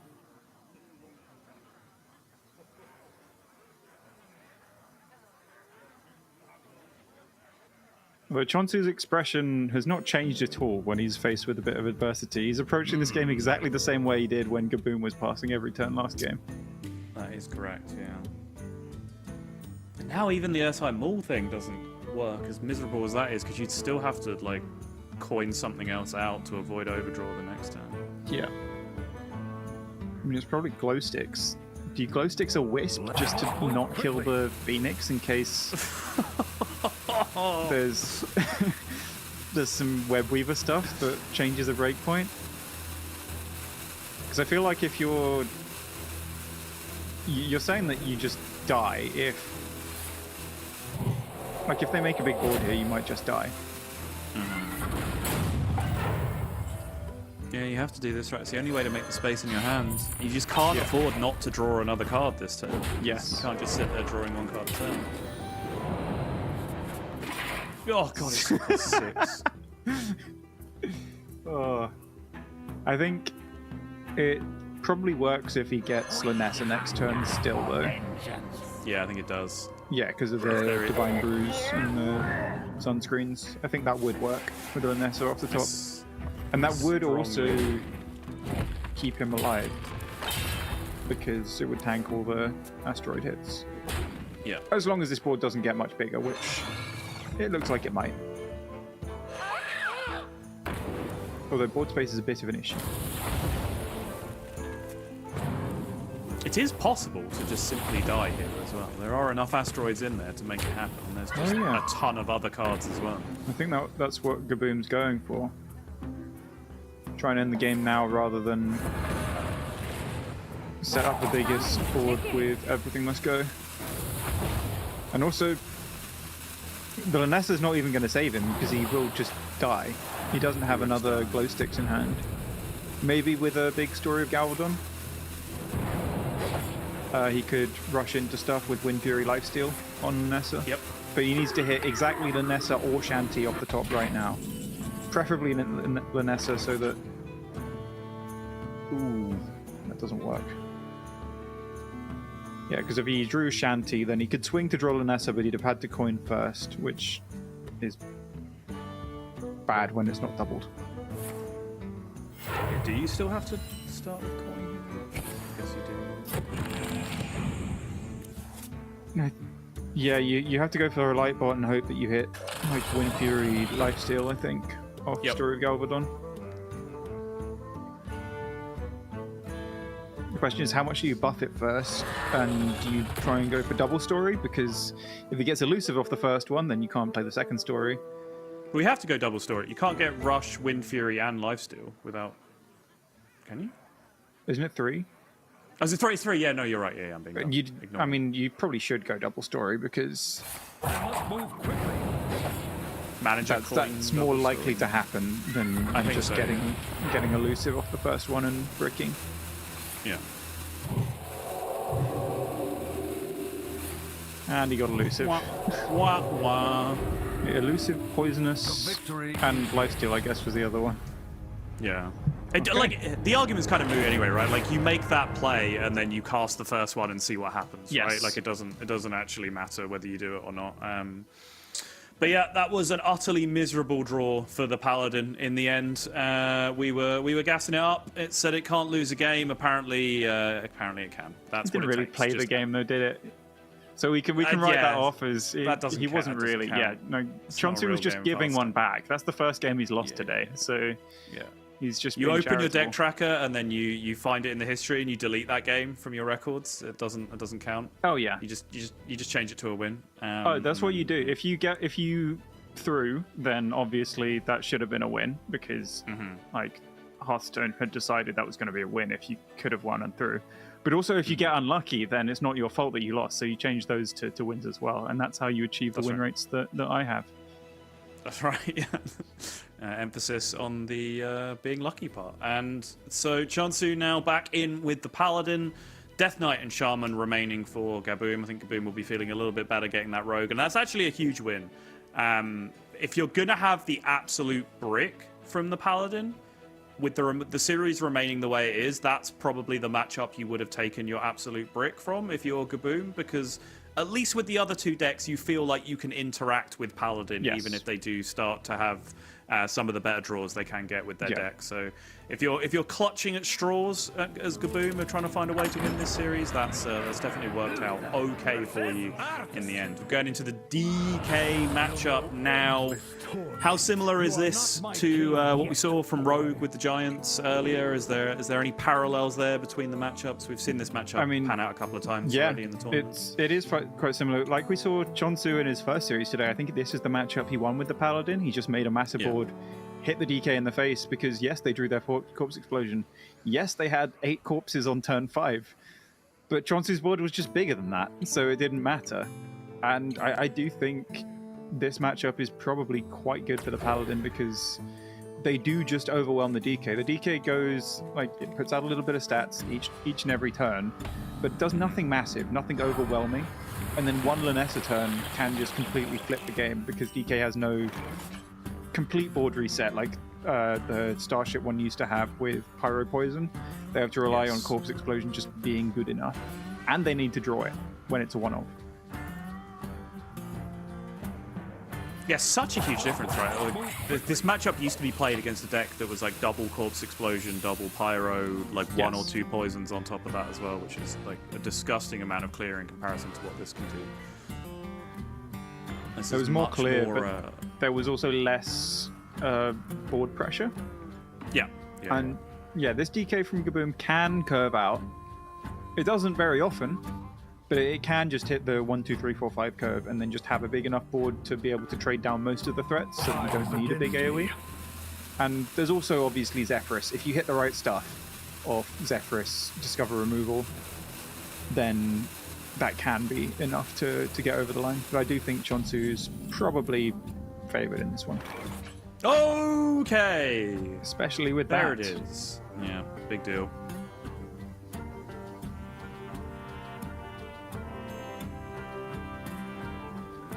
I'd imagine it should be a Flash of Light this turn, but he's probably considering what playing Resistance Aura would do for blocking coin plays from Gaboom.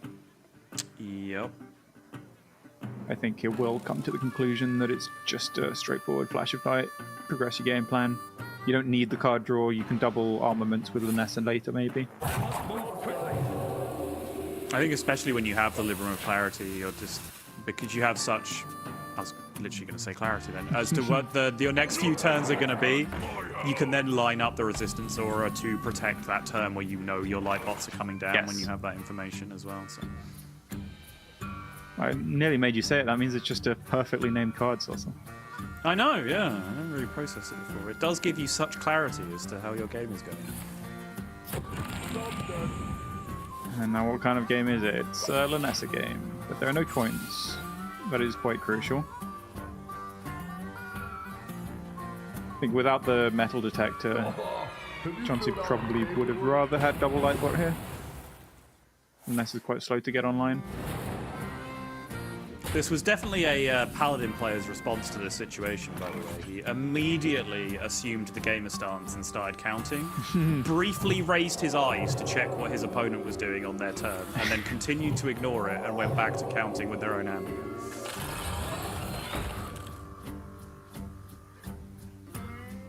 Just the one mana off being able to get the 8/8 down, although considering how easily that would run into the Shadow Word Death on the other side, that's actually a blessing in disguise for Chonzu, I'd say. Kind of is, yeah. So I think Gaboon would like to play the Shadow Word Death here, but he doesn't really want to play it on this 3/3 that might become a 5/7. Probably gets Divine Shielded instead. Turns into a 4/5. Yeah, there's a few options here. You can go 4/5 Divine Shield. You could also bank the coin with the O Manager here, but you've got hand size issues. Yeah, the issue is you don't get a top deck, which Yep. I think is quite relevant right now. I agree, yeah. And then I don't think you're quite in Resistance Aura territory yet, especially now that your Clarity hit the Lanessa and you have an O Manager. Yes. You can probably just do it all same turn and get the double Resistance Aura on the Lanessa turn. The ideal scenario for Chonzu here is probably getting something like Metal Detector off the top, just to play that with an 8/8. And then set up for Lanessa following turn, because Gaboom's hand right now is doing a whole lot of nothing. You can clear the immediate stuff, but Chonzu, if he does do something explosive fairly soon, Gaboom's not going to have great answers to. It's pretty decent. Elusive is a big deal as well against Shadow Word Death. Yep.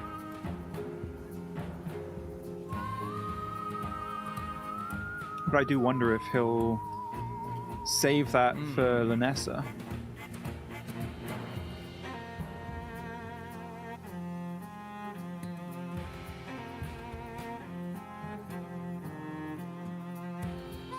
Alright, it's awkward. You can't quite get the Lanessa down with Shanty next turn.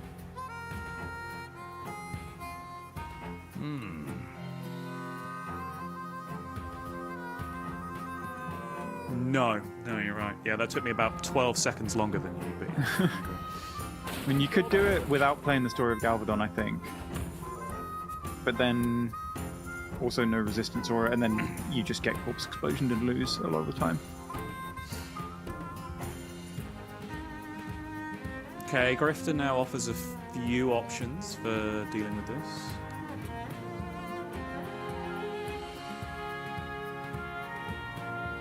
Steel, obviously, excellent here. Deal 6 reasonable. Put a price on such powerful artifacts. I could.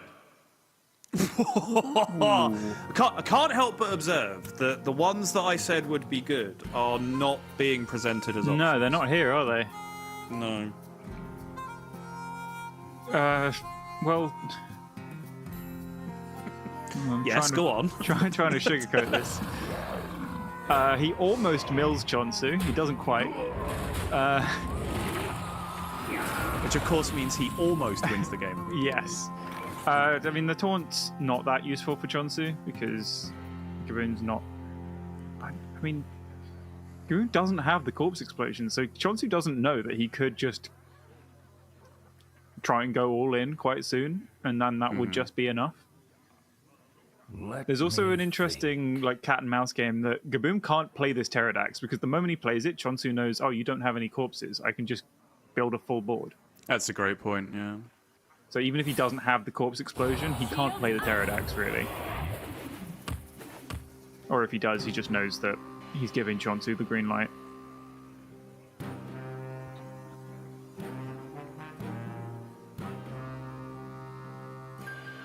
Chonzu could try and draw into glow sticks here to clear up the 5/4, and if he manages to hit that, then he doesn't really need to build such a massive board because as long as he's got minions on board, he's threatening to buff them a lot and then Lanessa Story of Galvadon them. Exactly, yeah. So he doesn't actually need to build a much bigger board, he just needs to stick something.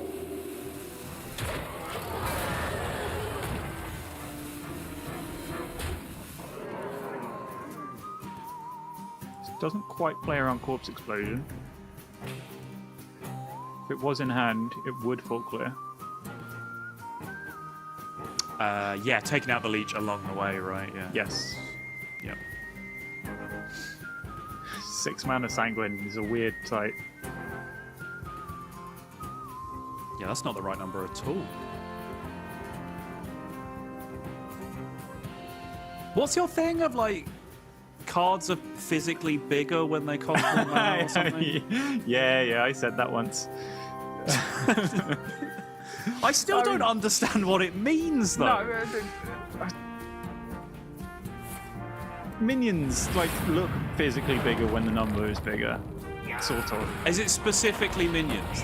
Yeah. It's typically minions. Spells. So you're talking about like the thing portrayed by the card, not the actual card itself. That's bigger. Is that what you're saying? Yeah, I think it's the minion on the board. I can't remember. I said this a while ago, and you said it now, and I feel like I no longer feel this way. Okay, good. No fun. Good. If you want the out to be, I had a microphone in front of my face, I had to say something, and those are the words that came out. No, That's valid. I definitely felt that way. I just don't know if I do anymore. Oh, okay. All right, fine. The sun shines for me. So this is lethal with Wind Fury, I think. No, it's not. Never mind. Yeah, it's just off. It'll be 24 damage. Got some draws though. Yes, but it spends some mana and means he doesn't get to Hand of Adele. He would need to hit the second or manager, I believe. It's not that unlikely though.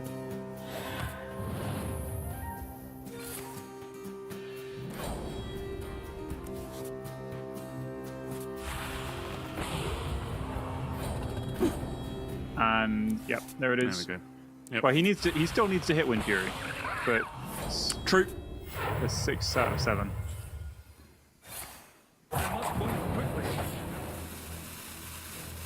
Also just needs to make sure all the actions are going in.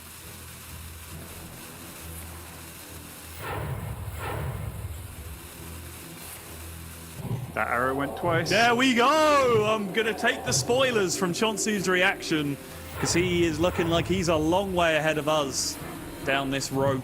Lots of actions to get through. Story of Galvadon, 7 possible effects. You get 6 of them. You just need to hit the Wind Fury. There it is. Chonzu is going to the final. One more game away from making a return to the World Championship. As I mentioned, a semi-finalist in 2016. One of the most storied competitors in the long history of Hearthstone. Gaboom putting up a valid performance. A great 2025 for Gaboom, no doubt about it. He's put up an excellent showing throughout the whole of 2025, taking great advantage of this system. Absolutely showed out. And again, has come very, very close. 1 game away from Worlds, and now 2 games away from Worlds within the same year. Is a heck of a performance. But Chonzu just putting it together. 50% win rate with Paladin in the end, but a great performance overall. What do you make of it? Yeah, you could see the emotion at the end, because he's been doing a really good job of keeping it together and remaining calm. Yeah. But there, it's like everything's hitting home. Like, he's 1 win away from Worlds now. And yeah, I think he's just been super, super focused. And I hope it doesn't all unravel in the final, because he's been playing very, very well. Very focused, very clean up until now. So yeah, I'd be very happy to see him be our winner today. But we do still have 2 more to go. We do. Where you see Chonzu taking his position in that final, that 1 spot at the end. That is the only one that is going to the World Championship from this initially just shy of 90-player bracket, I believe. We do have Saver versus Torige on the other side for the other semi-final to decide who will meet Chonzu in the final. But I do absolutely agree with your assessment. It looks like a very deliberate ploy from Chonzu to try and stay as calm as possible. We saw at the end of that Paladin, there was 2 or 3 turns of, right, okay, lock in, count these next 3 turns properly, and I'm feeling good about my position. And then once he got that done, he was willing to let a little release of emotion come through, get himself through to the finals, but the job is absolutely not done yet. However, my job is done for the day. That's actually me done for the day. So I'm going to say goodbye, leave you in the capable hands of the other 4 folks that we've got hanging around to take you through the semi-finals and final. I'm going to have a great evening watching it all. You should all stick around, and we will be back with semi-final number 2. See you in a minute. See you later.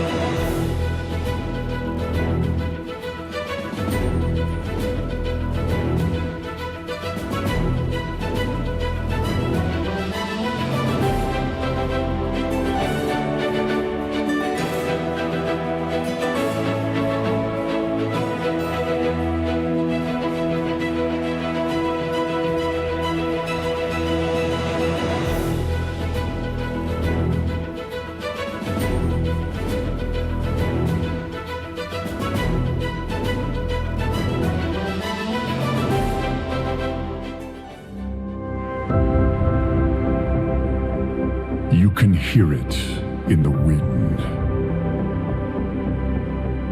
An echo. A whisper. A calling home. It welcomes us. Not as wanderers, but as its kin. In search of a memory of what once was, where purpose ignites.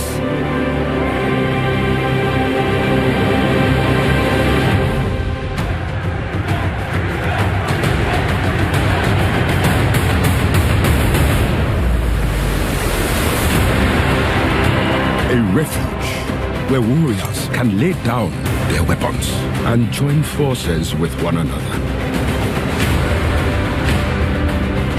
You can feel the power as countless worlds collide. A new future with endless possibilities.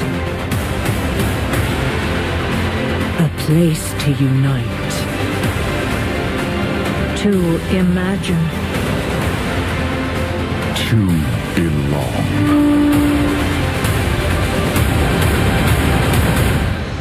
Are you ready, BlizzCon? It's about time.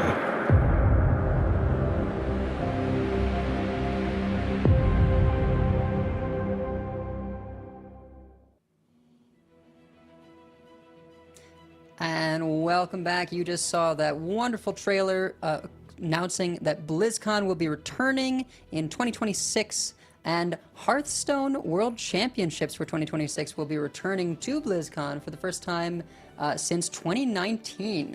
So those passes are going on sale on the 18th. You saw the 7th earlier. There were some early bird passes doing then, but November 18th you can continue trying to purchase those BlizzCon passes. Go ahead and visit blizzcon.com for more details on the event. Yeah, and everyone will be able to qualify one way or another. We'll be revealing how during the 2025 World Championships, which is next month. If you're watching this, you're probably going to want to watch that as well, because one of these players is going to be there, and then we'll reveal how it all works out. But if it's even close to this year's stuff, then, anyone will be able to qualify, as this year you get there through open cups, which is what Saver's trying to do in our next match, because Saver got to this match through an open cup. He probably would have qualified anyway, so it might be a little bit of a false talking point, but technically that could have been anybody at all.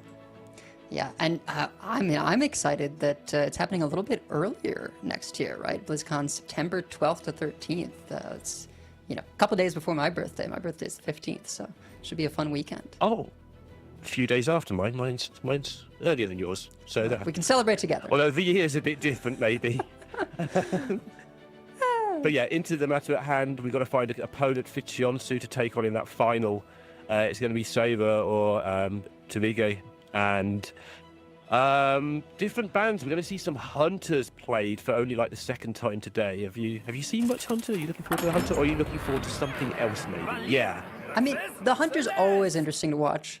But has been getting banned away a lot because it's just so powerful. If I had to pick between these two, the sort of Cycle or Miracle Rogue, whatever you want to call it, and the Mage, I would guess that the Cycle Rogue is the faster of the two. Wait, did you say Mage? There's a Mage in this tournament? What's happening? Yeah, and it's not Protoss. How about that? Yeah, how does this even work? So yeah, this is the Arcane Mage, I think is what people are calling it, but Dragon Mage, whatever you want to go with. Just use new Fabled package to try and get infinite, fast, damaging arcane spells, and I think it's fair to say there's a lot of doubt about how strong this deck is, although it's been banned out several times already in this tournament. Well, and so I've been jamming a few games because, it wasn't something that I was expecting to see today, but I've been, on the breaks, trying it out, and I do see the appeal. I mean, Torige has kind of, it may not seem like it, but sort of an optimal hand here. Because of how few minions are in the deck, this coin, Portal Vanguard, is decent odds to find Watercolor Artist, to then play on 3. You get the buy one, get one freeze starting to discount, right? And when that is free, assuming Xavius picks up Syndragosa, I mean, then you're off to the races because you can copy your Syndragosa. That counts as your second dragon to start discounting the arcane spells. And with 2 Syndragosas in the Death Rattle pool, should that even come up, it doesn't always. Your Azure Stone turn is crazy. So you just discount a ton of mana and play tons and tons of arcane spells. Yeah, with the rewind ability as well, as you saw there, Saber got a bit excited for a moment when the rewind happened. He's like, oh, missed once.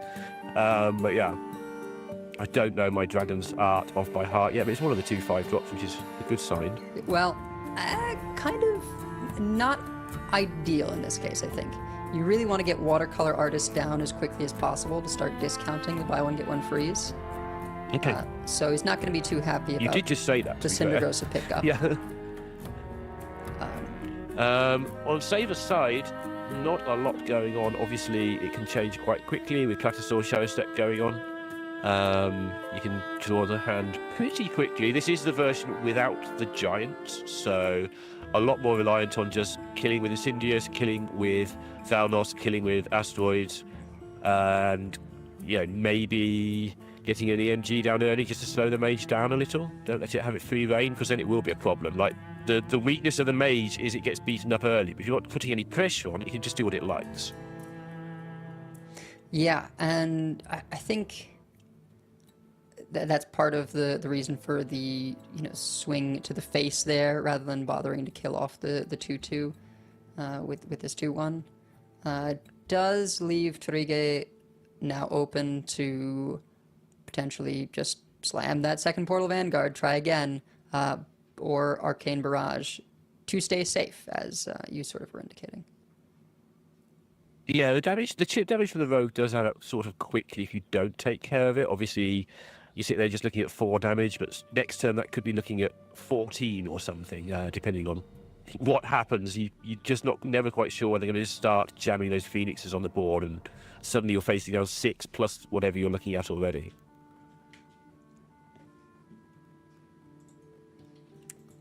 I think we're getting a little bit of a lag here.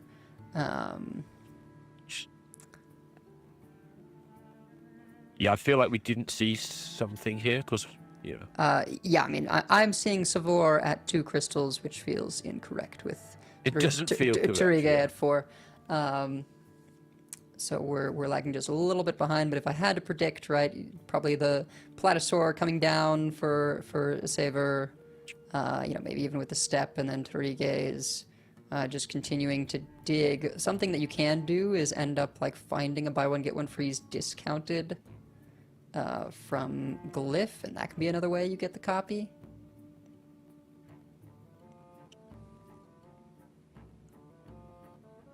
It is notable that Azure Queen Syndragosa, it is buffed, right? So at 410, that's going to be pretty challenging for the rogue to clear without Dubious Purchase.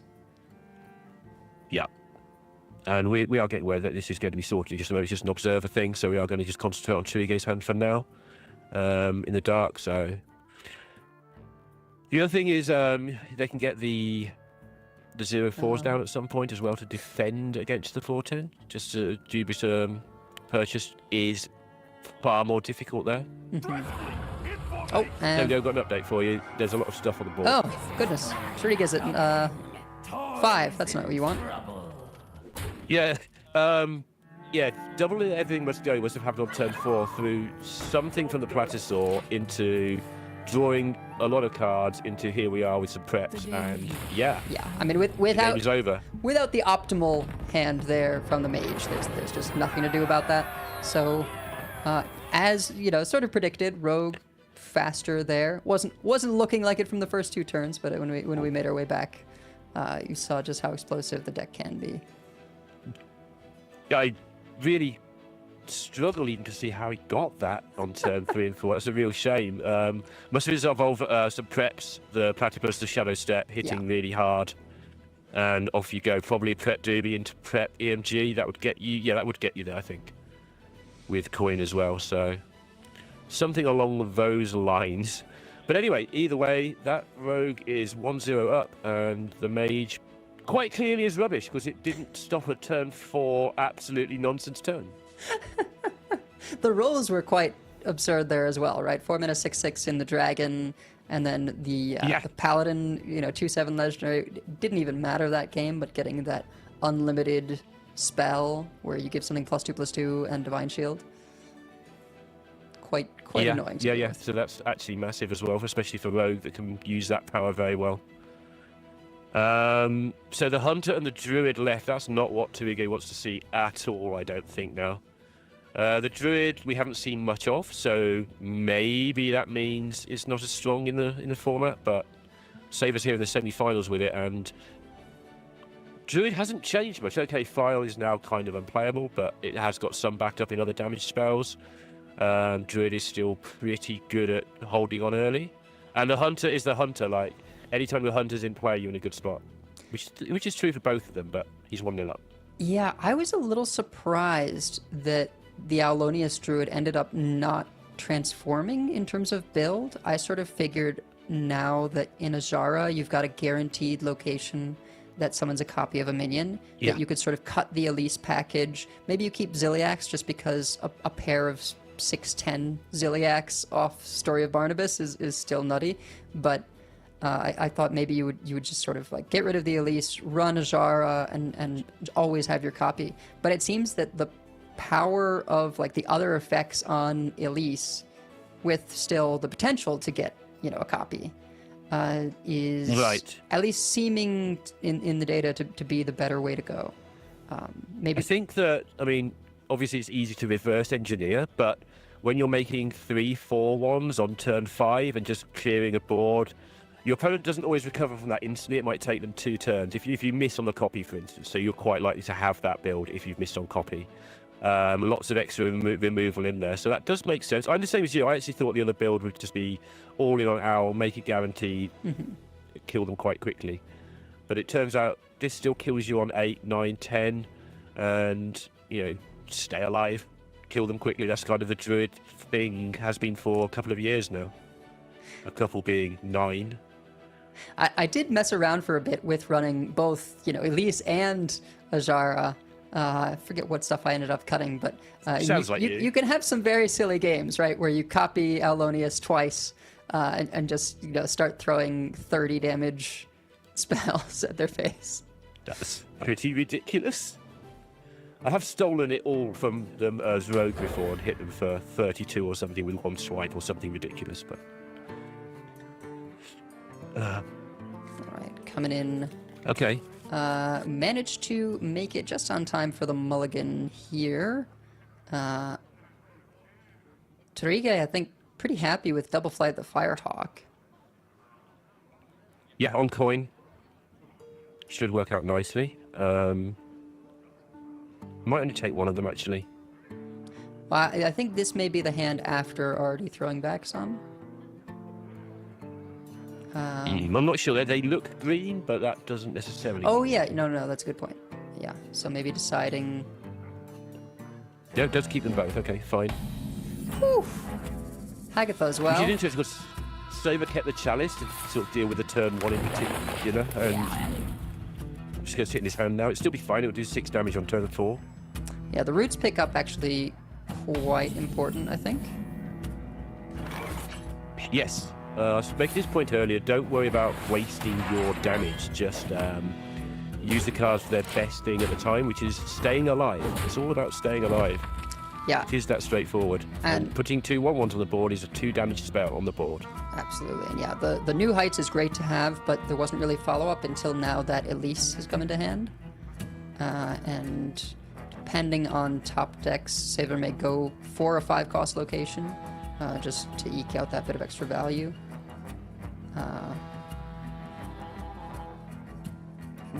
Wow, another 3-drop picked up for Turige.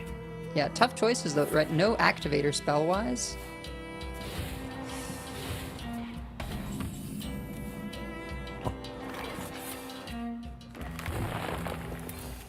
That's a big pickup, that dollhouse. That does so much damage with the chalice.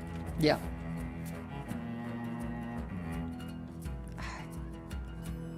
I mean, it's lots of good stuff for Turige, but he really wanted one of the Murlocs. He's got to pick it up now. There we go. All right, that gives you a next turn guaranteed of I remember this place Murloc well. Turbulus.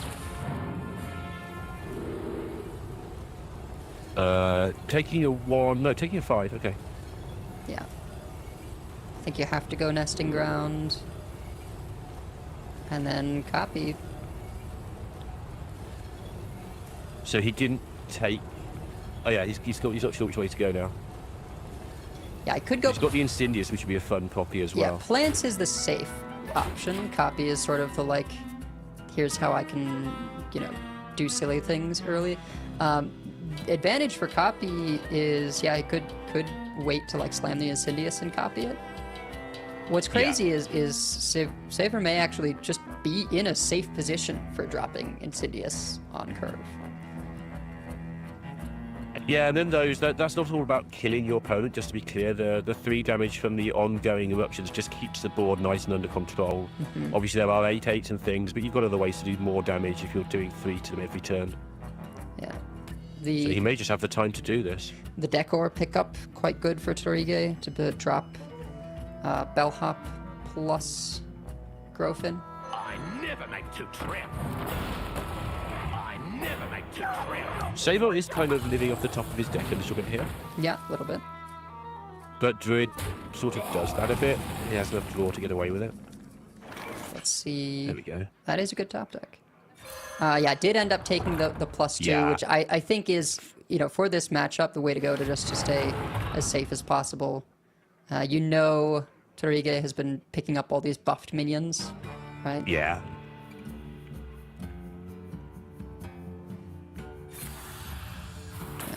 Chalice, one good hit there. Oh, interesting. Yeah, he actually indicated to us that he's not stupid doing it in this order, I think. He wanted to, he was aware that he wasn't likely to hit both of the 5/5, so wanted to know which one to trade into.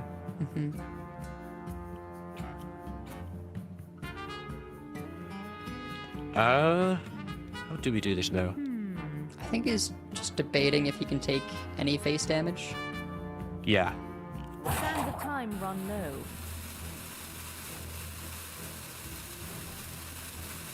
Huh. I think I don't take the face damage here. It took 2 less, right? Oh, did it preserve a whole 5/5? Maybe it did. Yeah, okay, fine. Yeah, this is kind of the halfway between, right? You can minimize face damage a little, but still push 5, which can be, you know, quite relevant for a matchup like this where you can't set up for like a big full combo. Yeah, it's fine.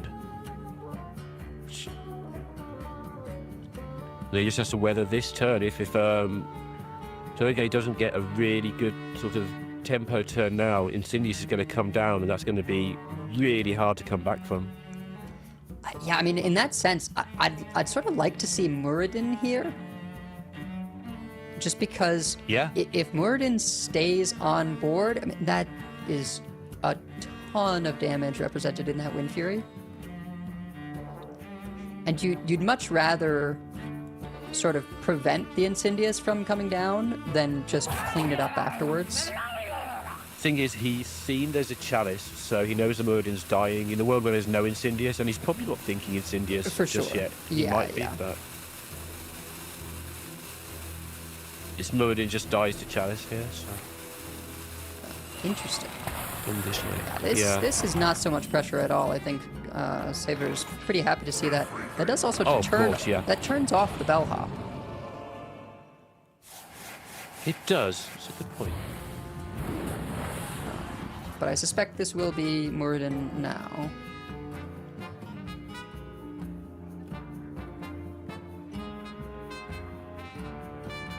Yeah, he doesn't like this. I mean, the 2/10's living if you don't play the Muradin and getting buffed next turn. Like, just from a minion point of view, forgetting the damage it's doing by being on the board, buffing up the eruptions.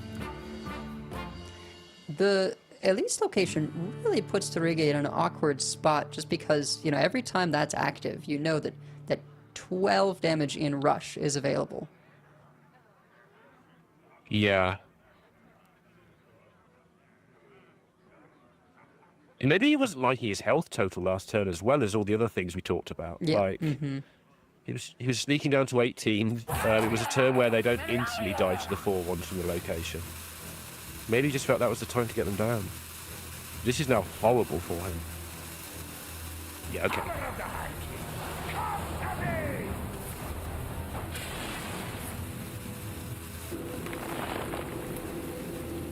Clear up the Incendious and put up some more taunts to protect it. Yep.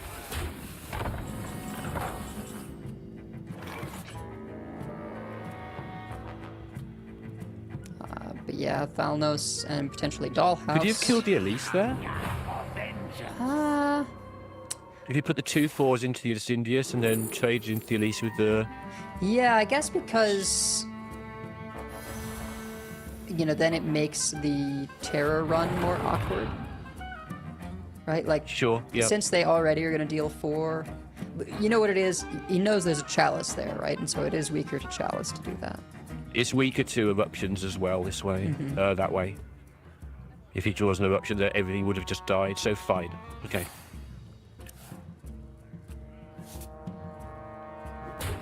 Vista, not really a card you like to play.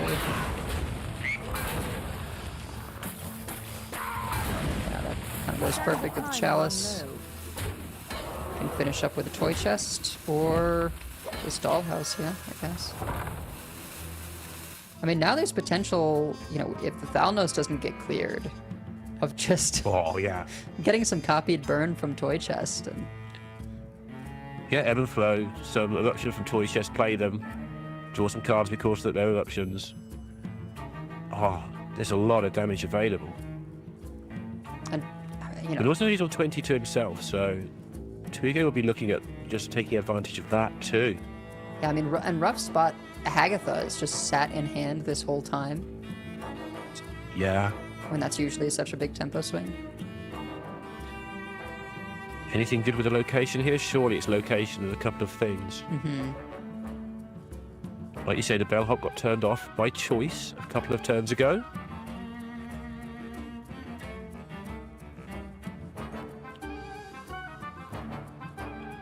Could go for, you know, Growfin pops the Thalnos, and then you go face with the hammer. I mean, you've got to do something quick because these aren't instant animations. Yeah, okay. If you're going to play location, press. So, yeah. You know, Torige has got Alakir. Right, so... I predict he dies this turn. It's not impossible, right, with the Thalnos being left up. The Eruptions are doing 4. Look, double Toy Chest. Oh and gosh, yeah, the Everflow. Eruptions. And you don't even have to pay mana for those. Yeah. Draws into the swipe. I think that's just lethal, yeah. Yes, you're just very dead. Goodness. And Ebb and Flow, you know, nice defensive card in the sense that if you've played a minion, it gains you 5 armor. It also just goes face. Yeah. I'm not sure if Tariga had a better play there, but that leaving up the Thalnos there seemed terrifying. I know he's trying to sort of not take the damage from the card draw, but there's going to be card draw in the Druid deck. That's how Druid decks work. So, yeah. 2-0 to Saver there. And Hunter left. Like, at the start of the day, if you said to Saver, semi-final, 2-0, Hunter left up. Will you take it? Yeah, he would have absolutely gone for that straight away. Yeah, gonna be a tough deck to try and take a reverse sweep against. And, you know, we've had a lot of fast matches today. No turnarounds. See if Torige can break that yeah, pattern. not today, which is not the Conquest way, right? Normally your weakest deck kind of lingers on at 2-0 ahead and you've got your weak one to go. That's sort of why you're there. And the other person puts in 2 good matchups against it, goes to 2-all, and then you play the real decider. But this format's not been quite like that. There's a lot of very close to 50-50 matchups. So nobody's really been able to take advantage of sort of targeting stuff. Oh, we get to see the mage again.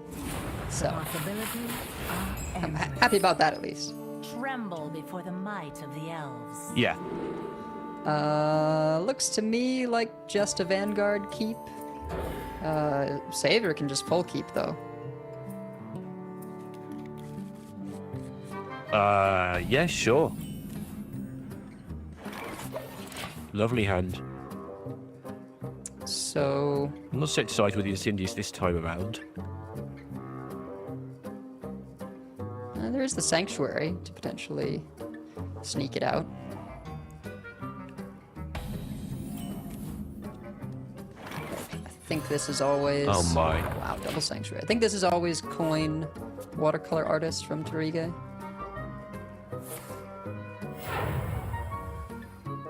Get the discount rolling, make sure you don't draw patches, as it were. An old reference for folks. Yeah, patches is just a card now that is in every deck. Lush wilds and clear skies. This could be our home. Interesting. I would not have thought this that important, but yeah, use the location, get the extra discover there. The 3. Would you have double sanctuaried and done some nonsense that way? No, I would have just sort of left it right and played one of the 3s. But okay. I guess you're getting good value here, and yeah, 3/4 into the 3/3 goes better. You can play Verisa next turn. Yeah, what I found with this deck, because I struggled with Discover Hunter when I first started playing it, is I was struggling. I found if I use the rule of thumb, press as many buttons and play as many things as possible in one turn, how will that do? That actually works out better as a strategy than trying to be smart, if you're me. And that's what he did there. He played maximum button pressing. I found that works really well. Yeah, I think we have got a little bit of an observer hiccup here again. Looks like Saver went for the Parrot Sanctuary, double tap into Verisa. But Torige has kind of the perfect hand. I don't know if he's going to go for a turn 5 or turn 6 pop off. Turn 5 is the earliest you can do because it's just Syndragosa copy. If you wait until 6, you can play Go With The Flow on the Syndragosa first and end up with +2 spell damage. Right. And the death isn't usually instant, right? It's just overwhelming amount of stuff that kills you over 2 or 3 turns because you've got like 2 4/10s that they can't kill and it just sits there and murders all your things and murders you. Has gone for the Primordial Glyph. With no Malagos, you're not going to get like doubling value, so you sort of, with nothing else to do, may as well go for the Glyph now, just because when it's go time, any decision making can slow you down and mean that you don't get all your actions in. Yeah, obviously we are aware that the game we're talking about isn't the game you're watching. We're sorry for that. It is being started at the moment. We just try and keep an eye on it. But the Syndragosa stuff does look to be evolving quite well. Yeah, and does say, you know what, we need to just go. The Hunter doesn't have a good way of clearing this. I think Saver's, none too happy to see this. This is sort of the mage operating on all cylinders, right? Yes. And even if it's not lethal this turn, what you can do is just like pick up even non-arcane burn for the following turn. In some respects, just playing the Syndragosas and keeping the board clear means they're pretty likely to stick in a lot of matchups right now. And wow, Torige could just save things for, next turn you go with the flow, buy one get one freeze. But I don't know if this game is still going or if Torige has already won. Yeah, it's possible. He did a lot of stuff that turn. It's difficult. Like the Hunter doesn't have that much innate removal in the deck. It tends to win by here's a load of stuff that's in your way. Here's some more stuff that's in your way. Oh, and then either combo you for 24 or just put more stuff in the way and have infinite hands and run you out stuff that way. And if the mage is going over the top like this. Gonna need some incredible combination of damage. But there is a 6-mana Ziliax in Saver's hand. But is it it's the buff Ziliax in this deck, right? He's playing the more aggressive version, just checking. So Saver's hope here is to go into Incendious Eruptions. Does not hit them. I do almost wonder if, bird watching should have happened first there. Just to thin the deck a little bit more to be able to hit them. You can go Mixologist here, double discount, try and hit a draw potion. Yeah. Maybe with some damage on it. But I think that's Touch just of armor. I think that's just no clear, and you're dead next turn. Yeah, I think that checks out. We didn't get a chance to talk about this earlier because we assumed it was going to be banned all day, but Saber having a Brewmaster in the deck's kind of interesting as well. That is so greedy. It's, I think, generally there for Sylvanas, right? Sylvanas is sort of your best board flip, right? It's sort of the best way to clear. It's 6 damage across, and the Brewmaster lets you, bounce it back. Very occasionally you'll do it on something else, like a Glacial Shard. Yeah, as Sottle has mentioned many times, it's dead, and here, Torige, very quick, go with the flow, copy the flowed minion for extra spell damage, Starfire, Frostbolt, and if that's not enough, Pocket Dimension to look for more burn. But yeah, simple as that. When it comes off, it comes off really well. I think that's the attraction of the deck for a lot of people. It's one of those decks that's going to take us a while to evaluate as a community, I think, because a lot of the time it just does nothing and dies. But when it goes off like that on turn 5, that's incredible. yeah, absolutely. I mean, those are the times where you feel, with this deck, but with sort of this type of deck in general that, people are attracted to with the Mage, with the Cycle Rogue, to some extent with the Paladin, right? Where when you're riding high, it's just like, oh yeah, what could they possibly do? And that sort of shows why some people maybe didn't want to take that on in the bans. But anyway, we got to see the end of that, got to see how that finally works. I'm sure we'll see more of it on ladder now, thanks to this tournament as well. That tends to happen when there's a bright new deck doing one in a tournament. It's in the semi-finals of Last Chance. There's 89 players in it. It's doing something right. Yeah. There were some others that didn't do so well. Again, not trying to be mean to the deck, but it's going fine for Torige, but it didn't go fine for everybody. Maybe he is playing it significantly better than everybody else. That's another option. There's quite often decks that come around. Pocket Train will tell you, that's 99.9% of top players can't play, and then one person goes, well, this is easy, just kill them with the ball on turn 5, what are you doing? Hunter Mirror. Ooh, but one of them has double Windrunner Sister in opening. Yeah. So I think it's Illyria first, right? I think so. Yeah, I think go for this. It's going to be a long game. There's not usually a quick ending unless somebody is playing the... let me just check they're not. The weapon version. Actually, both of them are playing the weapon version. With the... Oh, so there's no Ziliax for Torige, so right. Saber's playing the more aggressive list anyway. So yeah, absolutely get the big stuff. Yeah, Torige has the Nomelia, I think, instead. Bloodsail Recruiter is another Discover. I guess one advantage, if you've got alien encounters, to doing Illyria second is that you get 2 Discovers, so 2 discounts. The disadvantage is that since those spells you discover are not discounted in any way, and they're, just normal Discover spells, you can end up with a lot of junk. Yeah, and sometimes +1 is just enough, right? If everyone's playing, this isn't how this is just a way of looking at it. If you're both playing a load of 3/3s in your deck, you don't need them to be 5/5s. You just need yours to be 4/4s, and they'll trade favourably every time. So depends how you feel the matchup pans out. But I imagine he'll go for the big buff and be a long way in front at times.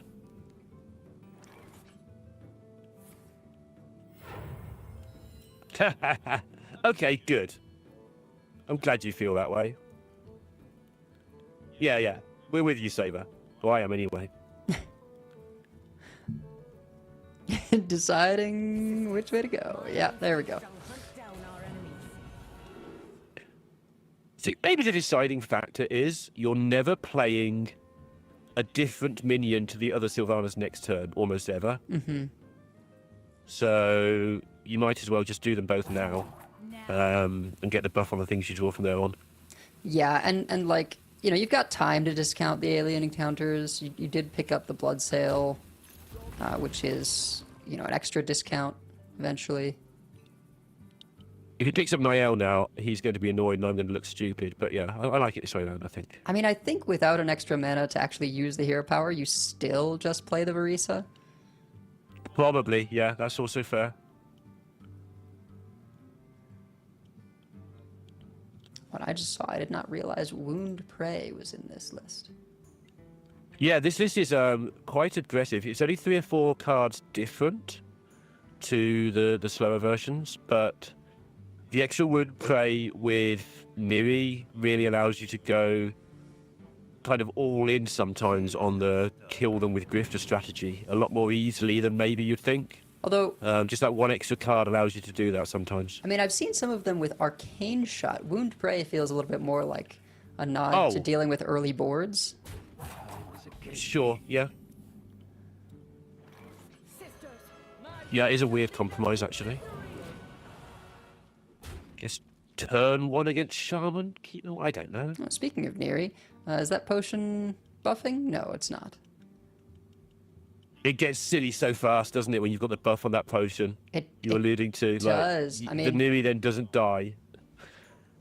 I mean, I guess in that case, I'm sort of interested in tracking to, you know, find more stuff to go with this. Maybe another mixologist, Rock Skipper.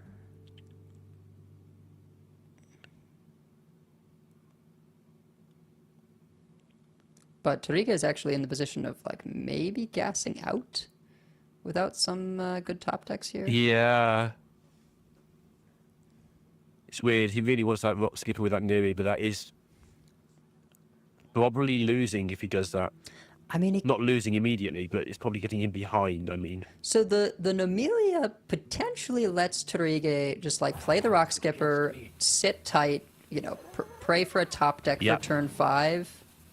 And you just go for, you know, big Neri turn later on. Because these breakpoints are you know, not good for Saver and freezing out one of the minions, just gonna push as much chip damage as possible. Oh, speaking of Neri. Yeah, this is going to be, this particular game of Hearthstone, I think is going to be pretty brutal one way or the other.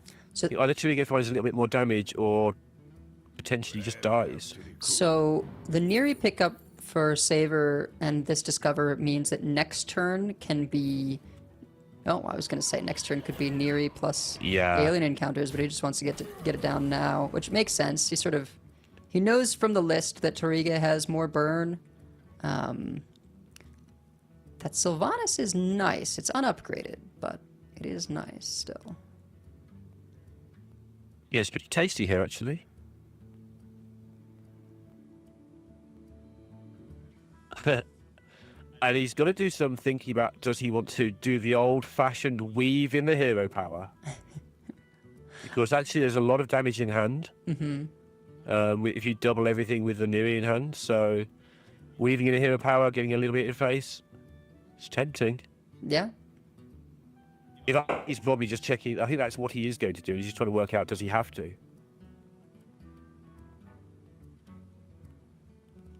Okay. Oh, deal to all. Oh, it's 2 damage to minions. Okay, sure. Okay, there we go. Yeah. So that's not really one that's, like, incredible to double with Neri anyway, because you clear off your own stuff. Oh, this lines up perfectly then, even with a single Sylvanas. Yeah. Oh, but that is fully juiced.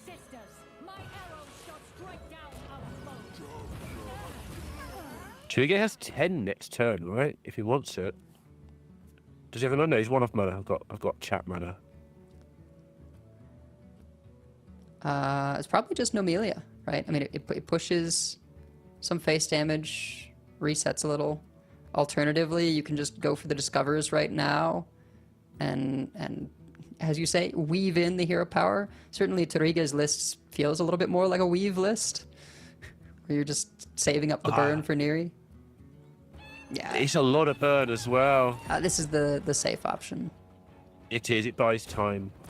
You're a little tiny bit scared of what you might give your opponent, but Yeah. Okay, that's not 11. not the Warlock drink, so that's good for Torige.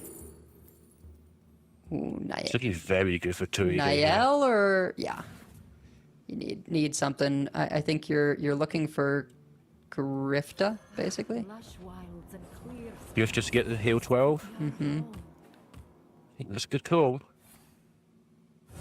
Because with Neri, right, that sort of saves the game for you. Yeah. Okay, Brewmaster, sure. I think these Broodmasters are probably somebody who's lost by missing on Grifter too many times. I mean, in this case, like, you just take one of the minions that's a one of, right, so that you have better odds of hitting the Grifta. Yeah. Makes sense. That is a 7/7 Niall. Just want to point that out.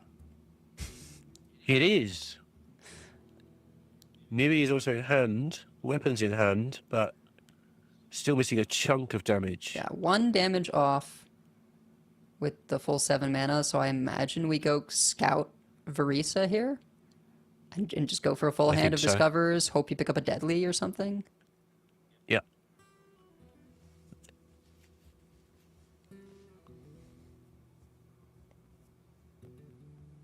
Just gotta work out how you die next turn. Like you say, you're looking at a 7/7. So. Well, now there's no time. We gotta go. I imagine he's just setting opponent to 1 if this is... That's the other choice. Yeah, that's how it looks. Which I can respect, right? You're saying, hey, Yeah. you must heal or kill me, or the hero power just does it. Yeah, there isn't any. I mean, Ziliax isn't a healing Ziliax. I'm pretty sure in this build. I think that it's the buff minion Ziliax. It was reduced last game, so. Mm-hmm. It's not gonna do it. Go down to the hero power. Yeah. Gotta discover Grifta. Yeah, and then hit. And then trade a 7/7 into a 2/5, which I'm sure you'll love. Nope. Well, and it's the aggressive Ziliax now, right? It's not the healing Ziliax. Yeah. So. Yeah, I mean that's gonna be game for Torige and actually tying it up.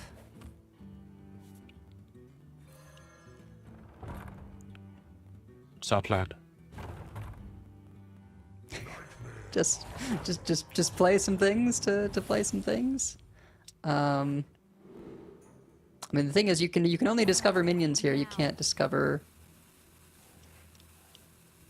alien encounters, and it wouldn't matter because you're just dead to the hero power. So, yeah, steady shot, getting there. That's incredible. That deck is so fast sometimes now with the Hunter build. I'm used to the Hunter games being pretty slow and grindy. Like both decks are quite kind of different. Torige's is even more aggressive, I think, than usual. Yeah, with the Sabers is kind of the aggressive build, and then there's everything in between, all the way to at least slow builds. So the Rock Skipper is, giving that guaranteed 3 damage spell.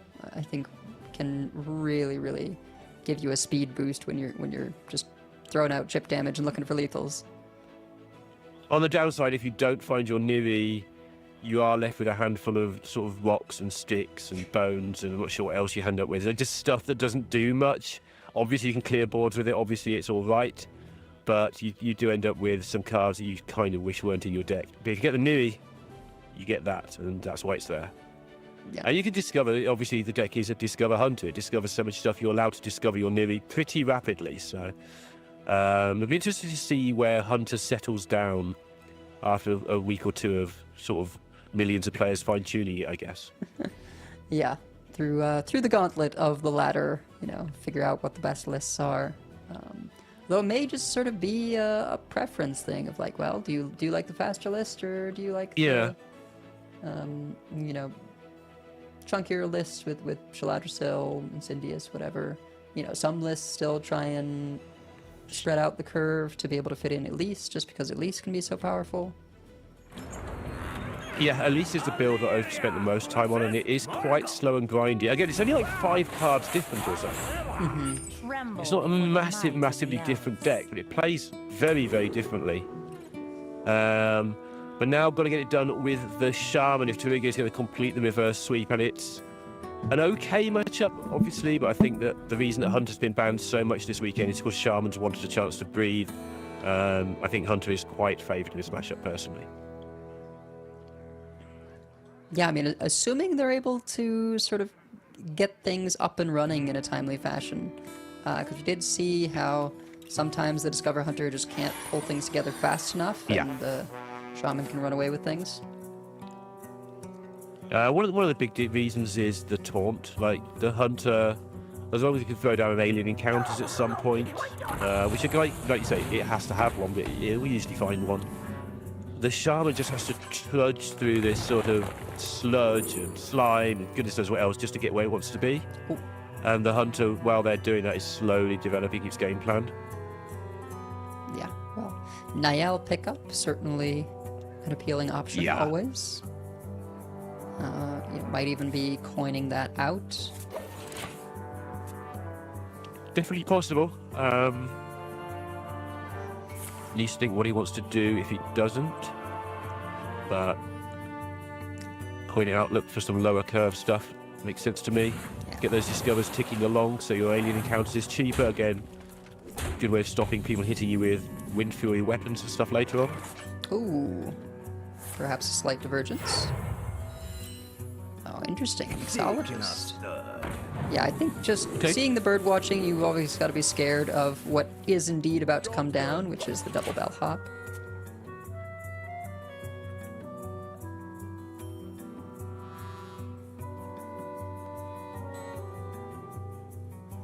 I might be debating playing the 3/3s first.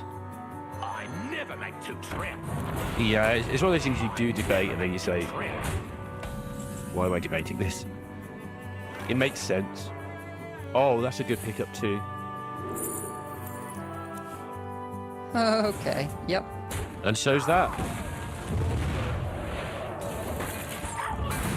Works out beautifully for Saber here. And I think this is why Saver was maybe hesitating on, that first tracking into the Niall. I think a lot of people would snap pick it. But there's an argument that it's just a little bit too slow in the matchup when, this is going on. And I suspect he's just got to take 15 here. Oh, nope. Okay. Yeah, I thought he might take the 15 so he could clear next turn as well. But he's a spell away from the pupil being able to clear with the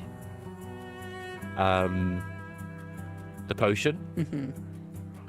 And he's also got the Brewmaster to bounce back the 4/5 if there's no trading.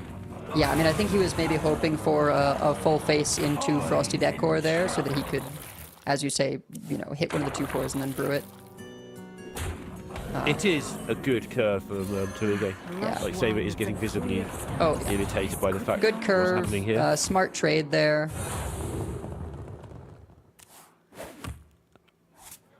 And yeah, just has to take the Glacial Shard.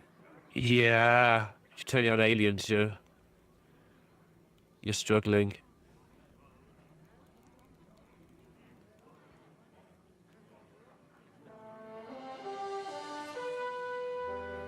What to do? I like freezing, the Hagatha, just so you can, maybe give yourself the best odds of putting the 2/1 into the 5/2.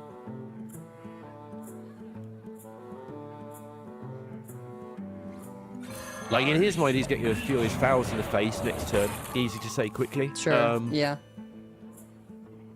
Yeah, I guess that's As true. it happens, he probably isn't. He might be.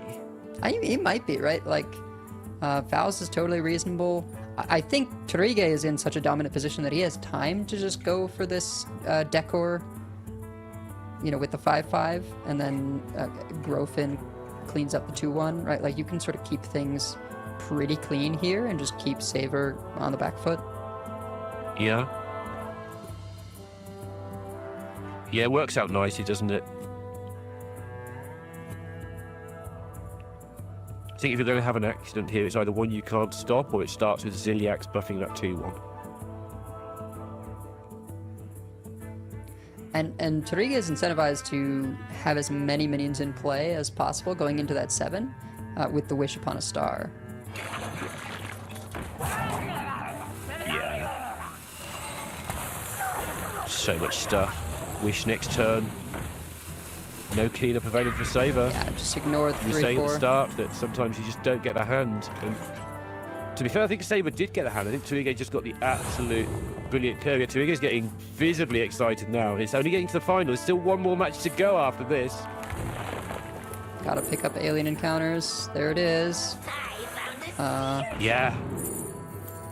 One pupil is full. Yeah, you have to do this, right? Clear as much as possible.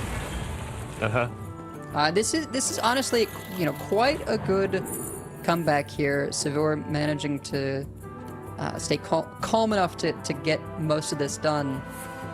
But I still think Fairy Tale for Sleep Under the Stars just makes things too big for the Hunter to deal with without still having access to Sylvanas for a clear. Yeah, I was saying at the start of the day that I think Sleep Under the Stars is not Sleep Under the Stars. The Wish Upon a Star is sometimes a little bit lacking in this deck. Sometimes a little bit clunky. But this is, I think, the second time today that it's been absolutely pivotal. You really want it right now, surely. Yeah, I mean, I guess if you wait a turn, you could do it with the pop-up book. But you've got growth ins for turn 8. Like, it's just. The pressure doesn't stop. No, exactly. Saber's shown he can't deal with that board, so how on earth is he going to deal with this board?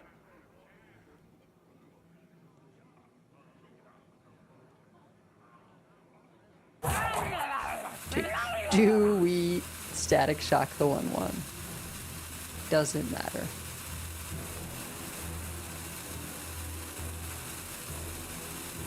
I mean...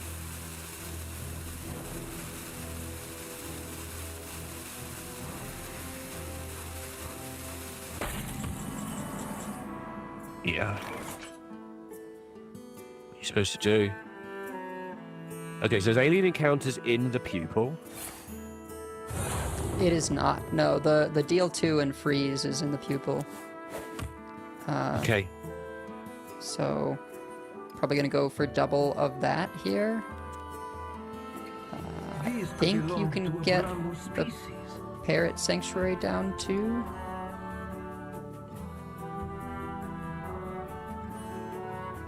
Should be able to. If you're playing 2 Battlecry minions, it's 3, right? Yeah. Well, you're only playing the 1 Battlecry minion, but it's still fine because you just need 2 mana afterwards to play both potions. Sure. Okay. Now. Sure. But, it feels a little bad having to clear your own scout. Oh! Well, it was in there. Okay. Okay, so I was wrong that Encounters was in there, but I thought this would surely be a double potion to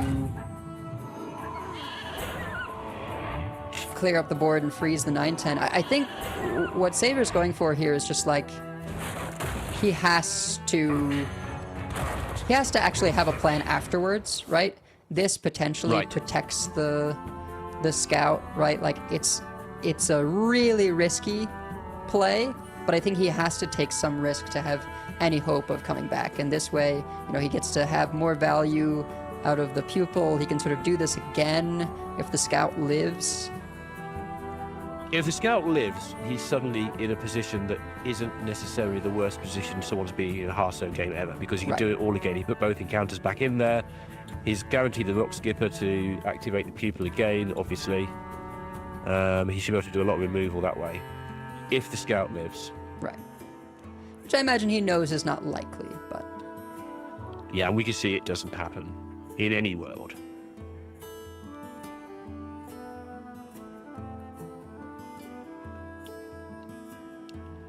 Oh. Look at his face. It's like my face is the same. It's like, really? And the pop-up book as well. Kind of insult to injury. Just all the things to clear this up. You know, it does mean these aren't hitting face this turn, but you know, no more deal 2 damage to everything potion, and just gonna even use the Static Shock to clear up the last Brewmaster. And once again, lovely worked turn. Saber has to figure out how to not be dead on board here. Does have the ability to Incendious plus double alien encounters, which might be sort of the only option here. I mean, credit where credit is due. To still be in this game in the face of so much pressure is a feat unto itself. Right, this is where you want, for one time in your life, to hit the stupid triple eruptions that come off the top all the time when you don't want it to happen. Yep. Last discount from Sanctuary used. Wait, is this even enough? It's as much as you can do, right? And you have to do it.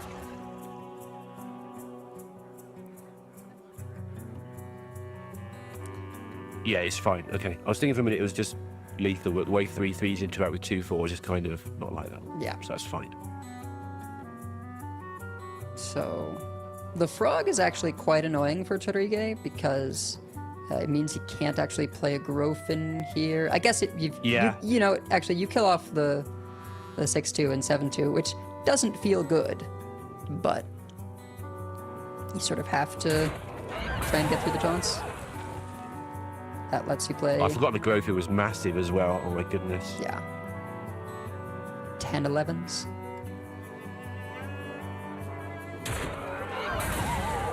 The hard part here for Saver, I mean, the hard part is ongoing and obvious, and he's done it for like 3 turns running. But even if he gets through this somehow the next 2 or 3 turns, I'm not sure how he ever kills Twig. Because he's got wave after wave of this coming. He knows about the 2 buff Grofins. Right, yeah. And then there's Ziliax on top of that.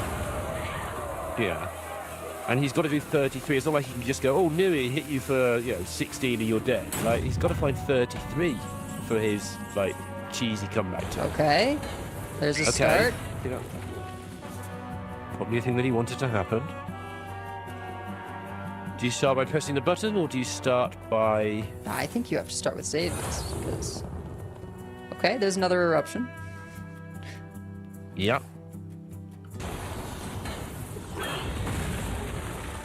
Parallax Cannon is active, but it only deals 4. I guess what you can do is that, the 2/2 goes in to the 9/2.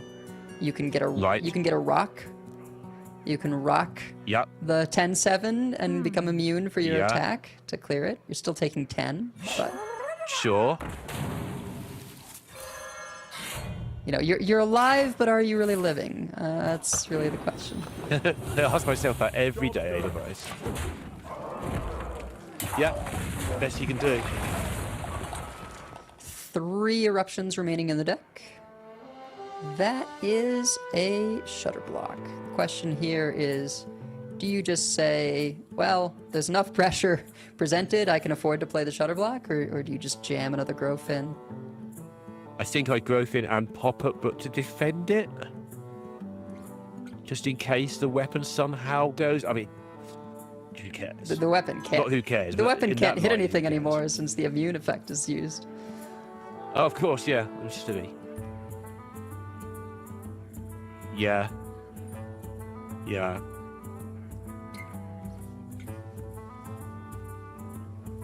I mean, obviously the value play is the Shutter Block, but I think just trying to win the game immediately. There's only 3 eruptions left, so that's only 6 damage to your thing. So that's not going to be... I mean, that's not fun for you, but... Right. Yeah, I mean, I probably would say do the Grofin here. If something happens to delay the Grofin, then you can do the Shutter Block. But I think Torige is just saying, you know what? I've got 2 things that benefit heavily from Shutter Block. I'm just going to slam it now. Got 10 damage presented. Sure. Right, like the Shutter Block is a big minion unto itself, so... What was he digging for? He was digging for something that he thought was still in his deck that he's already played there. Because he only got one card. Oh, well, do you reckon he tried digging for king or something? And forgot it had a minion type deficit? Alakir, but I guess Alakir must not be in the... No, Alakir is in the deck. Interesting. He's got the same minion type. Right. They're both elementals, so that's what he's done. 50-50, yeah. I think he's done what we did. He thought he was going to get two things, Oh, but yeah. Grifter's So- big. Oh, it is. Wait, is there lethal here? No, there's no... Ever? for Slaver? I don't think so. Oh, you're saying with steel? Yes, steal and find something else. Like one more mana. Steal with Niri would have been hilarious. Now. But you'd need 9 mana for it to work. Gotta discover spell. Hunt down our enemies. Okay, We need it needs to kill deadly these. shot, death roll for next Death turn. roll? Deadly. Yep. It has to be deadly. What do we... It has to be What? fast as well. That doesn't work. Right? Because you know the copies of the minion. You know the like, growth they rate. have rush, right? So Yeah, they do. yeah. Oh, I mean, look, your opponent.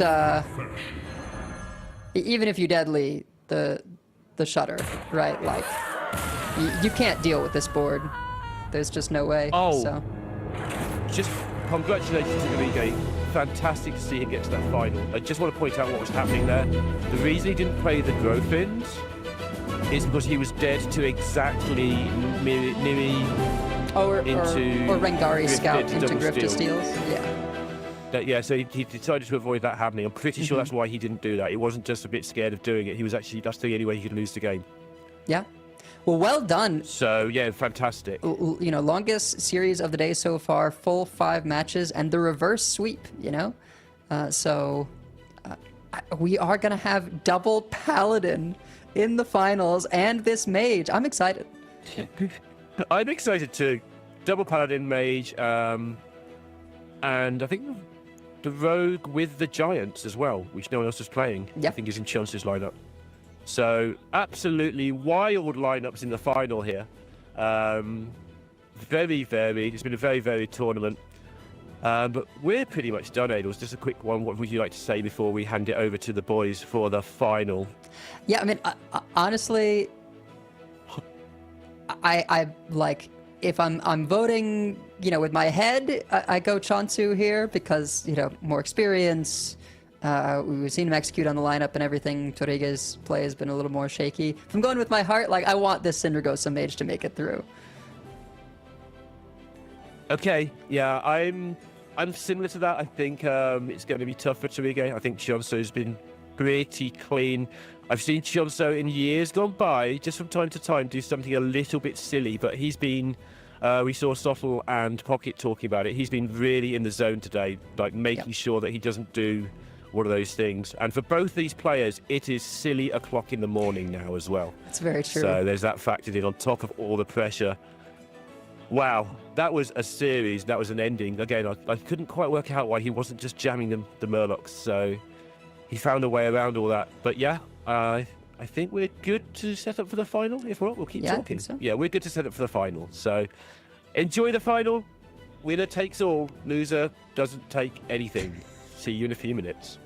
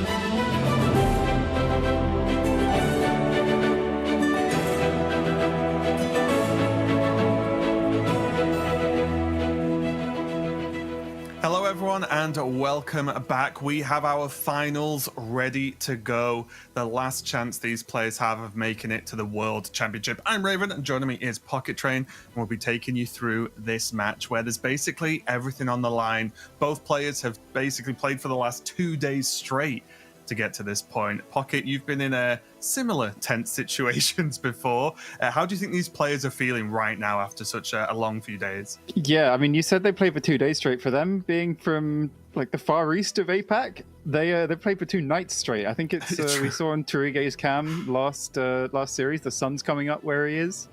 I assume in Japan.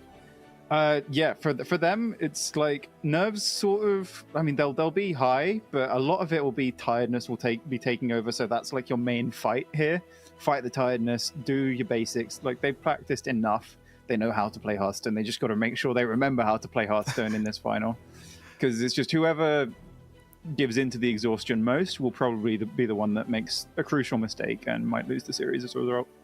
Yeah, it's something we've seen over the many years of the game, and in most games, to be fair, where just as much as one player playing skillfully and making all the right choices, a lot of the time we've seen many games be more about who messes up first than anything else, right? So it's kind of a push and pull in that scenario. So it will be quite the test for both of these players. And we do have, very interestingly, 2 lineups that I think neither of us, or maybe even anyone, thought were going to be the 2 lineups in the finals. Some of the best players in the world going all the way through a Swiss bracket, then into the finals here. We've got 2 paladins, which I think again was a bit of a surprise. We've got an arcane mage in there as well. So I don't know, what do you make of the lineups getting this far, as well as the bans that we can see now? Yeah, I mean, Paladin is just that deck that never dies. It's always pretty solid. It's like it does reasonably powerful things. I do think it's not in a brilliant spot in the meta, but obviously it just gets the job done. So a lot of these lineups, they've gone, okay, I like Hunter, I like Shaman. What else is good? Not much. So I'm going to throw in this tried and tested Paladin deck, and it's been doing the job for them because it does do just objectively powerful things. And if opponents don't draw the right cards, then gets the job done. And as a result, Tsurige thinks it's good, he's brought it, and he's banned it because he respects it so much from Chonzu's side. Yeah, it's one of those decks that I feel maybe went a bit under the radar, as you said, maybe not respected enough, but it rounds out a bit more of a potential aggressive lineup. Now, I think from Chonzu, we've not really seen that too much. He's got the DK, Hunter. We can talk about whether Hunter is aggro or so it can be. It's a bit of everything, isn't it? Depending on the game. But we've seen the likes of we've seen some other lineups do okay so far in this tournament, or well, not now because they're not in the finals, but do decent with a bit more of an aggressive approach. So interesting, just lineups overall. We do see the different bans, and are you a little bit surprised not to see the Death Knight banned away from Chonzu? Yeah, so Tsurige has been banning the Death Knight typically, checking his previous matches, which I think has maybe been a little bit of a nod to his Paladin and potentially the Arcane Mage. I must admit, I don't have a great idea of the matchup spread of that deck, and he'll obviously have a much better clue than me. But he clearly sees something in the Paladin. He saw it was good enough to bring it, and I assume he hasn't played a lot of other Paladins in the tournament so far, so he hasn't had those opportunities to have to ban it away. So I'm a little surprised, but also if anyone was going to ban the Paladin, it was probably going to be someone with their own Paladin, because like they know the deck is good, they trust the deck, and there's a reason they're both in the final. Yeah, it's an interesting one as well, because for example, Chonzu doesn't have Shaman, right? When so much of the field does. Yes. And if you actually look at Turige's lineup, when you look at the Paladin and then actually versus the rest of Turige's lineup, it's like, well, the Shaman's there, the Hunter's there, which is expected. You're probably going to think it's going to be banned. So then it really is just the thought on how they think the Paladin does against their own Shaman, and then the Mage, which when you start to look at it, it's like, well, you know what, actually? Yeah, the Paladin's probably going to have a pretty good day when you look at least from what we've seen today. Against Arcane Mage, that sounds horrible. And I think against the Shaman, it will just overwhelm them. It'll just like build a big board turn 5, and your deck it plays 1 card a turn, which is pretty strong when your opponent isn't playing 20 cards in 1 turn. But Paladin does just sit back, absorb some of the damage, and then just swing it back.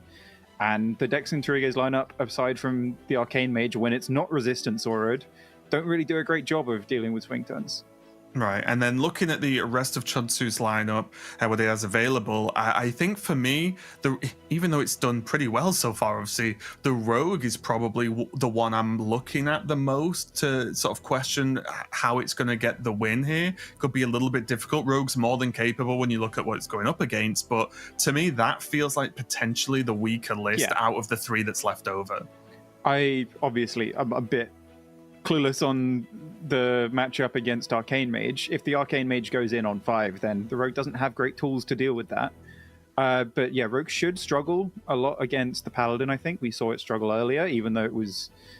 actually, no, it beat the Paladin. But if it was like an average Paladin draw, the Rogue would have just fallen over flat, I think, most of the time. And also against the Shaman, like there's a lot of direct face damage. If you let them chip you down a little bit in the early game, they don't need to worry about you cycling through your deck because they'll just click face and you'll explode a little bit before you can get them down. Yeah, it can be a little bit slow sometimes, especially when we've seen, I think, a lot of Shaman over the past day and obviously throughout the Swiss, and that it's an interesting one. I think it was going into the tournament, it was one of the, I think, easier decks to build and be confident in for these players because it sort of was already the Shaman list with, the few additions didn't really hit any nerves. There are like 2 flex cards that makes the name change to Nebula Shaman or Hagatha Shaman, even though it's like 1 card different and plays exactly the same. Yeah, and I think that that's the list that's just been very reliable. But we've seen the ups and downs of Shaman, right? We've seen that, yes, if you get the early bellhops down and then can keep the momentum, get that Hagatha, of course, then you can do great things. But there's a lot of awkward draws available in Shaman that we've seen over the past, day or so as well. So we are going to get into our game number 1. And just a reminder, if you've joined us recently, this is the final. The winner is going to go to the World Championship with that last spot, and the loser does not. Simple as that. Yeah, I hope they both calm down because they both showed a lot of emotion after the semi-final wins, but they need to remember that the job's still not done. One of these two will walk away with nothing, and the other will walk away with everything. So, it's all on the line. Yeah, I think it's something I talk about, but it's definitely outdated since I've not competed in a long time.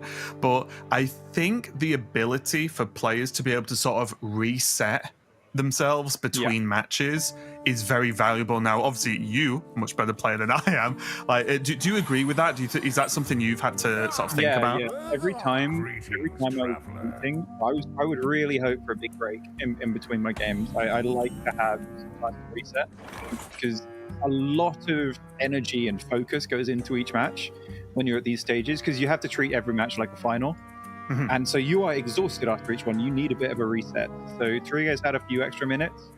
I hope he's managed to calm down because he did have quite an emotional end to that game. He's beaten himself up a little bit over some little mistakes he's made, but in his defense, I think most of the sloppiness he's shown have come in basically in one game. So he has done the difficult things when he's had to, and some slight errors have crept in when they are games that are just basically locked out already. Yeah, well, we've seen both players give a bit of a wave to the camera as well, both seeming pretty good spirits, as you should be, being in the finals of such an important tournament. But looking at these opening hands, it looks like Turige might be having a bit of a slower start, at least for now, but there is actually the draw on the left, right? Yeah, so it's not looking too bad. It's fine, because, Flight of the Firehawk, if it's a bellhop, you're in business. And from Chonzu's side, this Hunter hand isn't putting on a ton of pressure already. Yeah, Mixologist, not the worst pickup actually. Yeah, it's not terrible. You probably have to play it to just get something done. Got a decent spell in the pupil. Coin will do it. The coin will add to the pupil, and then I think the potion would be the third. So you could start doing that. Get your discover ticks going and discount this alien encounters. You could choose to just go for the scarab and maybe point out a food droplet. Leave it there.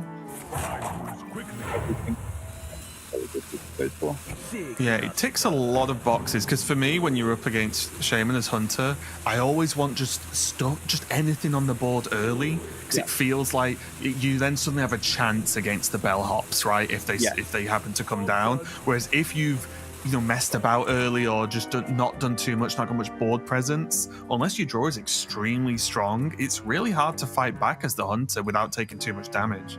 Yeah, this Hunter is all about setting things up. You have multiple different ways you can set stuff up, but if you don't spend like a clunky 3 mana 2/3 turn, like it's a 4 tempo turn, you need to get it done so that you can get the high tempo turn of Flame Mixologist potions done. So yeah, it's very important to get this done before you're under too much pressure and just taking too much damage from the Shaman side. And Torige does pick up a Bellhop. So that's going to be something to go with next turn, especially with that pop-up book in hand as well. It's going to be pretty flexible, put some pressure on. Curves quite nicely. He could maybe trade in this turn or next to the Mixologist with the 1/1 and pop-up book to finish it off.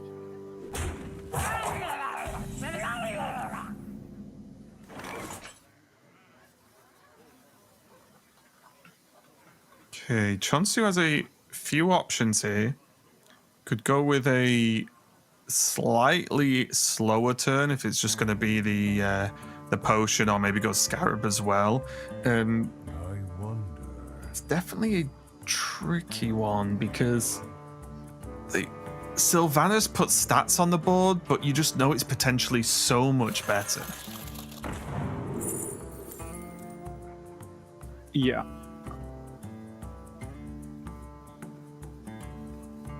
Okay, not the best discovers either here.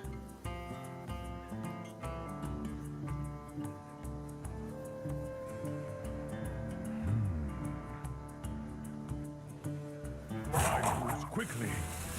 Okay, Parrot again, just low stats. Yeah. Not really going to achieve too much. Egg looks okay, but not really any good way to proc it or get it done. So it's just going to be Parrot here for Chonzu to get an extra 1/1.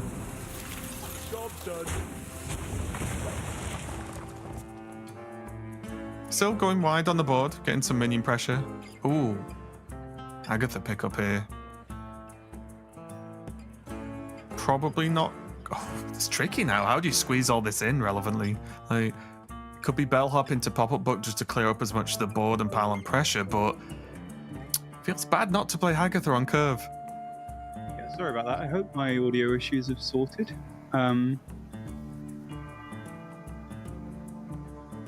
Bellhop pop-up book looks fairly clean. Goes into a 5-drop into Hammer, and then you can maybe mirror it into Hammer back. But that is fairly slow.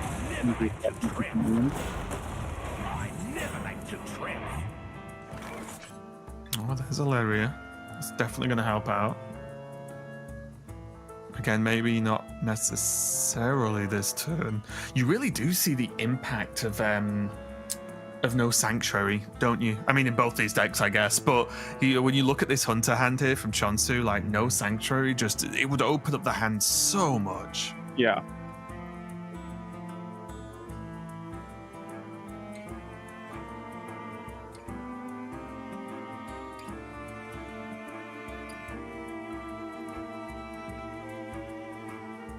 So Chonzu probably wants to play one of the sisters to make Sylvanas a little bit better. Yeah, I think this is... Oh, okay, another alien encounters. Quickly. Definitely not bad here, yeah. It's worth looking at the other options, but I just think alien encounters is just far too strong. Yeah, it's very good with the pupils coming down to discount it even more, especially with the scout.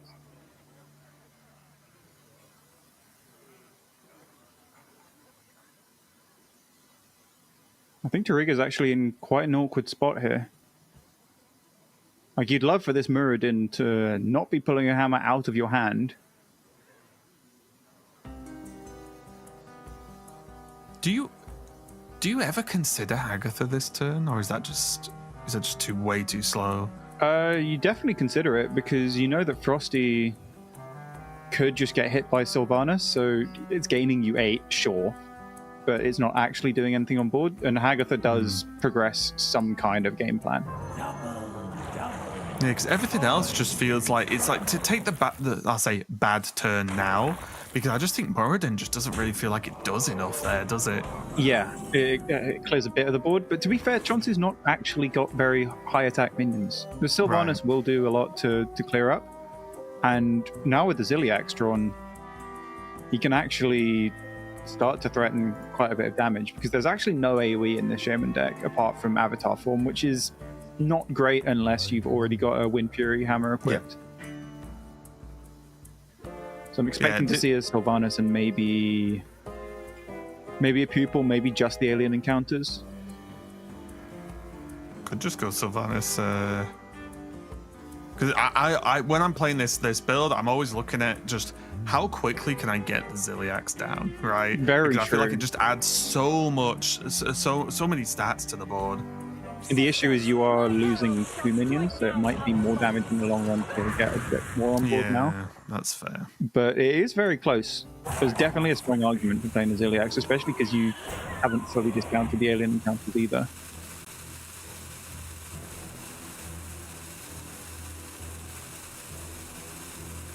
Could actually take the trade the other way, right, and keep hold of 1 extra.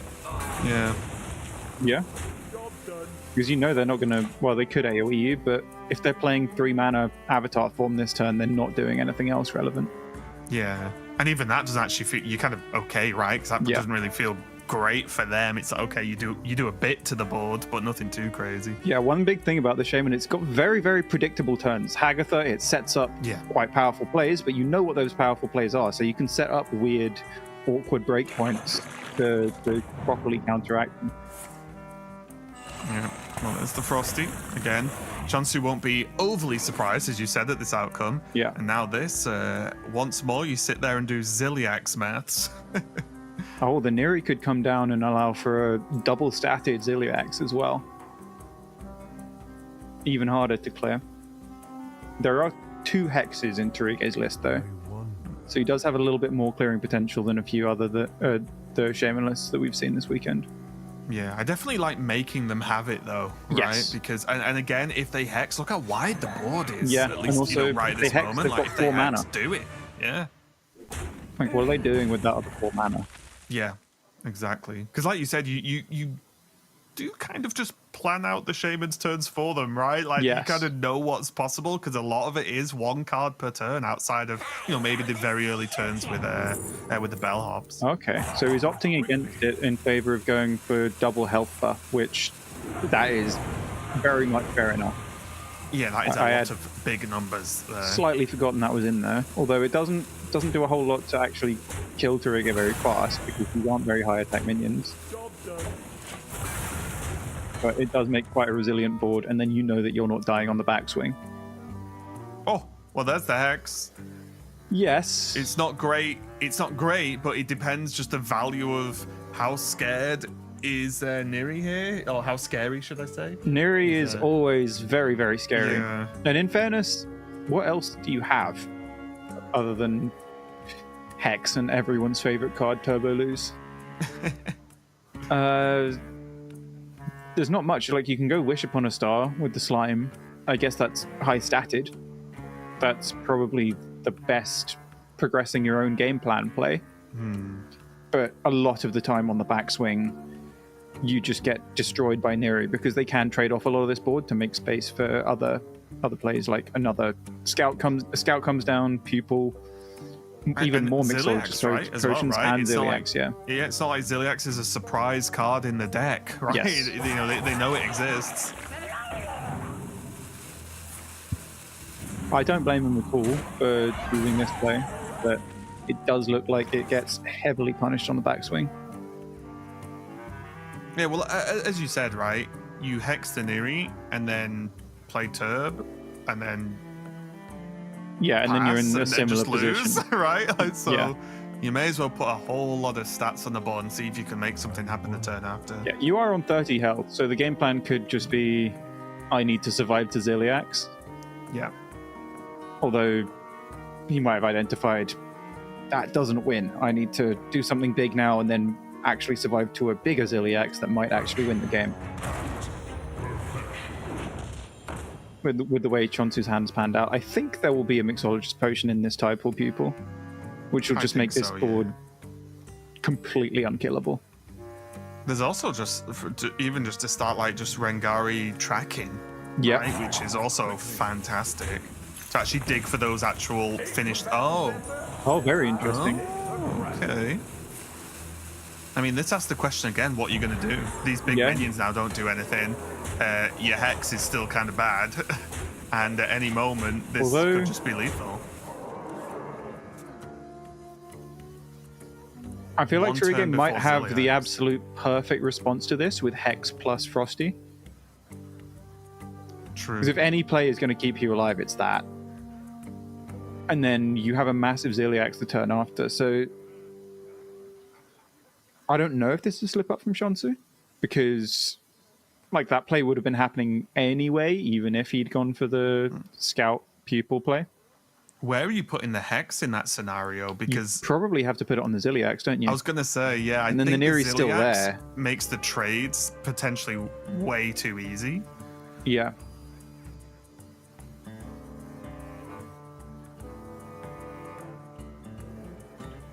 The awkward thing, though, is Chonzu's board isn't the easiest to trade off. Like, all these minions have 5+ health. So if the Zilliax gets hexed and then Frosty comes down, sure, the taunts get traded into, but then you need to trade off a lot of your damage just to make any board space. It's never like... Yeah, I was looking at it if Grifter Hex with the spell does anything, but I don't think it does, right? It doesn't do any more than Frosty anyway. Yeah, part of the same issue. Like, the minions have too high health, so even if you hit something like Steal, you can never trade off the minion that you steal.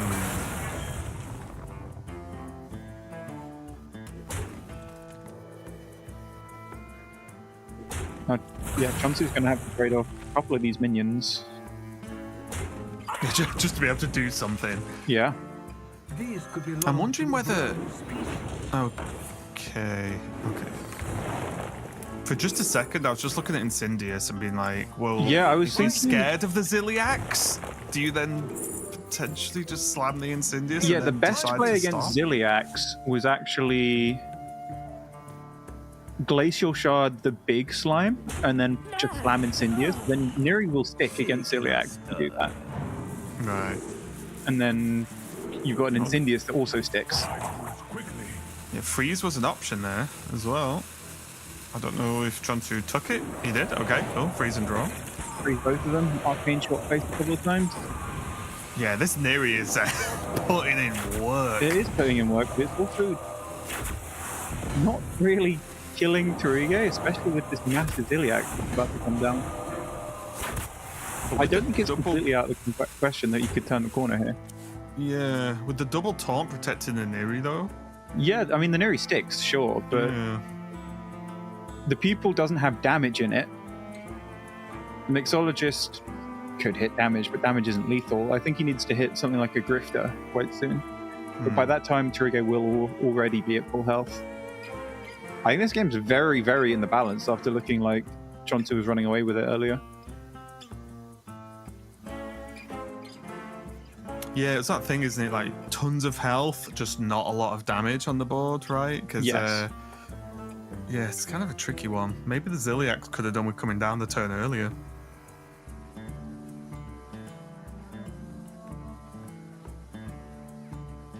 It is awkward though, because the Scout and the Nero both stick, and then there's potential for bird watching into like double Grifter, and then so many possibilities from then. I'd imagine Grifter is fairly likely to get a cards in the deck.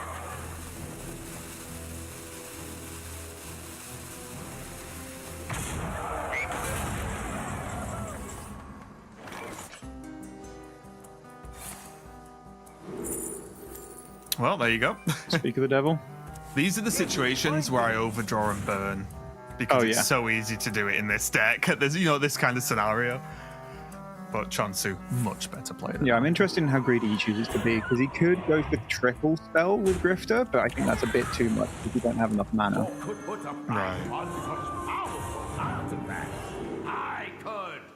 Steel is very good. I don't think that's quite lethal, but it... You still like it though. Clears, still having a and good your day. deck doesn't have healing, so you can sort of manufacture some healing.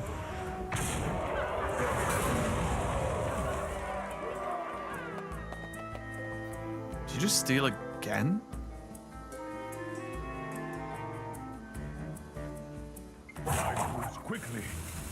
it's weird because the trades don't work very well.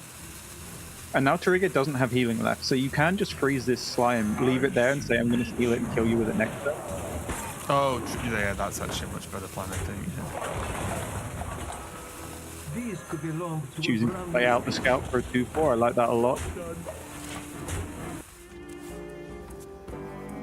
Yeah, really nice as well. The taunts are back again, right? So again, stuff like the weapon or Muradin, there's just limited things that can actually be done at this point.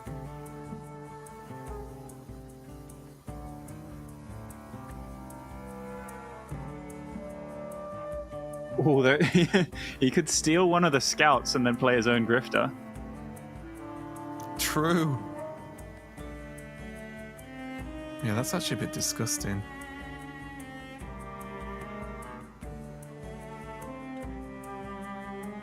Not entirely sure what it would achieve, but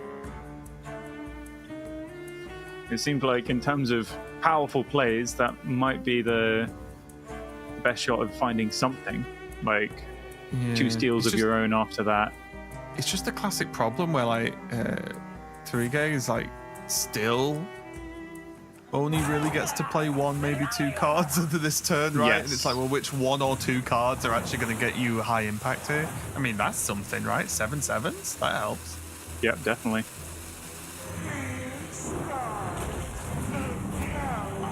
I do think with the second grifter in hand, and scout sticking is very likely that he finds a way to kill either this turn or next. Oh, extra taunt totem, okay.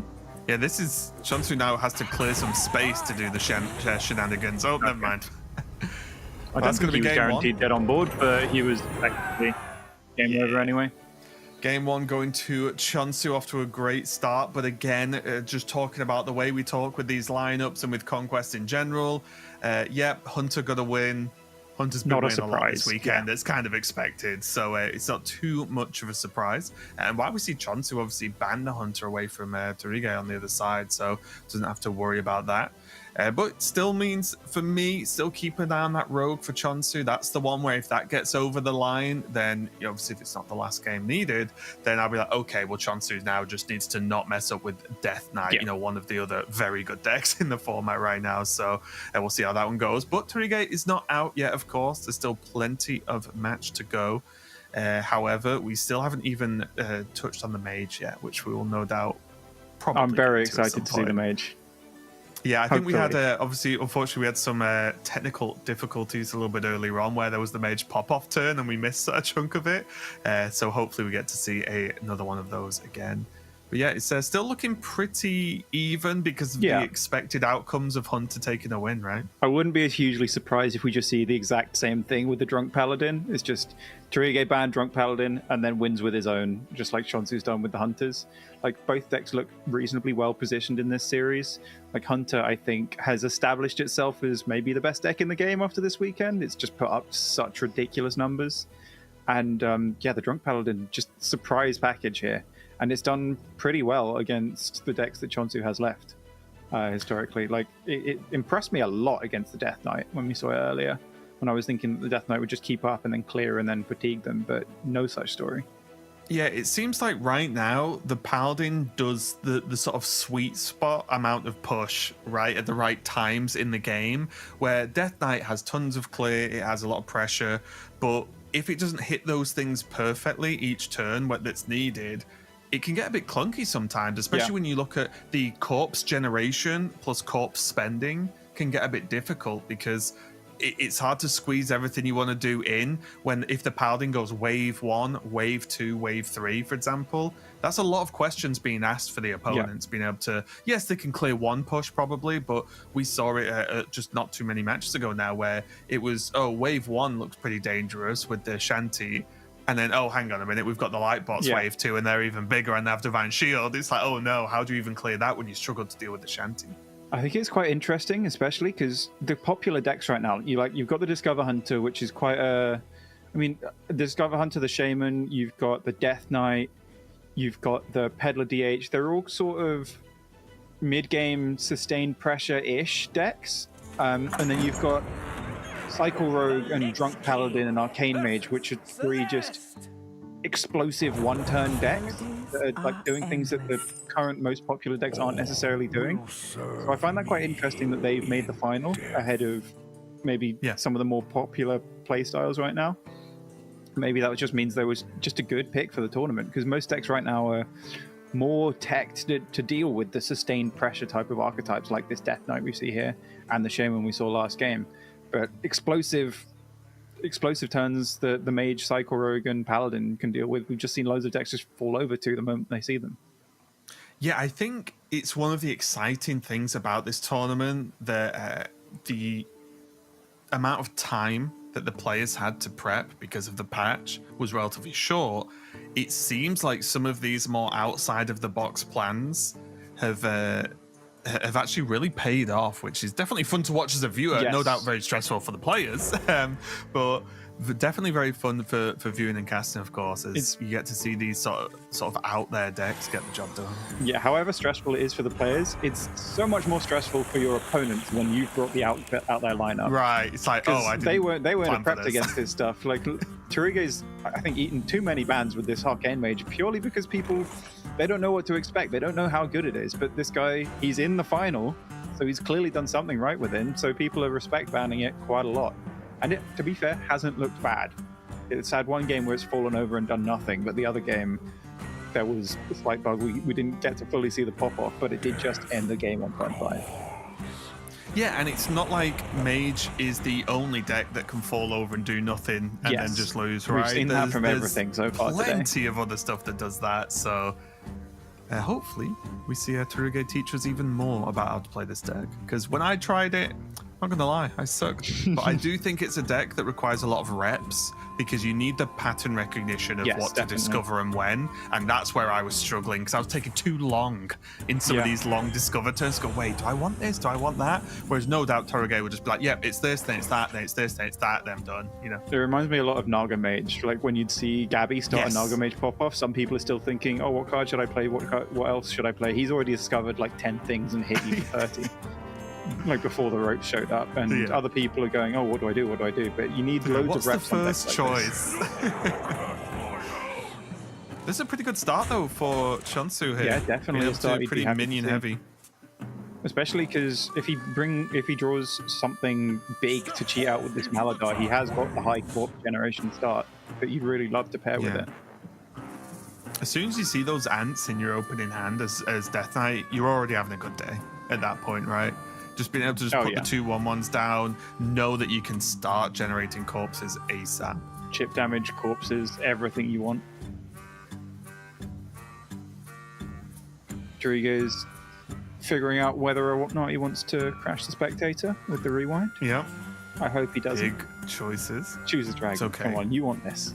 I'm sure production are locked in, ready to go with the reset. I have all the faith in the world.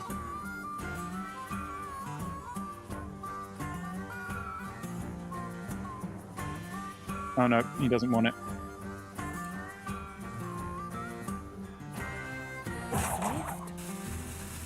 And he gets, what is that, the same dragon? No, that's not possible, is it? Syndragosa. Are they both just blue dragons? Yep. Malagos and Syndragosa. I never stood a chance to tell the difference. Oh look, blue dragon. Oh, light blue, dark blue. Okay, fair enough. Syndragosa is the one that you'd want, to be fair, because that's the one that actually triggers the pop-off. It's the one that discounts all your arcane spells. Yeah. Like, Malagos is the one that allows you to do really silly things, but Syndragosa is the one that enables it, for sure. 2 for 1 on the rewinds. Oh, he did double draw Xavius. I actually don't know how rewind works. I thought you couldn't get the same thing twice. I'm not ready for Worlds, man. You'll say that and then win. And be like, oh, just trolling everyone. That would be so typical of me, wouldn't it? Yeah. Classic pocket. I think there'll be someone else this time around. Some viral like Maxi or Gabby. We are getting this fixed, by the way. Obviously, we have some obs issues with the Sands of Time messing us up a little bit. We get We're to doing our see best. Turige's setup at least to his combo turn, which is what really matters this game, if we're being honest. What we really want to see is a big pop-off, explosive pop-off from the mage side, so at least we get to see his hand as he sets that up. I assume the watercolor artist should pull the buy one get one freeze. If you want to set that up early.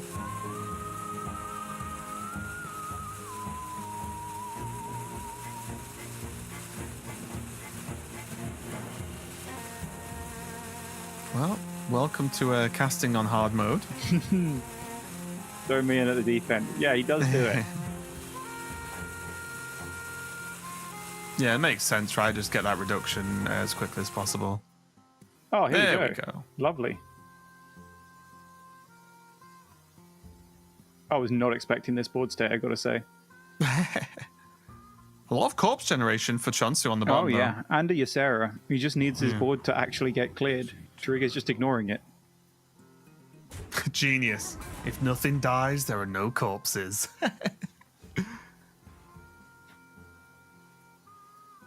To be fair, that is a very, very good strategy against this deck a lot of the time. There isn't very high attack on board, so you can ignore most of it and just say, oh, you might have Maladar, you might have Pterodax or Foam Render. I don't want to unlock those cards for you. Especially when you're playing the deck that's building towards something big, right? Yes. It's not like Torige needs to battle for board, really, is it? In generally speaking, like you're building up to one big pop-off turn. They want to just pile on and pile on and pile on every turn, right? More or less. So it you do need to not take too benefits. much chip damage, but there just isn't that much pressure right now, so it doesn't hugely matter.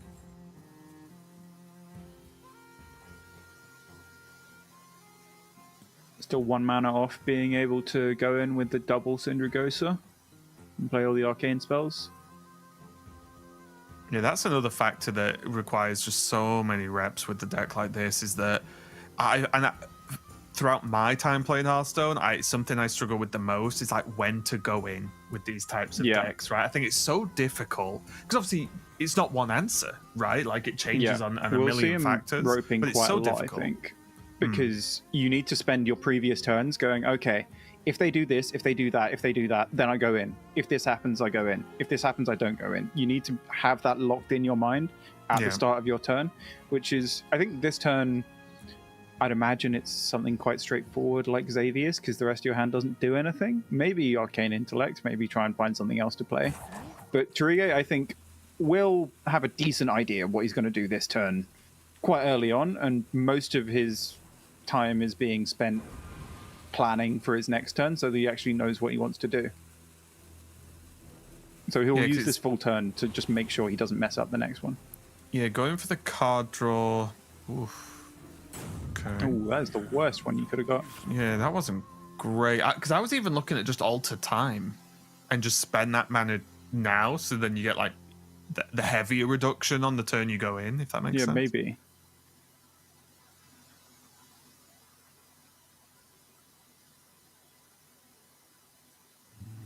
But it's always difficult because it's like you can alter time for free, but then that's an extra set of discovers to do that turn. Yeah. If you could just do them the turn before, then have more of an idea going into the turn what you want to do, right? So it's really difficult to manage. It's why when I was practicing with this list, I was just like, oh, I suck at this. It's without time, it's just too hard.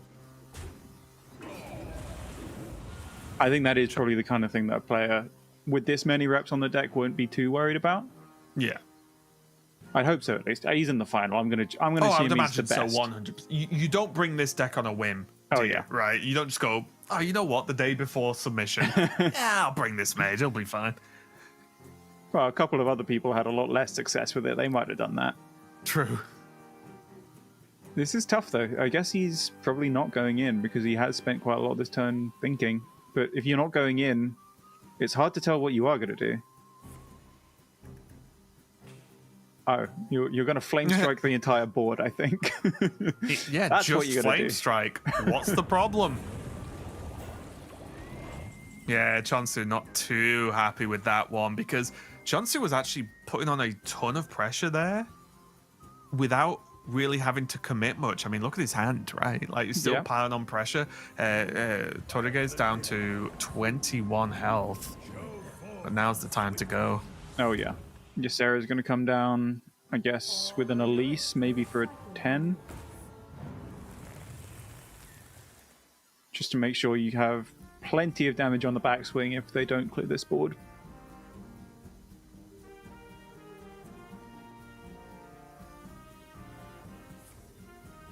You're just taking a second to think about it.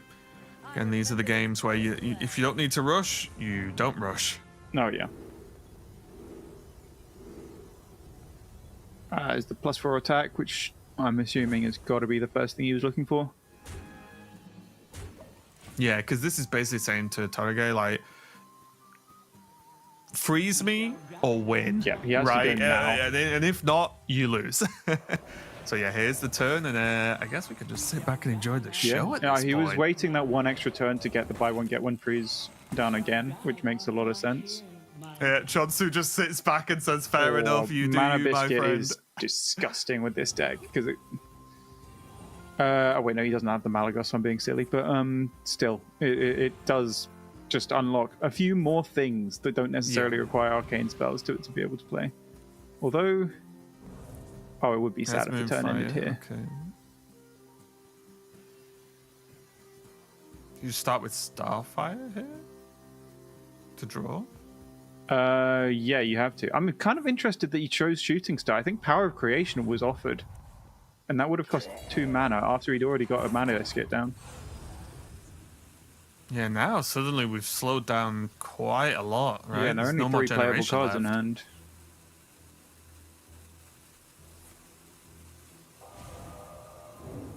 This was not much of a pop-off. Yeah, it does have O-Stone, right, next turn, Yes. which is going to help. If, as long as he survives, of course. Well, these aren't going to die, but Chonzu doesn't need to kill them because he knows there are no arcane spells in hand. Yeah. I do believe that's just lethal, though. Oh, yeah, you get 10. Wait, no, it's not. It's 1 damage off. 4. No, I'm being dumb. It's 12 plus 16. That should be lethal. Yeah. 12 on board, 16 from the location. He's just playing a Pterodax just to be doubly sure in case he's miscounted because he's tired. It's one of those moments where it's like, just in case I have infinite heals, right? So just in case, get it done. But yeah, Chonzu is going to take game number 2. Death Knight, tick that box. Yep. A fantastic position to be in the finals of the Last Chance Qualifier. And it does all come down to the Rogue. Yeah. Kind of what we talk about at the start, right? Like, however, when you've got 3 chances, and it's not like the Rogue's bad, it's just for me, the weaker of the 3, but that's because the other 2 are 2 of the best decks for me, at least. So it's looking mighty fine for Chonzu and myself as the player who... Chonzu has done it the hard way, though. Like, he's leaving by far his most difficult deck to play last. So he's 2-0 up. He's going to be sweating. He's going to be stressed that he has to get one more win, and he's given himself by far the most difficult deck in his lineup to play. But he has looked incredibly comfortable in Cycle Rogue so far, so I would back him to get the job done, especially with 3 attempts. But I do find it interesting that, like, in this position, I think I would have personally queued the Cycle Rogue earlier so that I'm not sweating on, like, this is winning in with my toughest deck. Like... Yeah, it's a tough one, right? Because there's always split mindsets of, is this what creeps in? The thought of, oh no, I'm going to get swept now, and probably feel really bad, right? To be 2-0 up in the finals and then you get reverse swept on your Rogue. Or is it, well, I have 3 goes at this. I can win 1 out of 3 games with Rogue. So there's just 2 mindsets. I will say, though, even though we've seen, chunks of emotion, I think Chonzu has at least appeared very chill throughout these matches today, and has also been playing very solid. He's been playing very, very well. Yeah. Like, he's looked very in the zone. The first bit of emotion I noticed was after his semi-final win, And now you can see that it's on his mind a bit, that he is so close. Because he was in one of the Masters Tours earlier this year, so he has been not that far away from Worlds already this year, and had that taken away from him. And now it could be coming back. This has got to be the best way to make Worlds as well. Obviously, terrifying, but like if you're going to make Worlds, winning this tournament has got to be the best way. Yeah, incredibly high-level tournament to go through, and when you know it's just there's one winner, right? It's like that's it. You win or you're done. And also as well, when we're talking about just mindsets, Torige, who I think has done pretty well overall and played well overall, has had a couple of slips. Now, those slips didn't matter to the results of those games, but they were slips, right? Like there were mistakes that were made. So even that might be factoring into Chonzu's confidence, at least to an extent. But we are going to be jumping into potentially the last game of this tournament. If Chonzu takes the win, it's all done, and he's going to be going to the World Championship. But Torige still has fight in him, and this mage is back with a vengeance for game number 3. I'm so glad he queued the mage up again, because I just want to see as much of it as possible. I want to see it win. Like, if you're going to start your comeback, you start the comeback by going, hey, I just beat you with Arcane Mage. How do you feel now? For the extra psychic damage. Oh, yeah. Because then Chonzu knows that probably his easiest matchup is out of the way. These things don't, I mean, it depends. Like, these things sometimes matter. They rarely do. But a lot of the time in these finals, it's just who plays the least bad wins. Like, even if it's the two best players in the world are going to have so much stress in these situations. So you just need to hold your nerve, and if you can do little things to throw your opponent off, then by all means. And looking at this matchup with Chonzu on the Rogue, is there? I know you talk about not the most experience against or with the Arcane Mage, but is Chonzu needing to do anything different against the mage than what the general plan is, or are both players kind of just trying to just engage the deck's plan on both sides and just get on with it?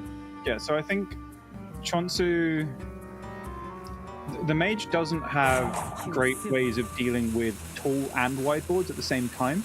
So it does have double rising waves, so he can't just go wide with an EMG and say that'll be good enough a lot of the time. And also, Chonzu's deck doesn't run quite as much burn, like no Blood Mage Thalmos, which I think would have been great in this matchup, because the mage doesn't seem brilliant at dealing with direct burst damage. While it could theoretically, like its answers to boards are quite clunky, but I think the best way to win this matchup would just be direct asteroid damage with Thalmos. Right. Although, I do think mage's answers, unless they can actually progress their game plan really fast, are just a bit too clunky to actually deal with the rogue's pressure. Okay, and Torige giving a bit of a nod there. The Arcane Intellect drawing some pretty valuable cards, right? Yep, those are the two you want. Pretty good getting the watercolor available for next turn to start that cycle. The dragons are already there, locked and loaded. Not too bad at all. But Chonzu's hand also is looking absolutely brilliant. He can draw 2 with the weapon. He could draw 3 with the Eat the Imp. That's, 3 mana off, getting the everything must go down. Although you might not see that as a priority. You do need to spend mana on something this turn, I think. Okay, maybe I'm wrong. Someone's wrong, because I definitely would have jammed this Eat the Imp. The only thing I know is for once it's not me, because I didn't say anything. So, but you know what? I probably am wrong anyway. But yeah, it's a tricky one, right? Because you're like, oh yeah, the rogue's hand's good. Oh, why is it good? They can pretty much play everything if they wanted to. And it's like, oh, okay. So the slight issue I have with this is if you play Eat the Imp, you're probably going to draw into other things to spend mana on that will draw cards and trigger your everything must go anyway. Chonzu's saying he just wants maximum mana next turn to go everything must go and build a big board. I think he'd probably be able to do that anyway, considering he's drawing a lot of cards. If you draw cards, you will draw card draw. But he is clearly prioritizing trying to maximize the odds of getting this everything must go down. Oh, okay. Well, starting off with the prep is gotta feel good.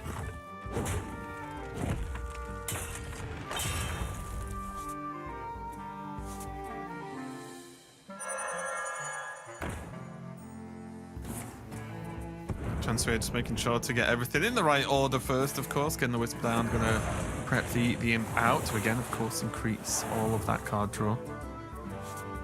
Okay, he might choose to hold on to the coin here because pointing out Incendius is very, very good with this deck.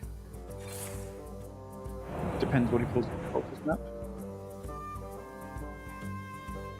No. Oh, there we go. Okay. Shadow Step's pretty good. Does reduce the burst damage he has later, so if Torige does manage to stabilize after Chonzu puts the board out. Okay, he is just prioritizing board as soon as possible rather than thinking about burst damage. So a lot of people would hold the coin for Incendius here, but Chonzu plays this deck mostly the board, it seems. But, judging by his 4 drops, I don't blame him. That's 660 Yeah, looking pretty good to me. And I feel like we've seen this from Chonzu playing like fairly aggressive with the rogue, you know, not necessarily as often going for the big, flashy late plays and just saying, actually, I'm just going to cycle through the deck as quick as possible whilst piling on the pressure. Yes. Of course, because he has the giants as well, right? Yeah, he's just not respecting the opponent's removal. He's saying, okay, if you've got it, sure. But most of the time your hand will be very, very expensive, setting stuff up, and I'm just going to put minions on board right now. Which, to be fair, if he'd waited a bit longer, then he was at risk of letting Torige just go in with Thindragosa against a very low pressure board, and then he could just lose to a big pop-off turn. And this potentially negates that risk a little bit, although it does look like Torige will be able to bridge the gap, but he will take a lot of damage on the backswing this turn.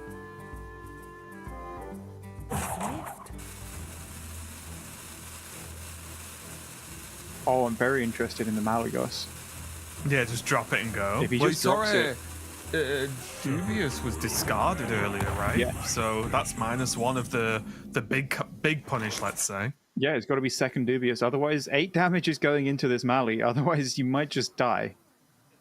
Oh, the Shadow Step's not bad, though. At the same time, Torige might just die with the Mauler coming down and double Web Weaver. I'm pretty sure he'll be short, because I think that's just 6 asteroids.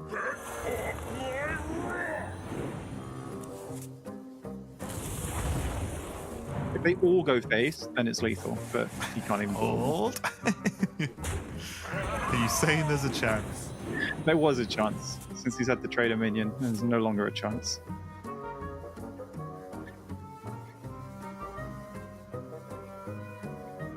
Does have Space Rock in hand to go again. I think the Malagos is really, really heads up though, as well, thinking back. Because he could have spent some mana clearing the board to get some damage off board, but this deals 8. Yeah. And if your opponent doesn't respect it, well, your next turn's going to be really fun. So, if your opponent doesn't respect it and you don't have lethal, then you should not have brought Arcane Mage. Yeah, yeah. It's just that actually now you have to lethal or you're disqualified. Let's see what he's got. Yeah. Time for Torige to lock in on their side, see if they can get it done.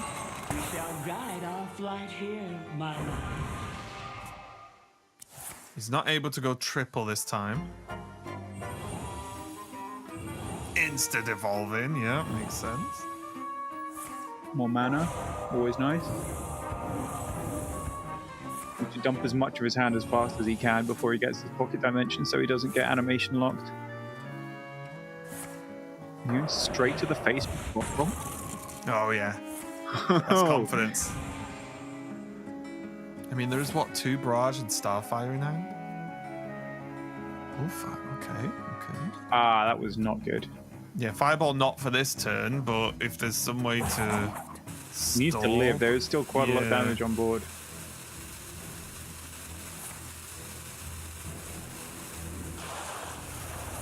Rope's burning. This needs to be good. Well, Chonzu's got a chance to finish it.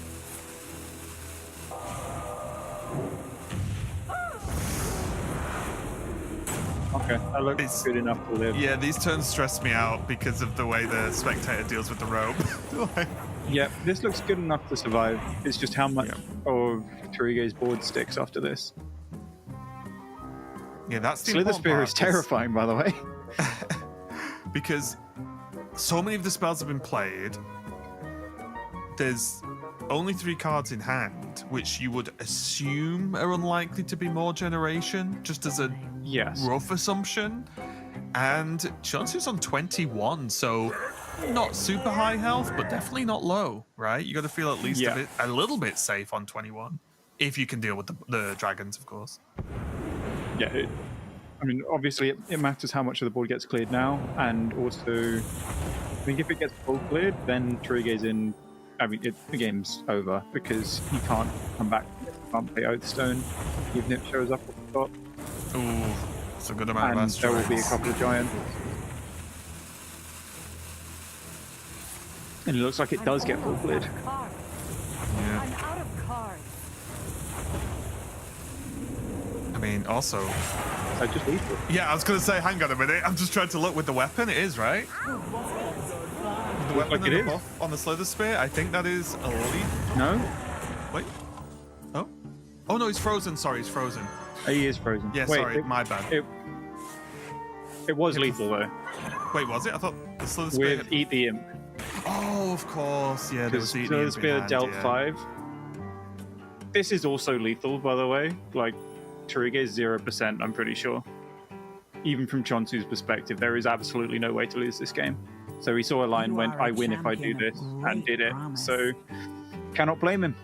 Yeah, and what an emote to finish it off. You are a champion of great promise. Torige with the clap to Chonzu there. Chonzu is going to be your last chance finals victor, and he's going to be going to the World Championship. And there you go. There's the emotion. Finally, we've seen bits, but we've seen him keep such great composure over the course of what has no doubt been a very stressful day, with every single match, as you put it, Pocket, every single match today basically feeling like the finals, because if you lose, you are done, and if you win, guess what? There's another one to win, the one after. So huge congratulations there to Chonzu. Fantastic player, has been a fantastic player for a very long time as well, and I am excited to see him at the World Championship. Oh, it's great seeing the emotion at the end. Like, he's kept it so cool all day, and then when it's got some cracks in his coolness towards the end, but it's really great to see someone who cares so much getting it done. And yeah, I'm a bit worried. Like, this is a good player. He's been to Worlds before. This is my competition coming up next month. But yeah, very happy for him. A little worried for me, but. Yeah, brilliant. Very well-deserved final. And Torige also had a rough go of it in the final, but displayed a lot of good gameplay today, I think. Some nerves, which are to be understood, considering there was so much on the line. Yeah. But yeah, he's had a really good showing, and so is everyone here, to be honest. You don't get here without being a fantastic player. Yeah, and I think, again, just for another comment on Torige, is like, I think quickly a crowd favorite, as far as I can tell anyway, because Arcane Mage with, Syndragosa, Malagos making it to the finals was a victory in itself, as far as I'm concerned. Because I'll be honest, coming into this weekend, it was not a deck that was high up on my tier list of, oh yeah, that's going to go far. So I think that's been super impressive overall, and definitely a player we're going to be keeping our eye on in the future. But again, just a huge congratulations to Chonzu. Such a strong run to go through, not only this top 8, but also making it through the Swiss as well, in what is likely one of the most stacked Swiss ever, because it's built of the best players this year, right? So you can't really ask for much more than that. And like I said, I'm excited to see Chonzu play at the World Championship.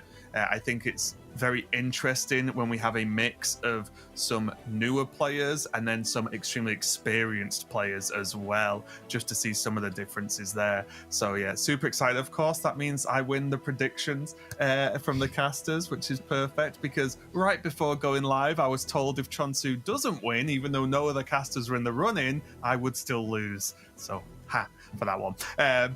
Pocket, it's been a pleasure, my friend. Any final words before we wrap up the day? Oh, I've had a great time. I'm going to miss being on this side of the camera when I compete in Worlds next month. But yeah, it's been amazing this week. It's been great to see so many people caring and enjoying themselves this weekend. And just huge congratulations to Chonzu. He deserves it so very much. Yeah, 100%. Thanks for joining me for the finals. That is going to be it from us until the World Championship coming up very, very soon. But thank you to everyone for watching. Thank you to our fellow co-casters, of course, and production. We hope you had a great day because we did. But we'll see you at Worlds.